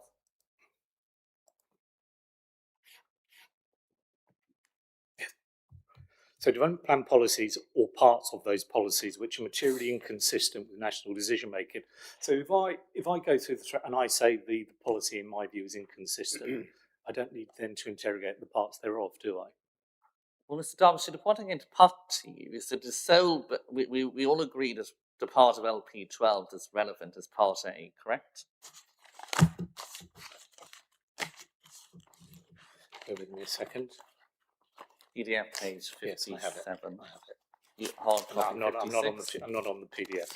56, hard copy.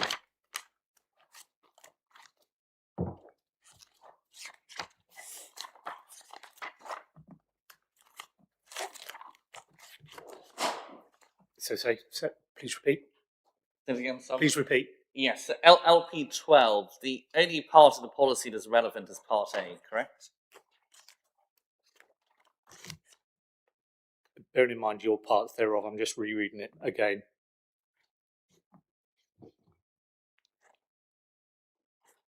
No, I've referred in my addendum. I've referred to the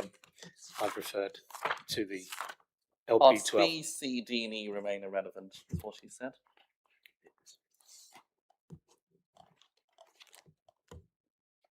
So LP12 in my addendum. We're in the addendum. I think we're moving across purposes, Mr.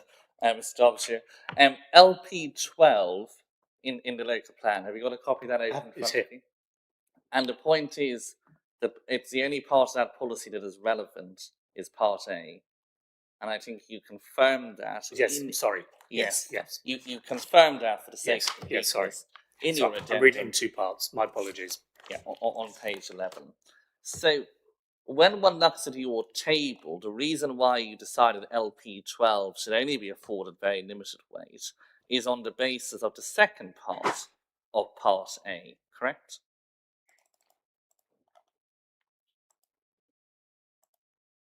Because you say inconsistent, the policy artificially constrains village extensions to 10% of existing village, whilst also requiring community support.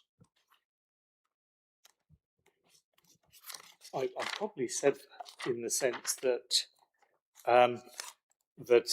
we comply with LP12. So where we comply with the policy, why would I suggest that we're inconsistent with it? But Well, it's possible, isn't it, the inspector may, for example, reach a different view, because if one looks at subparagraph C, yes, it would not have an adverse impact on the character and appearance of the surrounding countryside and farmland. So the inspector might disagree with you on that part of the policy, correct? correct. And what I need to understand so I can make submissions is whether or not you accept that that part of the policy should be afforded full weight, very limited weight, no weight.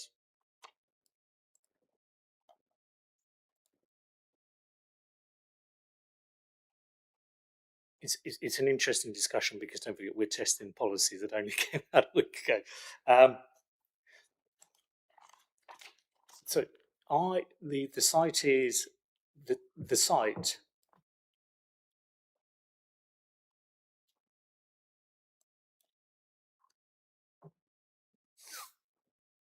Well, we don't conflict with any of A to K. So the reference that I'm making is the conflict with the part of the policy we don't comply with is the artificial restriction of the second part.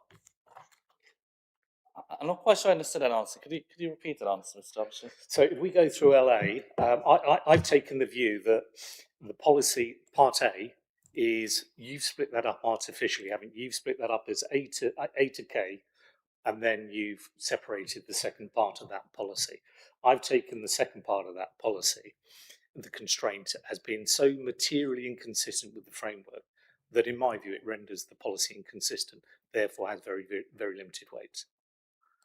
If the inspector was to disagree with you and treat policy in the way that I have and look at the various parts of Part A, it would be rational for him to conclude that Part A, the earlier part of it, was not materially inconsistent with the NPPF. Fair or unfair?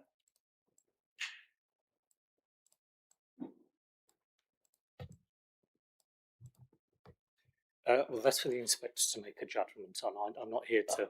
Mr. Derbyshire, you're here as the appellant's planning witness. You have a vast amount of experience. What is your professional view on the question of material inconsistency of Part A, the earlier bit, before you get to the part that you've relied on? The fundamental, I don't see how he can read the two parts. So my view is that if you are inconsistent with that, the artificially constrained policy, then you are inconsistent with the policy as a whole. Now, Mr. Derbyshire, and Sarah, it's 32 minutes past 3, and I know we want to break at 1:30. So before I go on to a new topic, that might be a good Thank you. Thank you. Thanks. Let's have a break until 15:45. Thank you.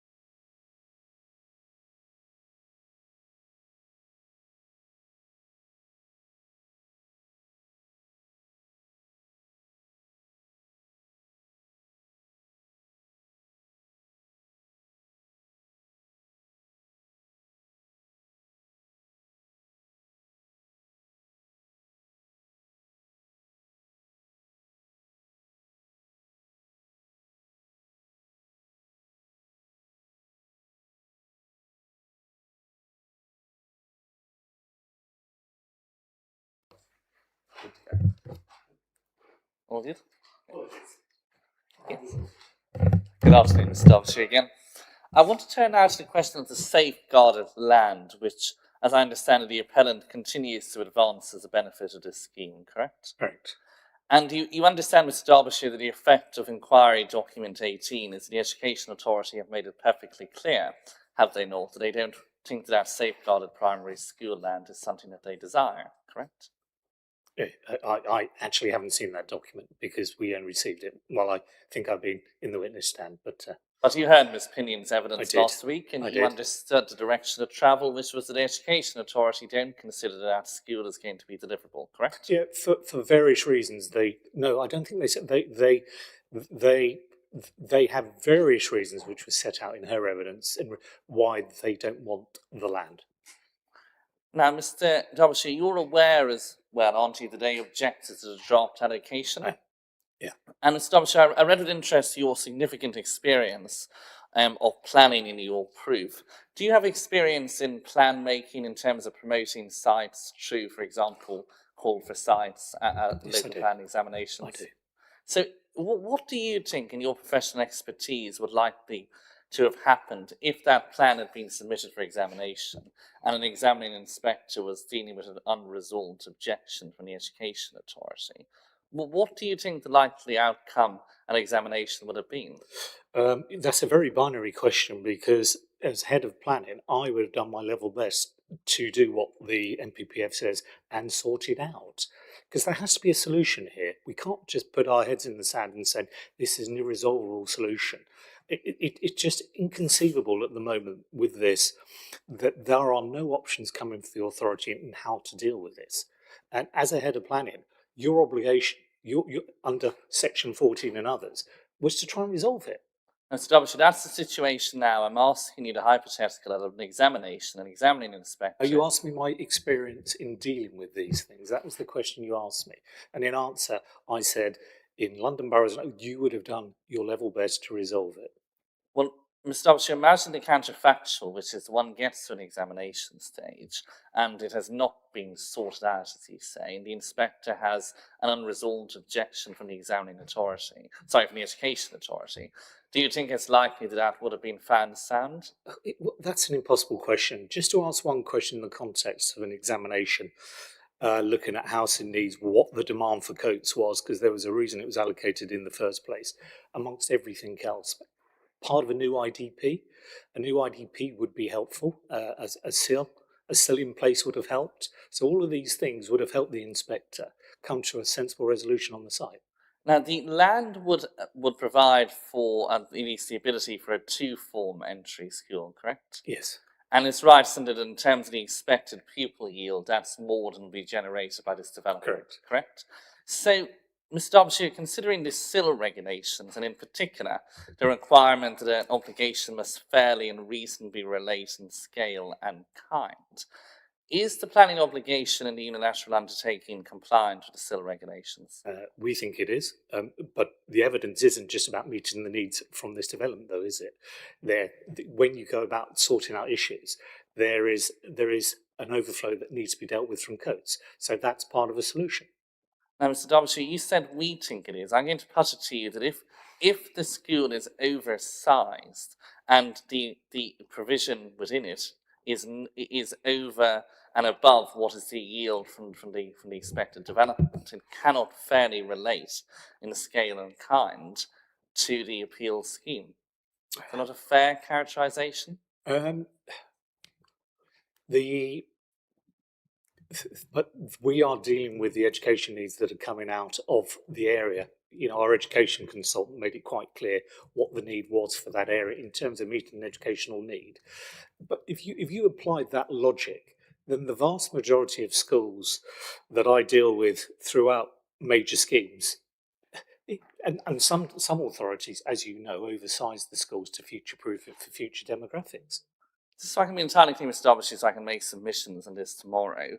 Are you suggesting that the school is being offered to meet the needs of this development, or is it to meet the needs of this development plus the local area? No, it is meeting the needs that arise from this scheme, but it is a solution to the local. It is a solution amongst many for the county council to provide education provision in accordance with their duties. Now, Mr. Derbyshire, if the inspector was to adopt a different position and was to conclude that it wasn't still regulations compliant, it's right, isn't it, that he should not take it into account in deciding whether or not to grant planning permission?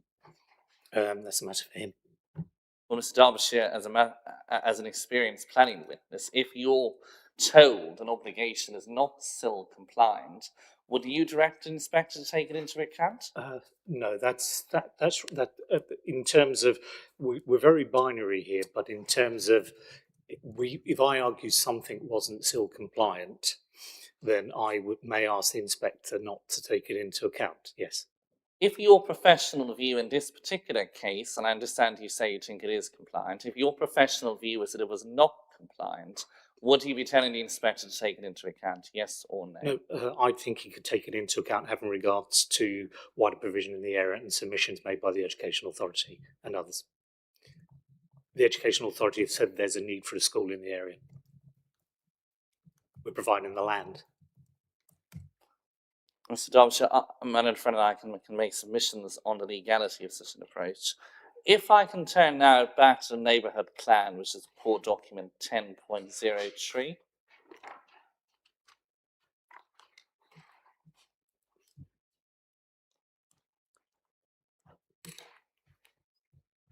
And back to where we were earlier, which is policy 1 on page 12 to 13.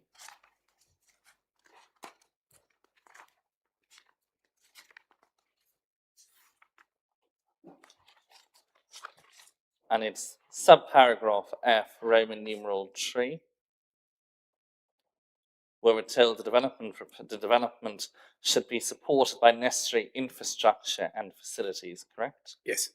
If the inspector was to conclude that A, there was inadequate education capacity within the local area, and B, there wasn't a viable option to fix that, there would be a conflict with that part of the policy, correct? So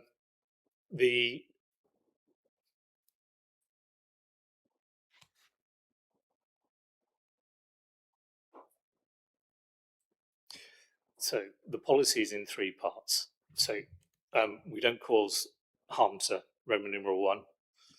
We, in our view, don't cause harm to Roman numeral 2. And it is our view that we have provided the necessary infrastructure and facilities having regard to framework DM5. So your position then, Mr. Derbyshire, I take it for now, answer is, well, even if you don't comply with Roman numeral 3, you still comply with F as a whole. Is that your position? Well, we do comply with Roman numeral 3, so it's a moot point in my advantage. But how is the necessary infrastructure and facilities defined? So how can we be clear on what is the necessary infrastructure and facilities? Well, Mr. Derbyshire, we've been discussing this for a number of weeks now. We understand the points in dispute are education and health, correct? Yes. And if the inspector decides against the appellant on those points and sides with the council, it is right, there'll be a conflict with this part of the policy, correct? Yes. If we can move back now to the new NPPF and to HC4, which is page 78 of the PDF.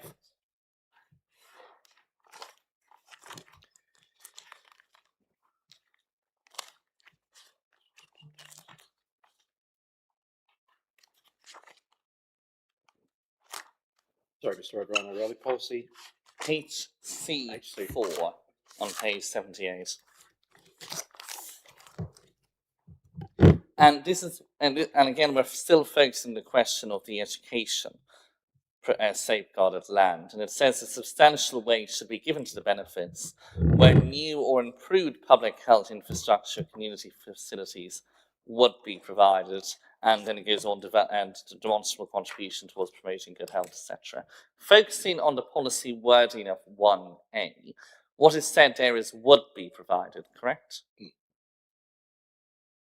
So all that's on the offer, all that is offered in unilateral undertaking, as you fairly said in your evidence in chief, is an option for the Education Authority to acquire the safeguarded land, correct? Correct.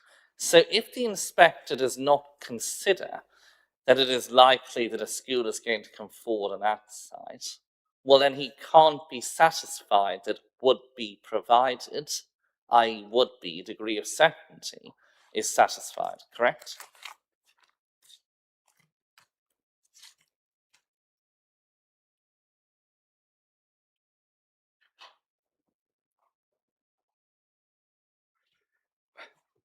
There's a point here is in the construction that ultimately, if someone offers up the land, it is up to the education authority to take it forward at the end of the day.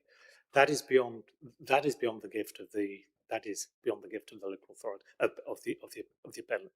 Well, Mr. Darbyshire, we've got to be very clear about the policies and what we're telling the inspector to do with each of those policies. And the point I'm putting to you is part of the factual matrix here is the education authority are saying a school is not going to come forward on this site, correct? Yeah. And so in that world, there can be no question but that would be provided is simply not satisfied, correct?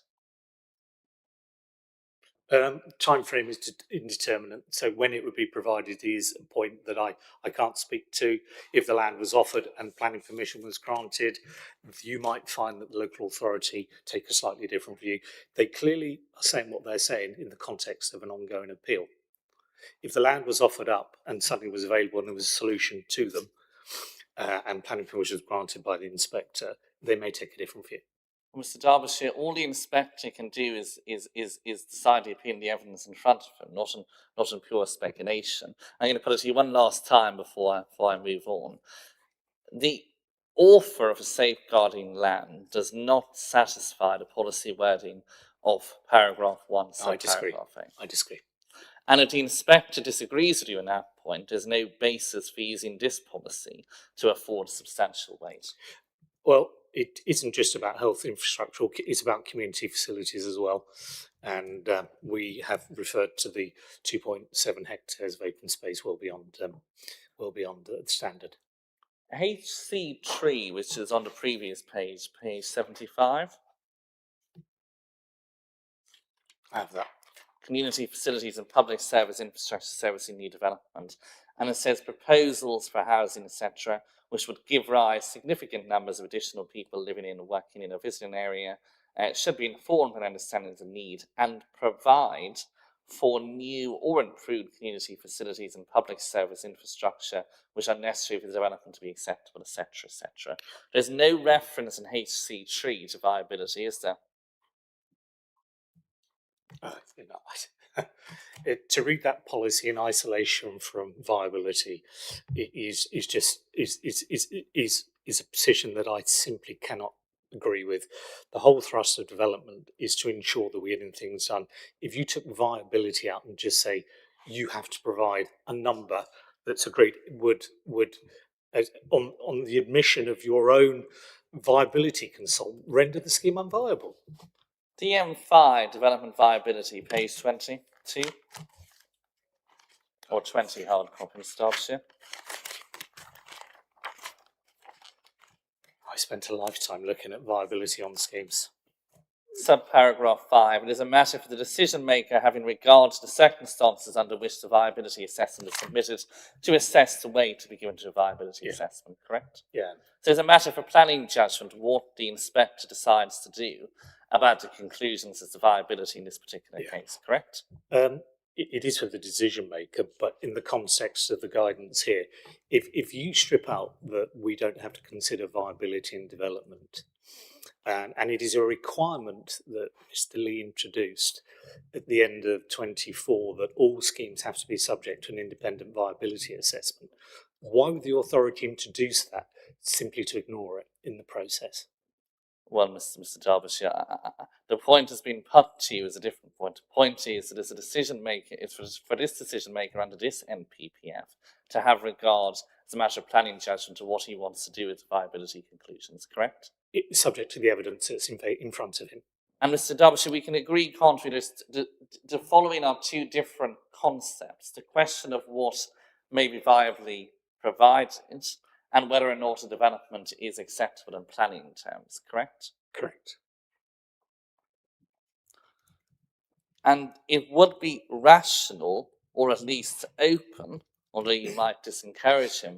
On the viability point, the context of might be unacceptable. There's a whole raft of factors that have to be considered in terms of other matters. I'm not sure how you phrase that when. Well, Mr. Derbyshire, my own friend will have the opportunity to re-examine you.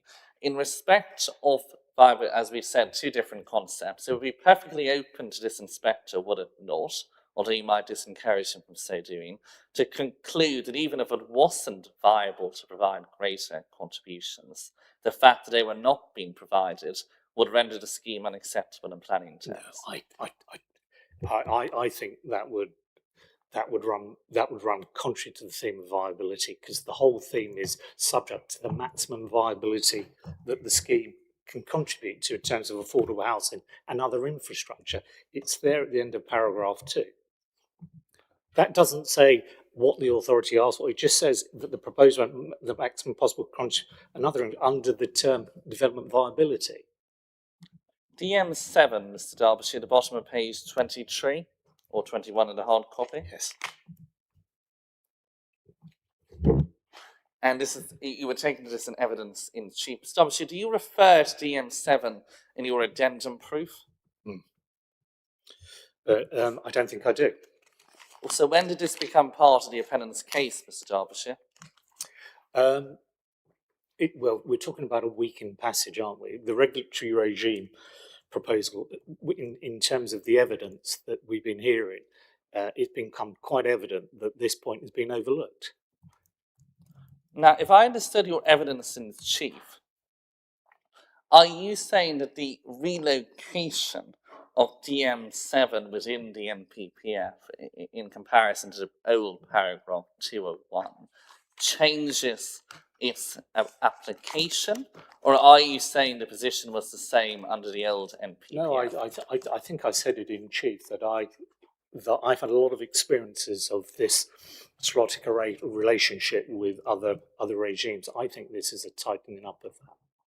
Can we turn up core document 13.57?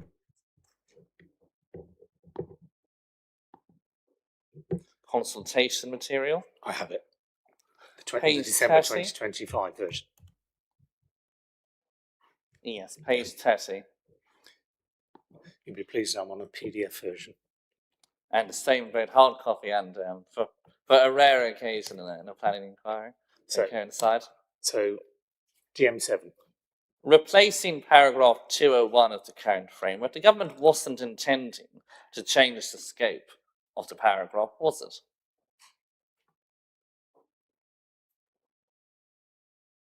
Well, I think it then goes on to say, replacing paragraph 201 of the framework, this policy clarifies how planning decision should interact with other regulatory regimes.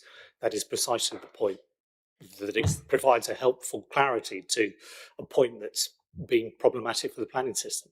Mr. Derbyshire, you understand that this party in PPF is simply reflecting what's known as the Gateshead principle, correct? You have to remind me of the Gateshead principle. Well, that the planning regime should not replicate other Correct. regulatory controls, just for example, pollution control. And it should assume they operate effectively and do what they're responsible for. Exactly. Just so, for example, if one was dealing with a waste plant, you wouldn't impose a condition relating to the exportation of waste if, for example, the Environment Agency's license was going to deal with the way in which that was to be managed. Okay, and water resources management plans and so a whole raft of other things.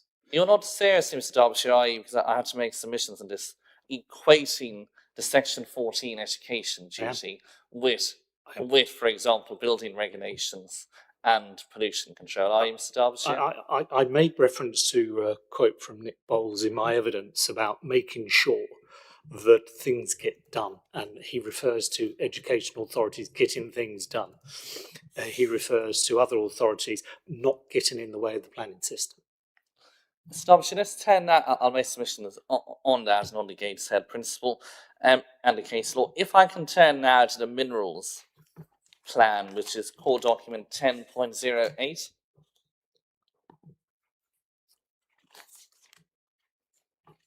And policy 5, which is on page 35.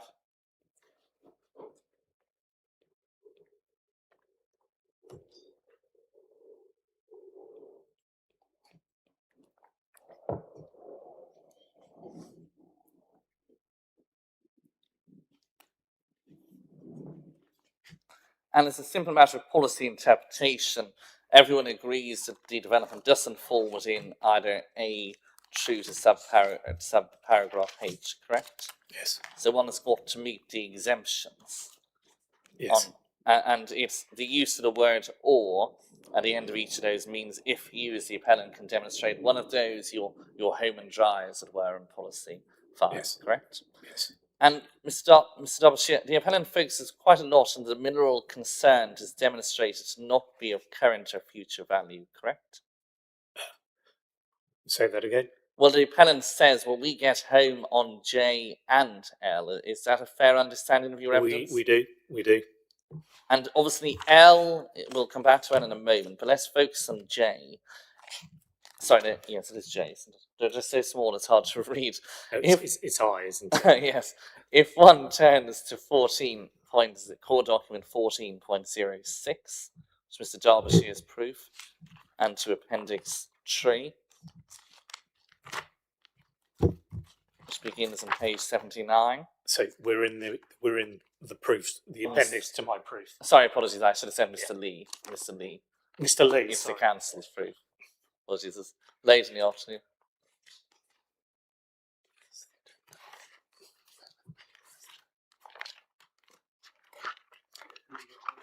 It begins on page 79, sir. It's the letter of the 7th of July 2026 to Mrs. Pritchard.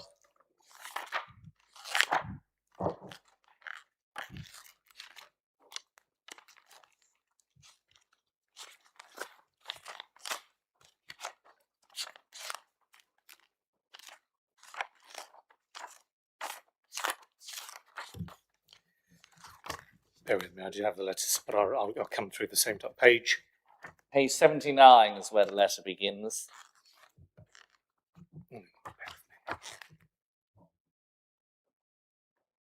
And the particular Bear part... with me, it's appendix 3, sorry. Appendix 3, yes. I don't have, on my hard copy, I don't have that. So I'm just having to go through the appendices, apologies. It's really about halfway through the document as a whole, if that helps. Appendix 2. It's got a large appendix too. Yeah, I'm sorry. I do have a hard copy of this separately, but let's refer to the same version. Yes, have you found it now, Mr. Derbyshire? So this is the letter of the 7th of July this year from Cambridgeshire County Council as the Minerals Authority to Mr. Pritchard. And if I can turn to the second page of that letter, which is PDF page 80, and the third row asks about the question of it being unlikely to be viable or of any value to extract any underlying sand and gravel. Sorry, you see that? This isn't numbered. It might be easier just to go on the PDF. So if you just go through the bullet points, the table address is not numbered. So I then have the letter. Well, let's work through the Mr. Derbyshire. Do you have the page that has the start of the table? I do. Yes, and if we look at the heading is statement/topic is set out in email 29 Yes, you I have see that. that? Yeah. And if we go 3 rows below, it says that in accordance with the local plan site assessment, it is also unlikely to be viable or of value to extract any underlying sand and gravel. You see that? Yes. So what the appellant was doing was asking the Minerals Authority to agree that it was unlikely to be viable or of any value, correct? Yes, we were. And if we look over on the right-hand side of the page, the Minerals Authority is providing its response to the appellant's request, correct? Yes. And what the Minerals Authority says is disagree. And then Yes. the reasons for that are set out. It says, as set out in your email, the council stated in response, and then there's a quote, it goes on over the page to say, this states that extraction of mineral is unlikely to be practicable, but it does not indicate that the material may have no value now or in the future. That's what the Minerals Authority is saying, correct? Yes. So if one goes back to the minerals policy, core document 10.08 and policy 5, do you have that open in front of you? I do. And where one looks at the sentence that says the mineral concerned is demonstrated to not be of current or future value, the position of the Minerals Authority is that hasn't been satisfied, correct? Yeah, but your point is the minerals can be extracted where practical prior to the development taking place. We've passed that. We've passed that. Or, We've passed that. We've passed that. well, Mr. Derbyshire, my learned friend will make submissions. I'm focusing on the parts of the policy that I Yeah, understand. but I think you explicitly said in opening your questions to me, there's if you pass one of them, you pass them all.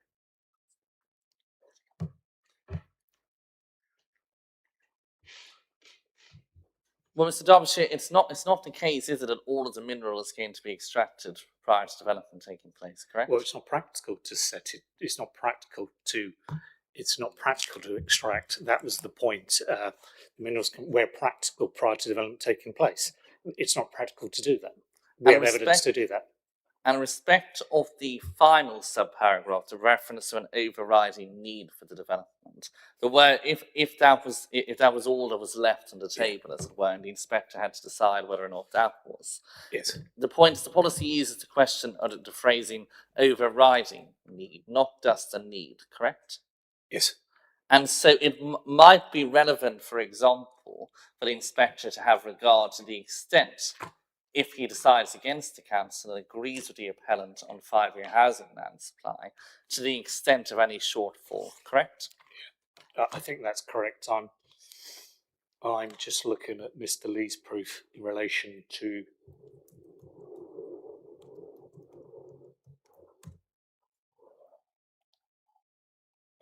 I think the inspector needs to not just our evidence on the unmet need, but also Mr. Lee's own evidence, 680 to 682. Well, yes, I'm sure the inspector will read all of the evidence in full many times. Can we turn now to the NPPF, please, and new policy M6, page 55.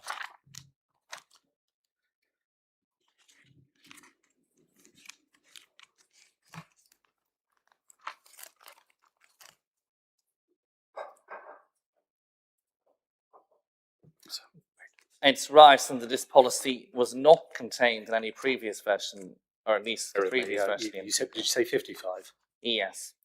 Policy M6. Yes. Sorry, it's hard copy 53. Policy. Sorry. I'm not being difficult. No, I know they do. I don't understand why they can't. No, it's just a page over, yeah, and I've tabbed it as well. It's right that that's a new policy. Yes. So the government has obviously been concerned about the potential for mineral resources to have been undermined, correct? I've no evidence to suggest that. I think it's just a rephrasing of a policy that existed in the previous framework. I don't think there's any evidence in front of the inquiry to say suddenly there's an overriding concern about mineral extraction that was different to the 2024 EP framework.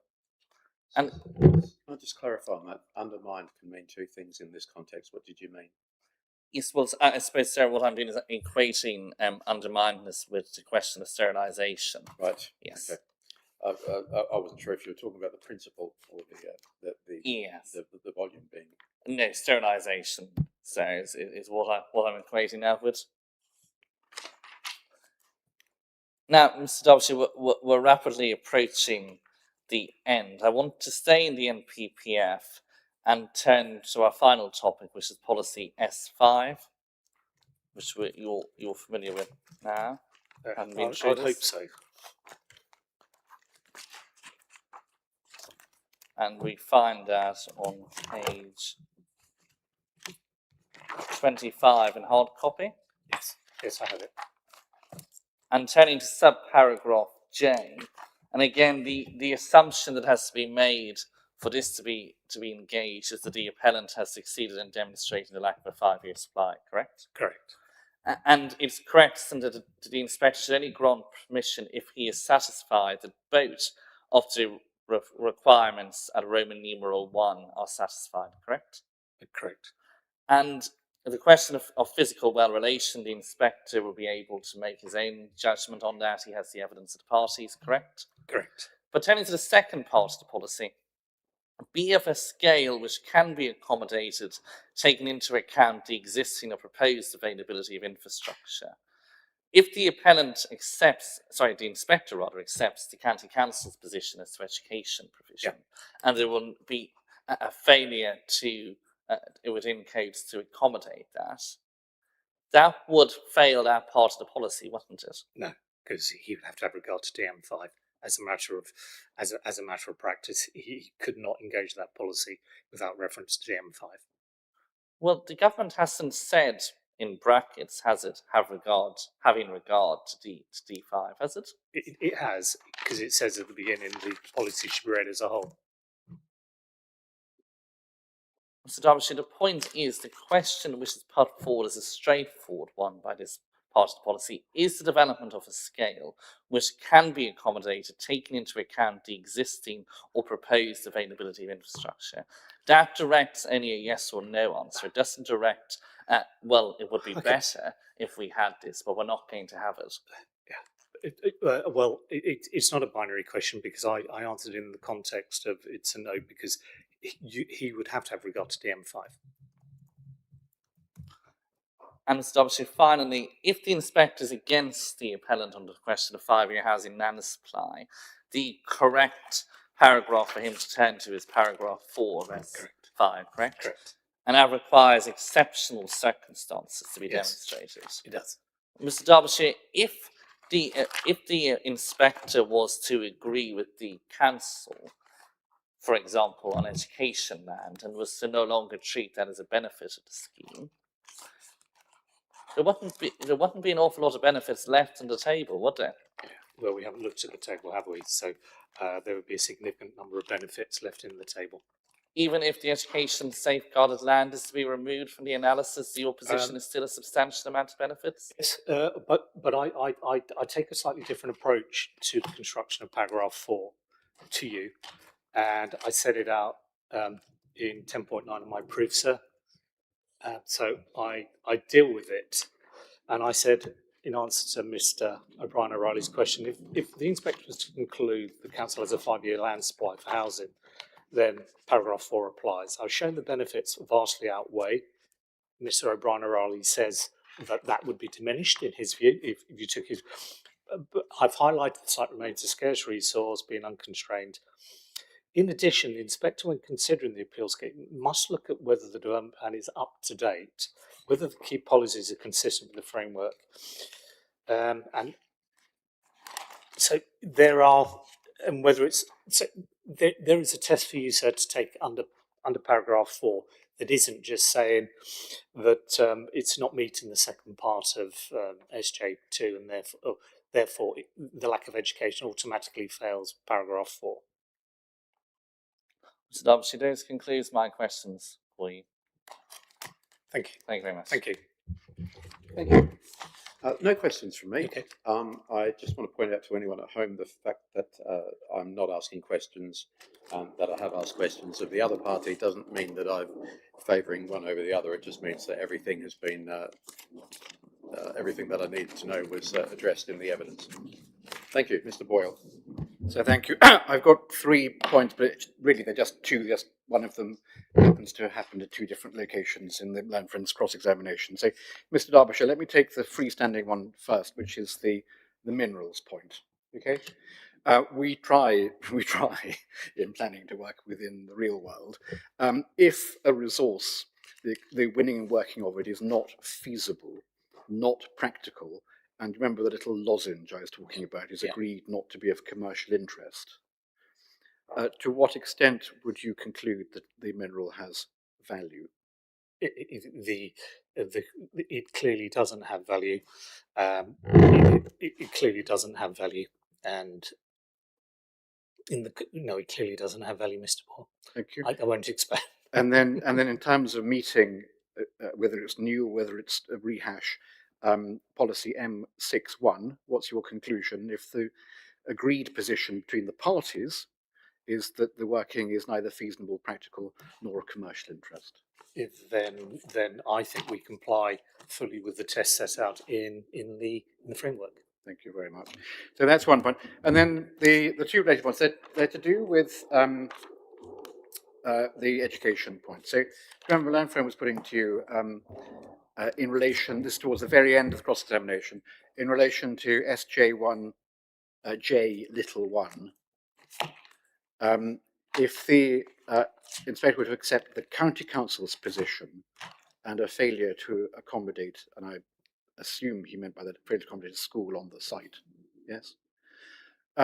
Whether that would therefore fail the last bit of Little Roman 1, in the context where where there is no duty to provide imposed upon a public body, duty to provide a necessary piece of provision, whatever it is, and what could specify what provision is, one might see how that could arise.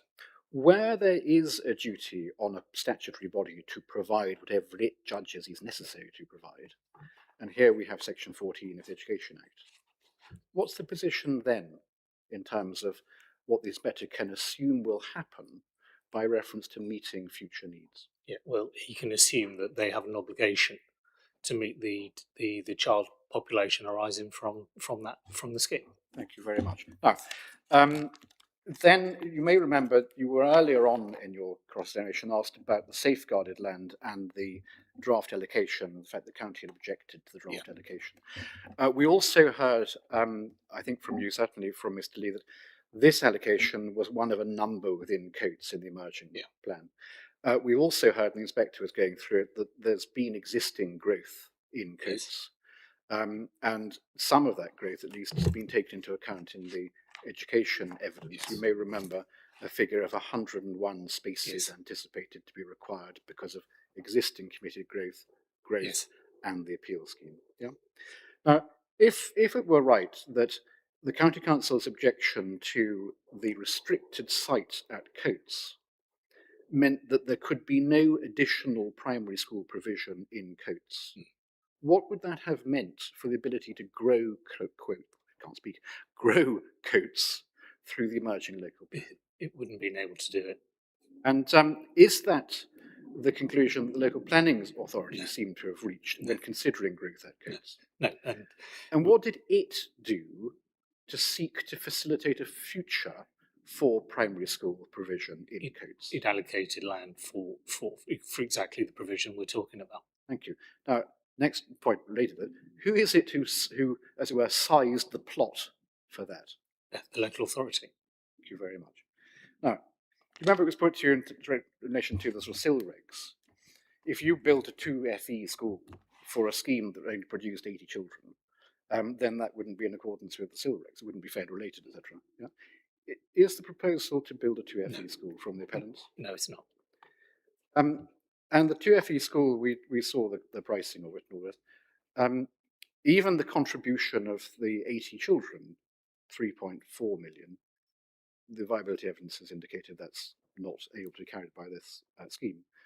The provision of the land as a facilitator for somebody else to come on and provide a school of whatever size for whatever the growth needed figures are, is that SIL compliant? It is. If the scheme were to have, as it were, blanked out the site, covered it all with housing, to what extent would that have been a potential negative in the planning for Coates? Well, it's a double negative you're trying to apply. It would have been. It would have been in terms of provision. It would have been held against us in the balance and in terms of provision. And so, having removed the negative, your view, please, as to whether or not we've then spilled across the line into something which is still non-compliant. It's quite strange we're talking about provision of land for a school in an area where the existing school is constrained as somehow not being a benefit to the community. Thank you very much. There's nothing else, Mr. Derbyshire. Thank you very much. Thank you, Mr. Derbyshire. I appreciate it. And also Mr. Lee, thank you for your evidence today. Right, that concludes our substantive evidence giving and taking. Thank you. As a crash course in the new NPPF, I would definitely recommend this to my colleagues over any TPI or Chambers-led course. Absolutely, thank you. I would recommend it to the consultants, though. So yes, yes, free for some and expensive for others too. So, right, I just want to make a comment on something I mentioned yesterday, and that is how I'm going to deal with the windfall provision. And the effect that it's going to have on the issuing of the decision in terms of timing. Firstly, I mentioned, yesterday, that the windfall position certainly seemed seismic at the time. based on the difference in the 5-year housing land supply position. As there is a slight change in, well, slight, I guess, some moving towards the same position, but still disagreement. It obviously changes the weighting that I'm going to give it in the final decision. I haven't decided what that is yet, but it also affects the quality approval process, I guess, that that goes through in the planning, in the planning inspectorate. Usually, our decisions don't need to be or aren't checked by anybody before they go out, unless they're a decision that raises particular issues or needs to go to the minister. In this instance, I have asked the chief planning inspector to check it, and there'll also be legal checks because, as I mentioned yesterday, it's something that is fairly significant in terms of Check it. chief planning inspector. Chief planning inspector. Yep, who's agreed to have a read, or one of her professional leads. Yeah. And you say there's also a legal check. Yes, there will be. I've also asked the ministry for a comment. I'm not sure whether that'll be communicated externally when that comes in, just to let you know that it may delay the issuing. We don't normally give a timetable for issuing a decision, an appeal decision. We're specifically told not to avoid disappointment. But I just wanted to flag the fact that it could be delayed. That's very helpful, sir. And I totally understand the position you find yourself in. As you've seen from ID 20 and ID 19, depending on your conclusions on ID 19, it may be the windfall aspect becomes academic to your decision. So there is that. But I'm not saying that to tempt you not to grapple with the point. It may be that you just find you don't have to grapple with it. I've obviously not taken instructions on this, and I haven't discussed the matter with my friend because you've raised it very helpfully at this point. We may want to reflect overnight on what the correct process for fairness might be. I appreciate that within PINs there is a QA process. Normally, as I understand it, it's literally things like making sure you're getting your references right and you're not having some poopers and howlers within the text, as opposed to active guidance on how to approach a matter. I'm also aware that there is also, on various topics, as well as PIN standard guidance to help inspectors, and that, I think, upon application is published. My only hesitation, I raise it at this point, is the reference to the government, because as you will be aware, interpretation of policy is ultimately a matter for the courts, Tesco's and Dundee. The government might say, well, we intended this, but actually what they wrote is to be read X rather than Y. So I think, but I'll have a word with my friend afterwards if we may. We may want to just have an opportunity, if the government does respond with a particular view, either the authority or we may want to say, well, hang on, that's all very well what they said they meant by it, but does it actually mean that in law? So I just flag that as a possibility. Absolutely, thank you. It was remiss of me not to mention at the start that anything that anybody else says doesn't have an impact on my decision, which remains my own. Yeah.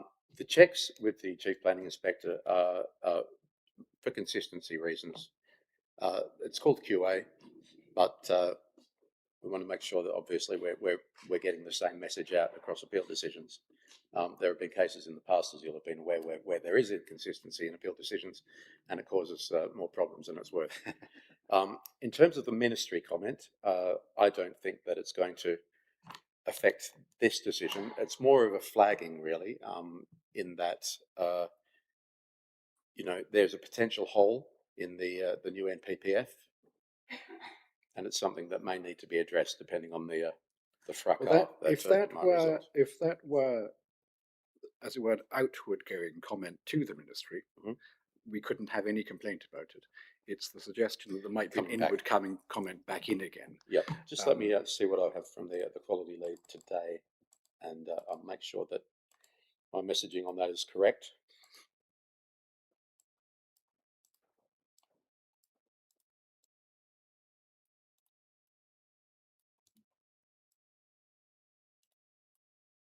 Right, so it's us advising them, and they may advise on legal points, but it won't be a substantive comment on the appeal decision itself. That's very helpful, sir. Thank you very much. Good. Is there anything else that anybody wants to raise?